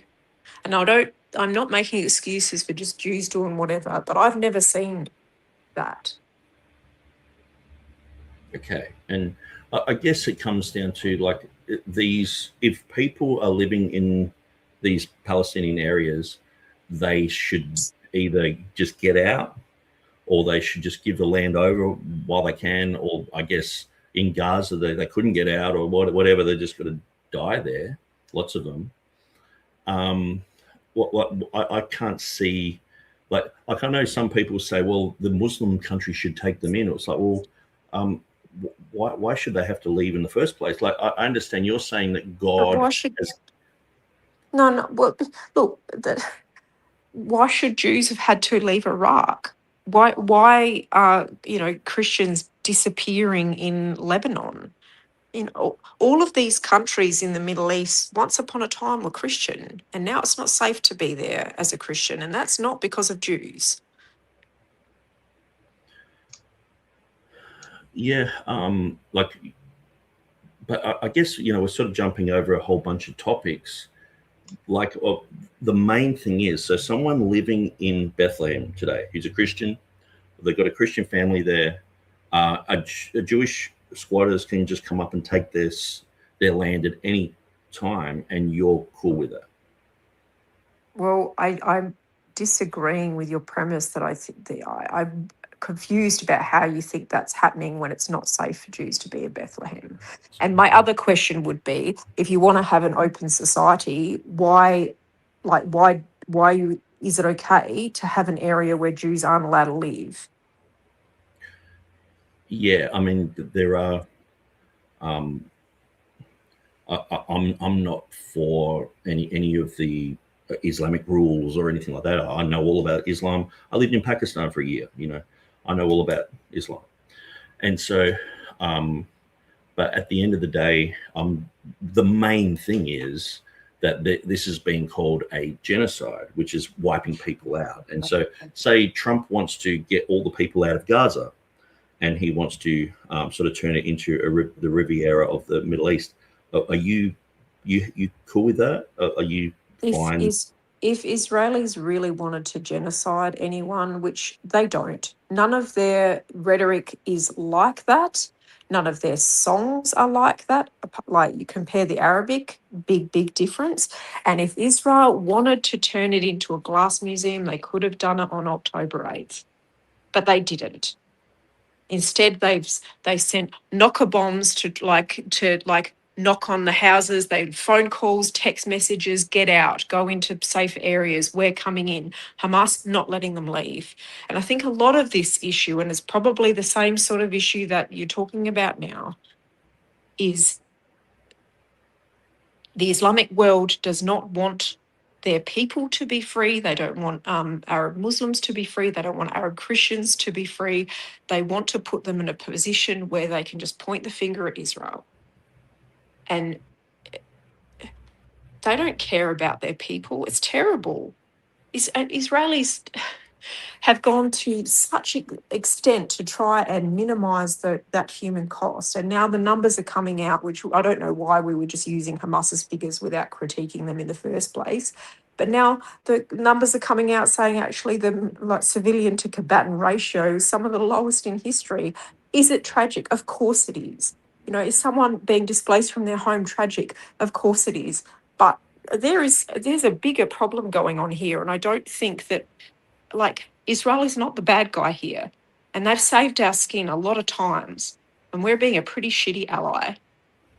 So can Israel actually ever be the bad guy? Well, when you're calling for them to be removed from their land and referring to them as squatters, then I think that makes us the bad guy.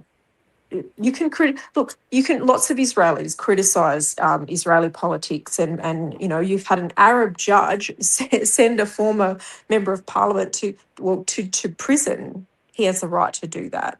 Okay, so it's not like it's a democracy. Of course, you can criticize the government, but this whole we've got to get rid of Jews thing, and that's what's going on here. You're talking about an area where they don't want Jews at all.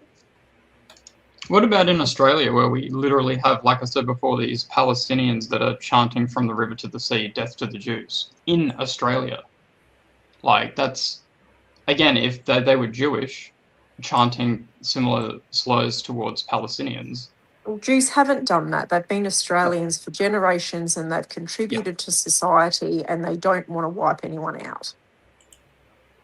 Yeah, so the difference is in the people. It's the ideologies that are fed to the people, yes. And unfortunately, a lot of Arab Christians get fed that anti-Semitic ideology from the Islamic culture that they have to exist within. And it's bad. It's really toxic.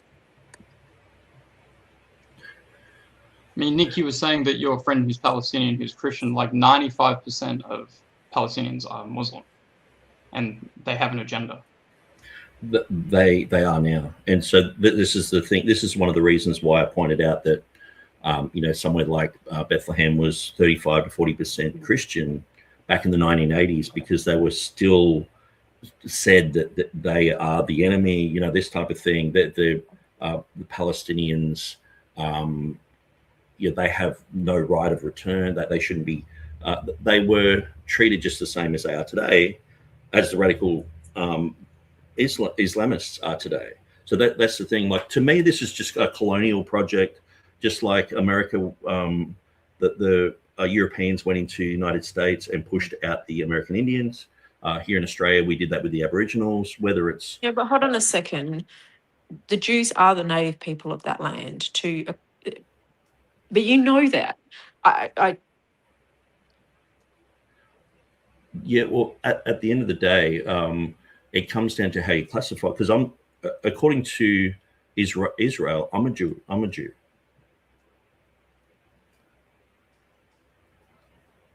So okay. I've got 25%. I can go and get my land. I can move over there. And isn't that simple. And I'm sure that you won't just be joining a line and saying, which Palestinians' property do you want to take over? Sorry, look, at this point, I'm probably not adding a lot to the conversation. I just think that Christians should stop punching on their friends so much, and particularly when God says that he'll judge us for cutting up that land, that we should be very, very careful when you do that. Look, you're familiar with Dave Hunt's stuff. You're obviously a very well-read and researched man, and you've obviously got a heart for people and for Arab Christians, and I applaud you for that. But I think pushing into this resentment and when there's a bigger issue at play is not very helpful. And I just try to keep it simple. And I know that the Jews want to go there. They have gone there. There's not much we can do about it. They're already there. I don't demonize anyone. Why would we want to? Sorry, what was that? Why would we want to stop them from being there? Well, because there's already people there, and that's what I'm saying. That if we were to just go, okay, we're just going to move to Papua New Guinea and go and all live in Port Moresby, it's like, what do we do with these people there? Let's just keep pushing them out. And there were always Arabs, Armenians, and Jews living there, and a lot of the population that call themselves Palestinian, like Yasser Arafat's family, actually weren't generationally from there. It was a backwater of the Ottoman Empire. It wasn't this thriving metropolis of Arab and Muslim, Muslim and Christian Arabs who the Jews just come in and started taking their land. That's not accurate.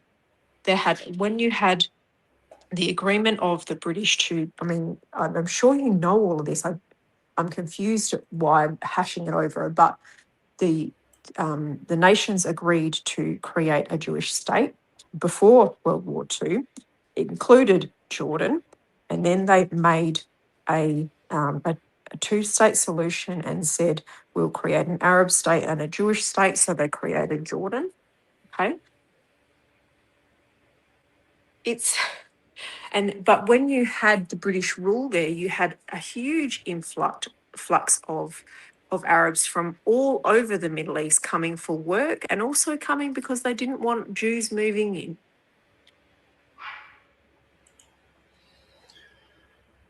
Yeah, and I've heard that quite a lot. You know, through most of the Christians here in Australia are pro-Israel. You know, pretty much every group that I've ever been involved with are. Since I've started looking at these things differently, I've been blocked by most of those guys. They call me anti-Semitic. The main guy from Answers in Genesis this morning just said I was anti-Semitic. Even Nick, you put up stuff on your Facebook that says Mark saved from Israeli propaganda today. Like, yep, literally inflating this yourself by saying stuff like that. Gents, I do have to go. I really do pray that you can have a really honest and open-hearted conversation, and keep reading the word. Ciao. Yeah, cheers. Thanks for joining us. Thanks, Susie. I was just saying, so Susie's obviously lived there. She's been a part of that culture for a long time. She's married to a Messianic Jew. So she's very, very well aware of the culture over there. So maybe, and like, not to take away from this, what you're saying about this, what happened with your friend Sam, right? But I think it's worth stepping back and looking at the whole picture as well. Obviously, I mean, I don't agree with people having their land stolen, right? That's my stance. But there's obviously a much greater, larger picture of what's really going on. And that's all I was trying to say throughout all of this. I guess, like, say, when it's like I'm Mark Say from Israeli propaganda today, if I said I'm Mark Say from American propaganda today, would you have a problem with that? No, but I mean, you're specifically, like you said just before, that, I don't know why everyone thinks that I'm so anti-Israel. You put stuff like that up and other things like that. No, what I'm saying is they're saying that I'm anti-Semitic. That means I hate Jewish people. If I said to Americans, hey, look, your government's corrupt, and they do, I say it because I love them. Jesus rebuked people and the Pharisees because he cared for them. I'm saying they shouldn't be killing these people. They shouldn't be carpet bombing areas. They shouldn't be stealing land. Because I care for them, because I want them to keep the 10 Commandments. Thou shalt not kill, thou shalt not steal, thou shalt not lie, this type of thing. And the propaganda. But you know, kill in that context means murder. It doesn't mean war. I mean, come on, look at what literally happened straight after that. They were ordered to go in and kill the what was it? We were seen as grasshoppers in their eyes first. The Amalekites. Yeah. Like they were doing the will of God. Okay, so say when David killed Uriah, the Hittite, was God happy with that or displeased? What about Goliath? But I'm talking about someone who is friendly to Israel. So killing's only. We're talking about the Old Testament here. Okay, so that David killed Uriah the Hittite, and he took Bathsheba as his wife. Oh, and right. God Sorry. God is very displeased with that. He wasn't an Israeli. He wasn't an Old Testament Jew. He was a Hittite, and God was disgusted in that.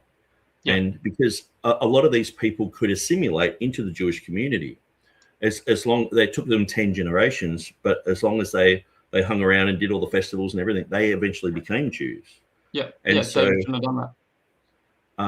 And so that a Christian family living in Bethlehem for 500 years, if Jewish people who are not oftentimes not saved, oftentimes are atheists, come and kick them off the land, or kill someone there or whatever, is that basically what I just heard is that's fine. Can you see the problem? It's a mess. I agree. Yeah, it is a mess, but where is this mess coming from? It's coming from the Israeli government allowing these squatters. See, what I would suggest, and people listening, is that you need to just go through Facebook, go through YouTube, and just type in Israeli squatters and see what they're actually doing, and see there's hundreds of videos uploaded every day of people who are fighting against these people. The IDF are standing behind them with guns, And these well, squatters I'll didn't go put- with what Susie was saying, considering I've known her for over 20 years and we have like a really, really excellent friendship relationship. She's never lied to me about this kind of stuff. She's been to Israel multiple times. I'll go off her word. She was one of the ones that brought me to Christianity, and actually has done a huge amount of work for the Christian community as well. And obviously she's very pro-Israel, but she was very careful with her wording. She said she's pro God's nation for God's people, not necessarily pro whatever their government happens to be doing at the moment. So you can be both. If they're doing things they ought not to be doing, well then, yeah, you can hold them accountable for that. That doesn't mean like the whole nation's fully corrupted. Yeah, but I think it came down to, I'm pointing out this family, and this story is really well documented. It's like Sam is really well known. He's a local guy in Byron Bay. There's no reason for him to be lying about this sort of stuff, okay? And I've known him for a long time. And so let's just say, for example, that this is true, because I know she defaulted straight to, this is fake news, this is rubbish, this guy's lying. It's straight away. And it's like, okay, you know this girl and you're saying you trust her. Well, I know Sam and I know he wouldn't lie to. She was just saying that it was doubtful given her experience. Yeah. And so I'd like, but again, you've lived in Pakistan for a year, and there'd be heaps of things you know about Pakistan that people get wrong because you've seen it firsthand. So, you know, and but it's life experience. But 35% of Bethlehem were Christian in the 1980s, and there's like 16% now. So let's just deal with that thing, okay? So do those people have to leave? No, I don't. I don't know. I don't know, but no, I would say my guy. But that's the whole thing.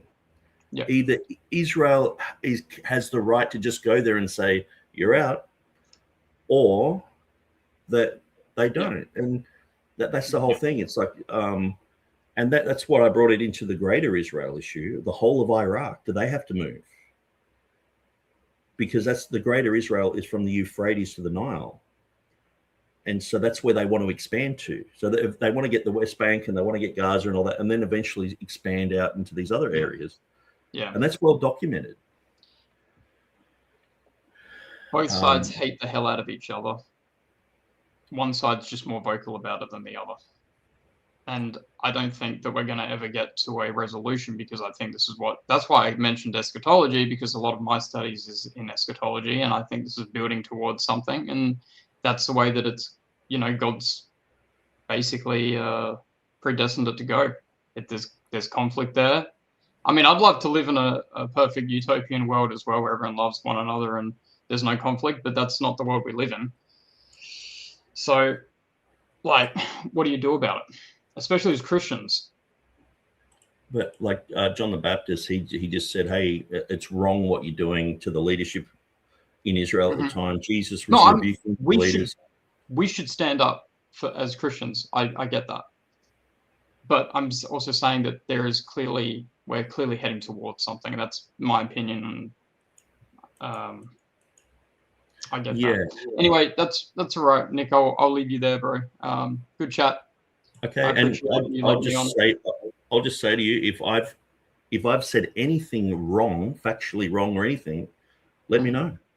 No, likewise.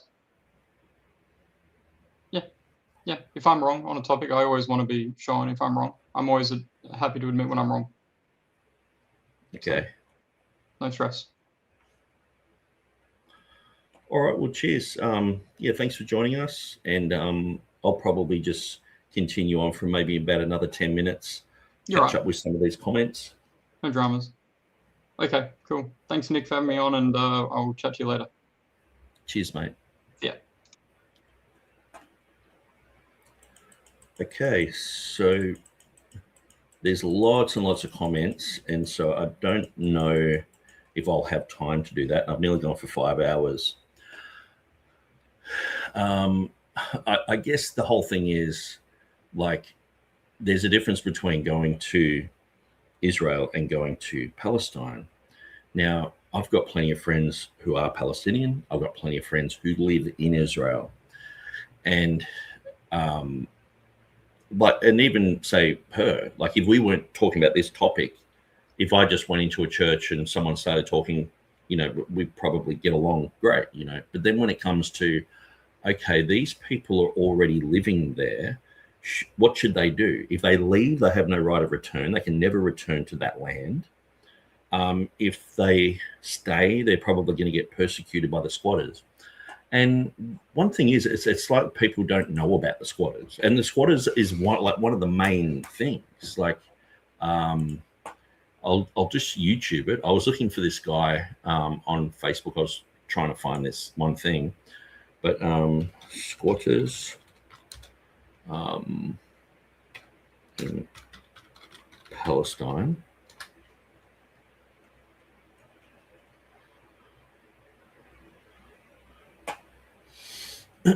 And if you just go down that rabbit hole of looking at the amount of squatters that are there and how they're protected by the IDF, then you go, oh, now I can see what Nick's saying. Because it's almost like that it was like, well, I don't know what you're saying. Well, the Jews aren't allowed in Bethlehem. Why would they be there? Okay, so let's just check.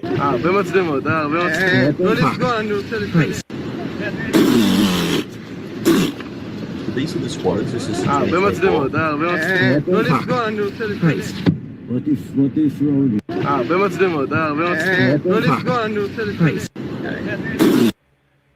not really a good one.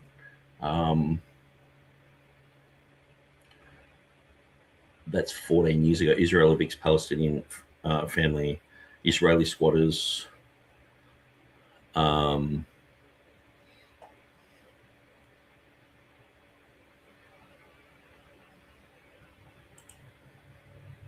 You are stealing my house. And if I don't steal it, someone else is going to steal it. No one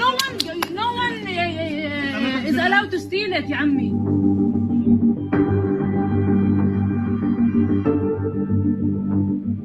Jacob, you know this is not your house. Yes, but if I go, you don't go back. So what's the problem? What are you yelling at me? I didn't do this.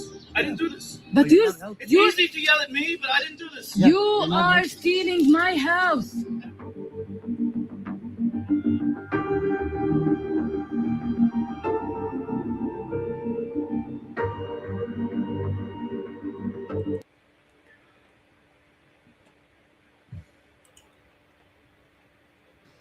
The Abu Rajab family is slowly but surely being forced from the cluster of apartment buildings which are their ancestral family home. Israeli settlers arrived on July 25th, broke into 3 of the apartments and moved in. Within hours, the army turned the site into a closed military zone, in effect providing protection to the settlers and restricting the Abu Rajab's access to their own home. The family say they've also been harassed by the settlers. Okay.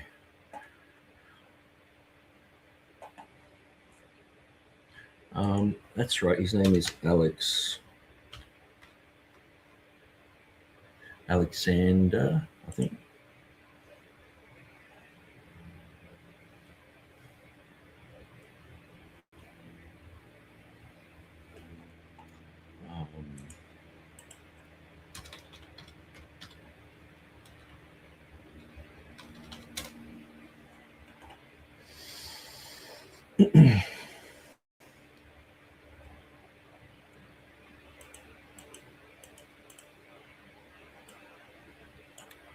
Anyway, I would just encourage people to go through these videos. This is ABC, so it's not, obviously it is biased. This video contains content that may be confronting.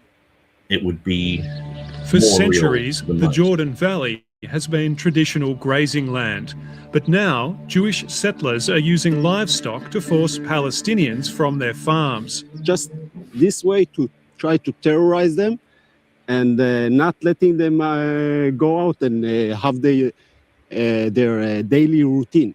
So he's using the sheep to block this family from taking their animals out. Also to show them that he's controlling the area, that he's here, the boss in here. And we hardly have any measures to deal with it. The Palestinian villagers here say this and other tactics are used to intimidate them, and more serious incidents happen nearly every day. We feel ourselves besieged and psychologically exhausted. Filming us and coming back at night causing problems, shooting, opening fire, throwing stones on the residents on the shacks, causing lots of problems here. Because we're filming, the settlers call for backup. What's just happened is one of the settlement security people from a nearby Jewish settlement has come. He's well known here, and the residents are quite scared of what he might do. So what's happening here right now? What's happening? Yeah, what's going on? You tell me. I don't know. You came, you have a gun. I don't know who. So what's going on? They say that these people are bringing the sheep to intimidate the local people.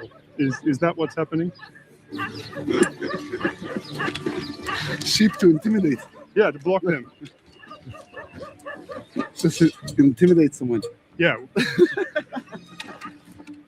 Israeli peace activists are staying in the village, trying to help the locals. In every time we have some incident with the Jewish terrorist, he will come first. Tell me good morning. I don't touch dirty hands with blood and whatever. The teenagers don't want to talk to us. Do you explain we're from ABC, Australia? Do you guys want to talk to us? Tell us what's going on? They put them in these posts to rehabilitate them. And this is called rehabilitating the settlers. This is how much they care about their own people. This is where the settlers base themselves. They put up some temporary buildings in what's called an outpost. And they put it as close as possible to Palestinian land so they can then move out with their flocks, many of which the Palestinians say are stolen from local people. And it's only a few hundred meters from the nearest Palestinian homes. A few weeks ago, Israel announced it was approving 22 settlements in the West Bank, including some outposts like these, even though they're illegal under international law. The United Nations and human rights groups say Jewish settlers are attacking Palestinians and their property dozens of times every week, frequently injuring and sometimes killing people. They say the scale and frequency of settler attacks have dramatically increased since the world became focused on the October Hamas attacks and the subsequent war in Gaza. No one's helping. Nobody's helping. Rabbi Arik Asherman, a well-known peace activist, was badly injured by settlers while trying to stop an attack near a village. I have two fractures in my neck. I have, you can see, my whole head is stapled together. I've got some other injuries here and there. And, you know, when the Palestinians wanted to comfort me when I got here, I said, thank you, but of course you get much worse. As we're filming, some settlers enter the village. We got a call that they were going to, and here's coming a tractor on.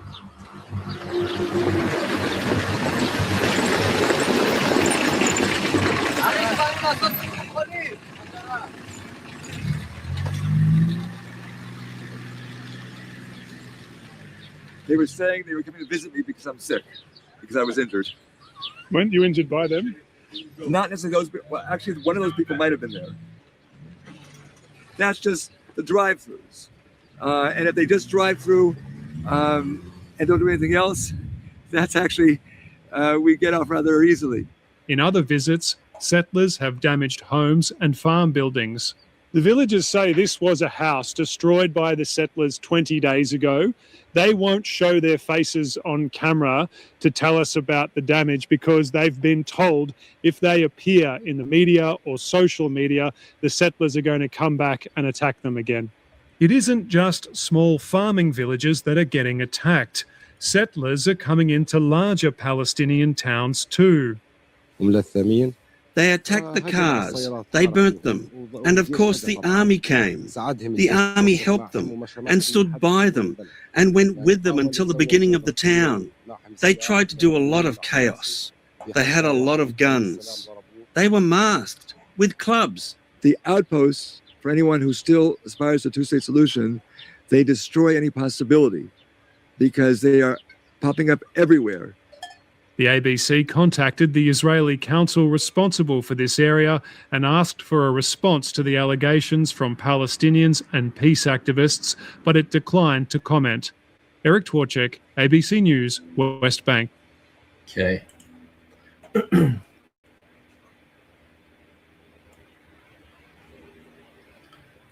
Maybe we should type in Bethlehem.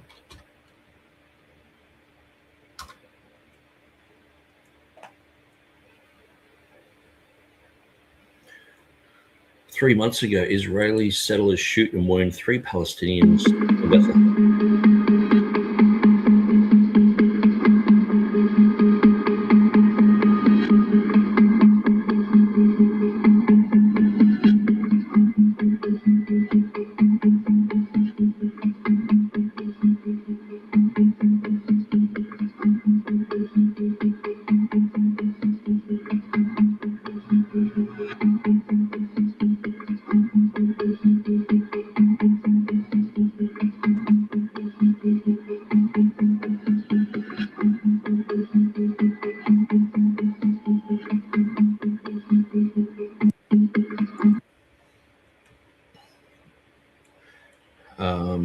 So it looks like there's, you know, documentaries and but I mean, it just seems like people are just sort of ignorant about, you know, this front line, what's actually really happening on the ground. And it's like, okay, should these people give up their land, regardless of if they're Muslim or Christian or whatever? Do they have to give up their land to these people? And I sort of got a yes, like that it's God's land, you know what, and the whole thing of like we're going to put you know, sell one little meter plot to a Chinese person or to a French person, and it's like you can't carve up God's land, and it's like, but this is their own personal land. You know what I mean? This is theirs, isn't it? Are they Christians? Like back in Jesus' day, could they just turn up wherever Christians lived and go and just said, "Hey, you can't be here, get out"? And the thing is, like I said, that a lot of Israelis want from the Euphrates to the Nile. So you can't, no one can own any property like in Iraq or in Jordan or in Lebanon or any of these places. They have to sort of give it up or give authority over to Israel to rule over them. And it's like, man, you know, like that is the issue. I mean, and the Jew people thing, it's sort of like, it seems like the whole settlers thing is almost like just dismissed. It's like, that's not really happening.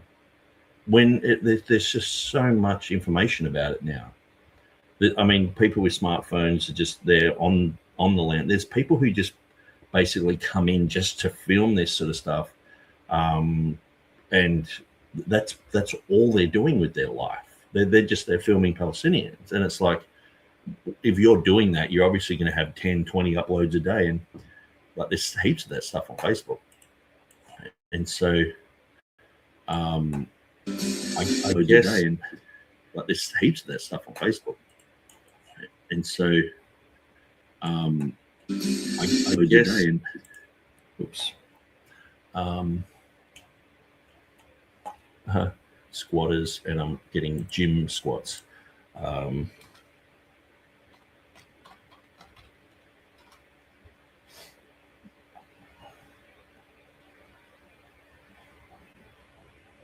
And one of the things is too, what I've realized is that here in Australia, if you talk about you know, Palestine, Gaza, etc., they just say, "Oh, you're on the left." That's the whole story.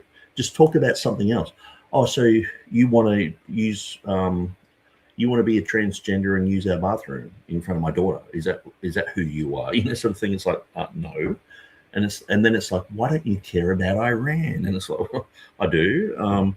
Just all these weird things just to divert. It's like, let's just deal with the facts. And when you just, over years and years and years, I've thought about it, and I just sort of went, it's like when the Europeans came to America, they pushed people back. They pushed the Indians back and killed lots of them. And that's what's happening. Same happened here in Australia. That's pretty much what it's about. And these are the people in real time it's happening to them. And so you don't have to be a savant to figure that out. That's exactly what's happening. So but there is the complication of religion involved. And so you've got on one side, but see, they're not talking about the certain aspects of Jewish religion, which isn't Old Testament, because most of these people aren't Karathite Jews who just follow the Old Testament.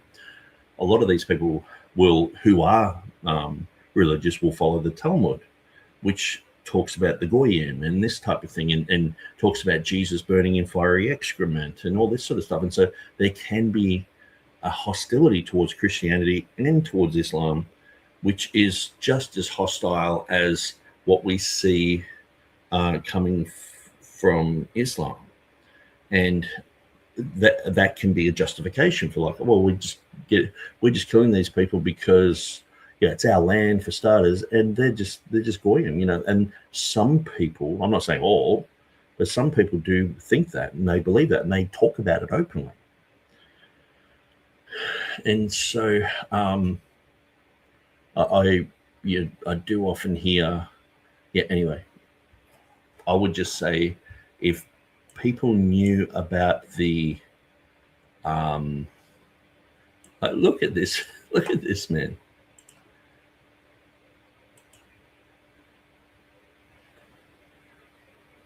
This is Gaza.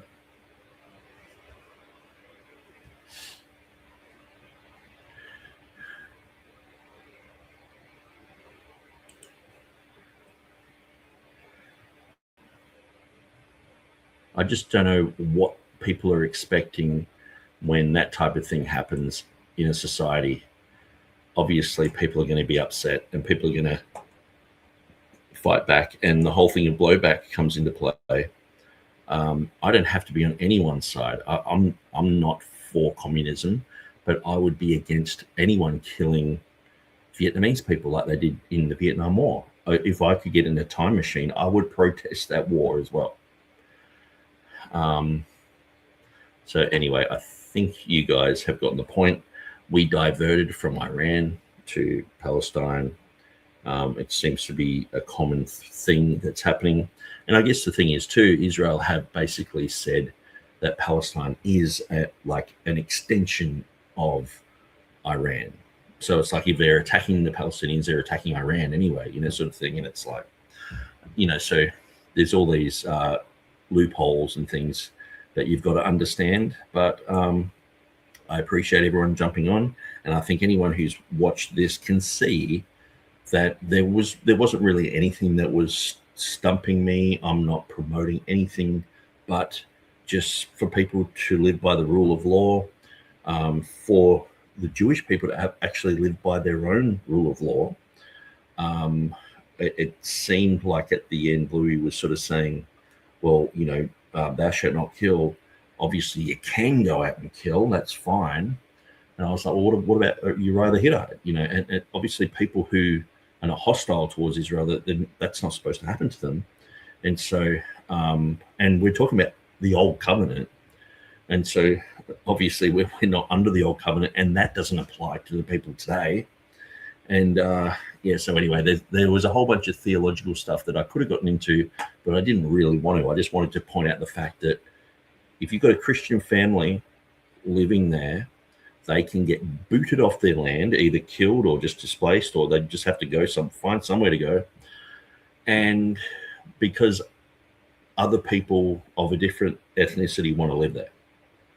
It's pretty simple. And instead of just saying, oh, it's complicated, oh, it's war and all this, it's like, oh, that's immoral. And if these people are Christians, why aren't you supporting that? Why are you supporting these other people who most probably aren't even Jewish in a sense of believing Jews? They don't even believe their own Torah. Many times they don't. Why would you favor them over the Christian? So anyway, I'm going to shut this down. and I've got other things to do. And so, but yeah, like jump onto YouTube, look up squatters, Palestine, and where's Hamas in Bethlehem? Hamas isn't in Bethlehem. So anyway, I would go through and watch all these videos, and then, you know, if I'm wrong, please let me know. Put it in the comments. Say, hey, Nick, you're wrong. Here's this, here's that. Here's another video you need to watch. I'm interested in truth. I'm not against it. But what I see is there is an ideology out there that allows for a certain group of people to have special rights over others because of a nostalgia. Because it's nostalgic to go, well, these are the direct descendants of these people way back then. And so how do we prove that? How do we trace that? And especially there's lots and lots of people in Israel with only 25%. And so what do they count biblically? Or and aren't people who live in Israel, to be a true Jew, don't you really need to be obeying everything? you know what I mean? Like, if you're not really obeying anything, if you're not really part of the whole, you know, Jewish religion, do you qualify even as a Jew? What is that? Can you just be an atheist for like 50 generations and just mix and mix and mix, and you got 25% there, and you're just like, hey, I turned up and I want some property. So anyway, I'll shut that down. So here's the picture of Sam's great grandparents. Amazing.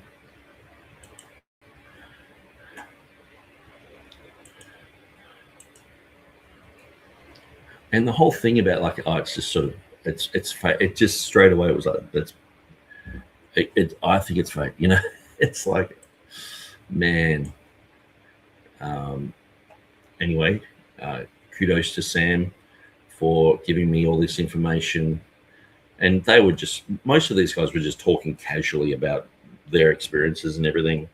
But it was really eye-opening for me growing up in a Christian community where the Jews could never do anything wrong. Butter wouldn't melt in their mouth. And now I'm looking at it going, oh, no, they're just as bad as the Americans. They're just as bad as the Australians. They're just as bad as lots of other people. They're actually doing some pretty bad things. Maybe I should say something about it. And then it's like, you're anti-Semitic. You know, you're fighting against the Jews. Why are you coming against them? Yeah, they're our brothers, sort of thing. It's like, well, I hope they get saved. But ultimately, at the end of the day, Jesus rebuked the government of Israel. So did John the Baptist. Paul did as well. I'm just doing what they did. And I don't think they would be too happy with this either. So anyway, I'm going to shut this down. God bless you guys, and we'll see you again soon.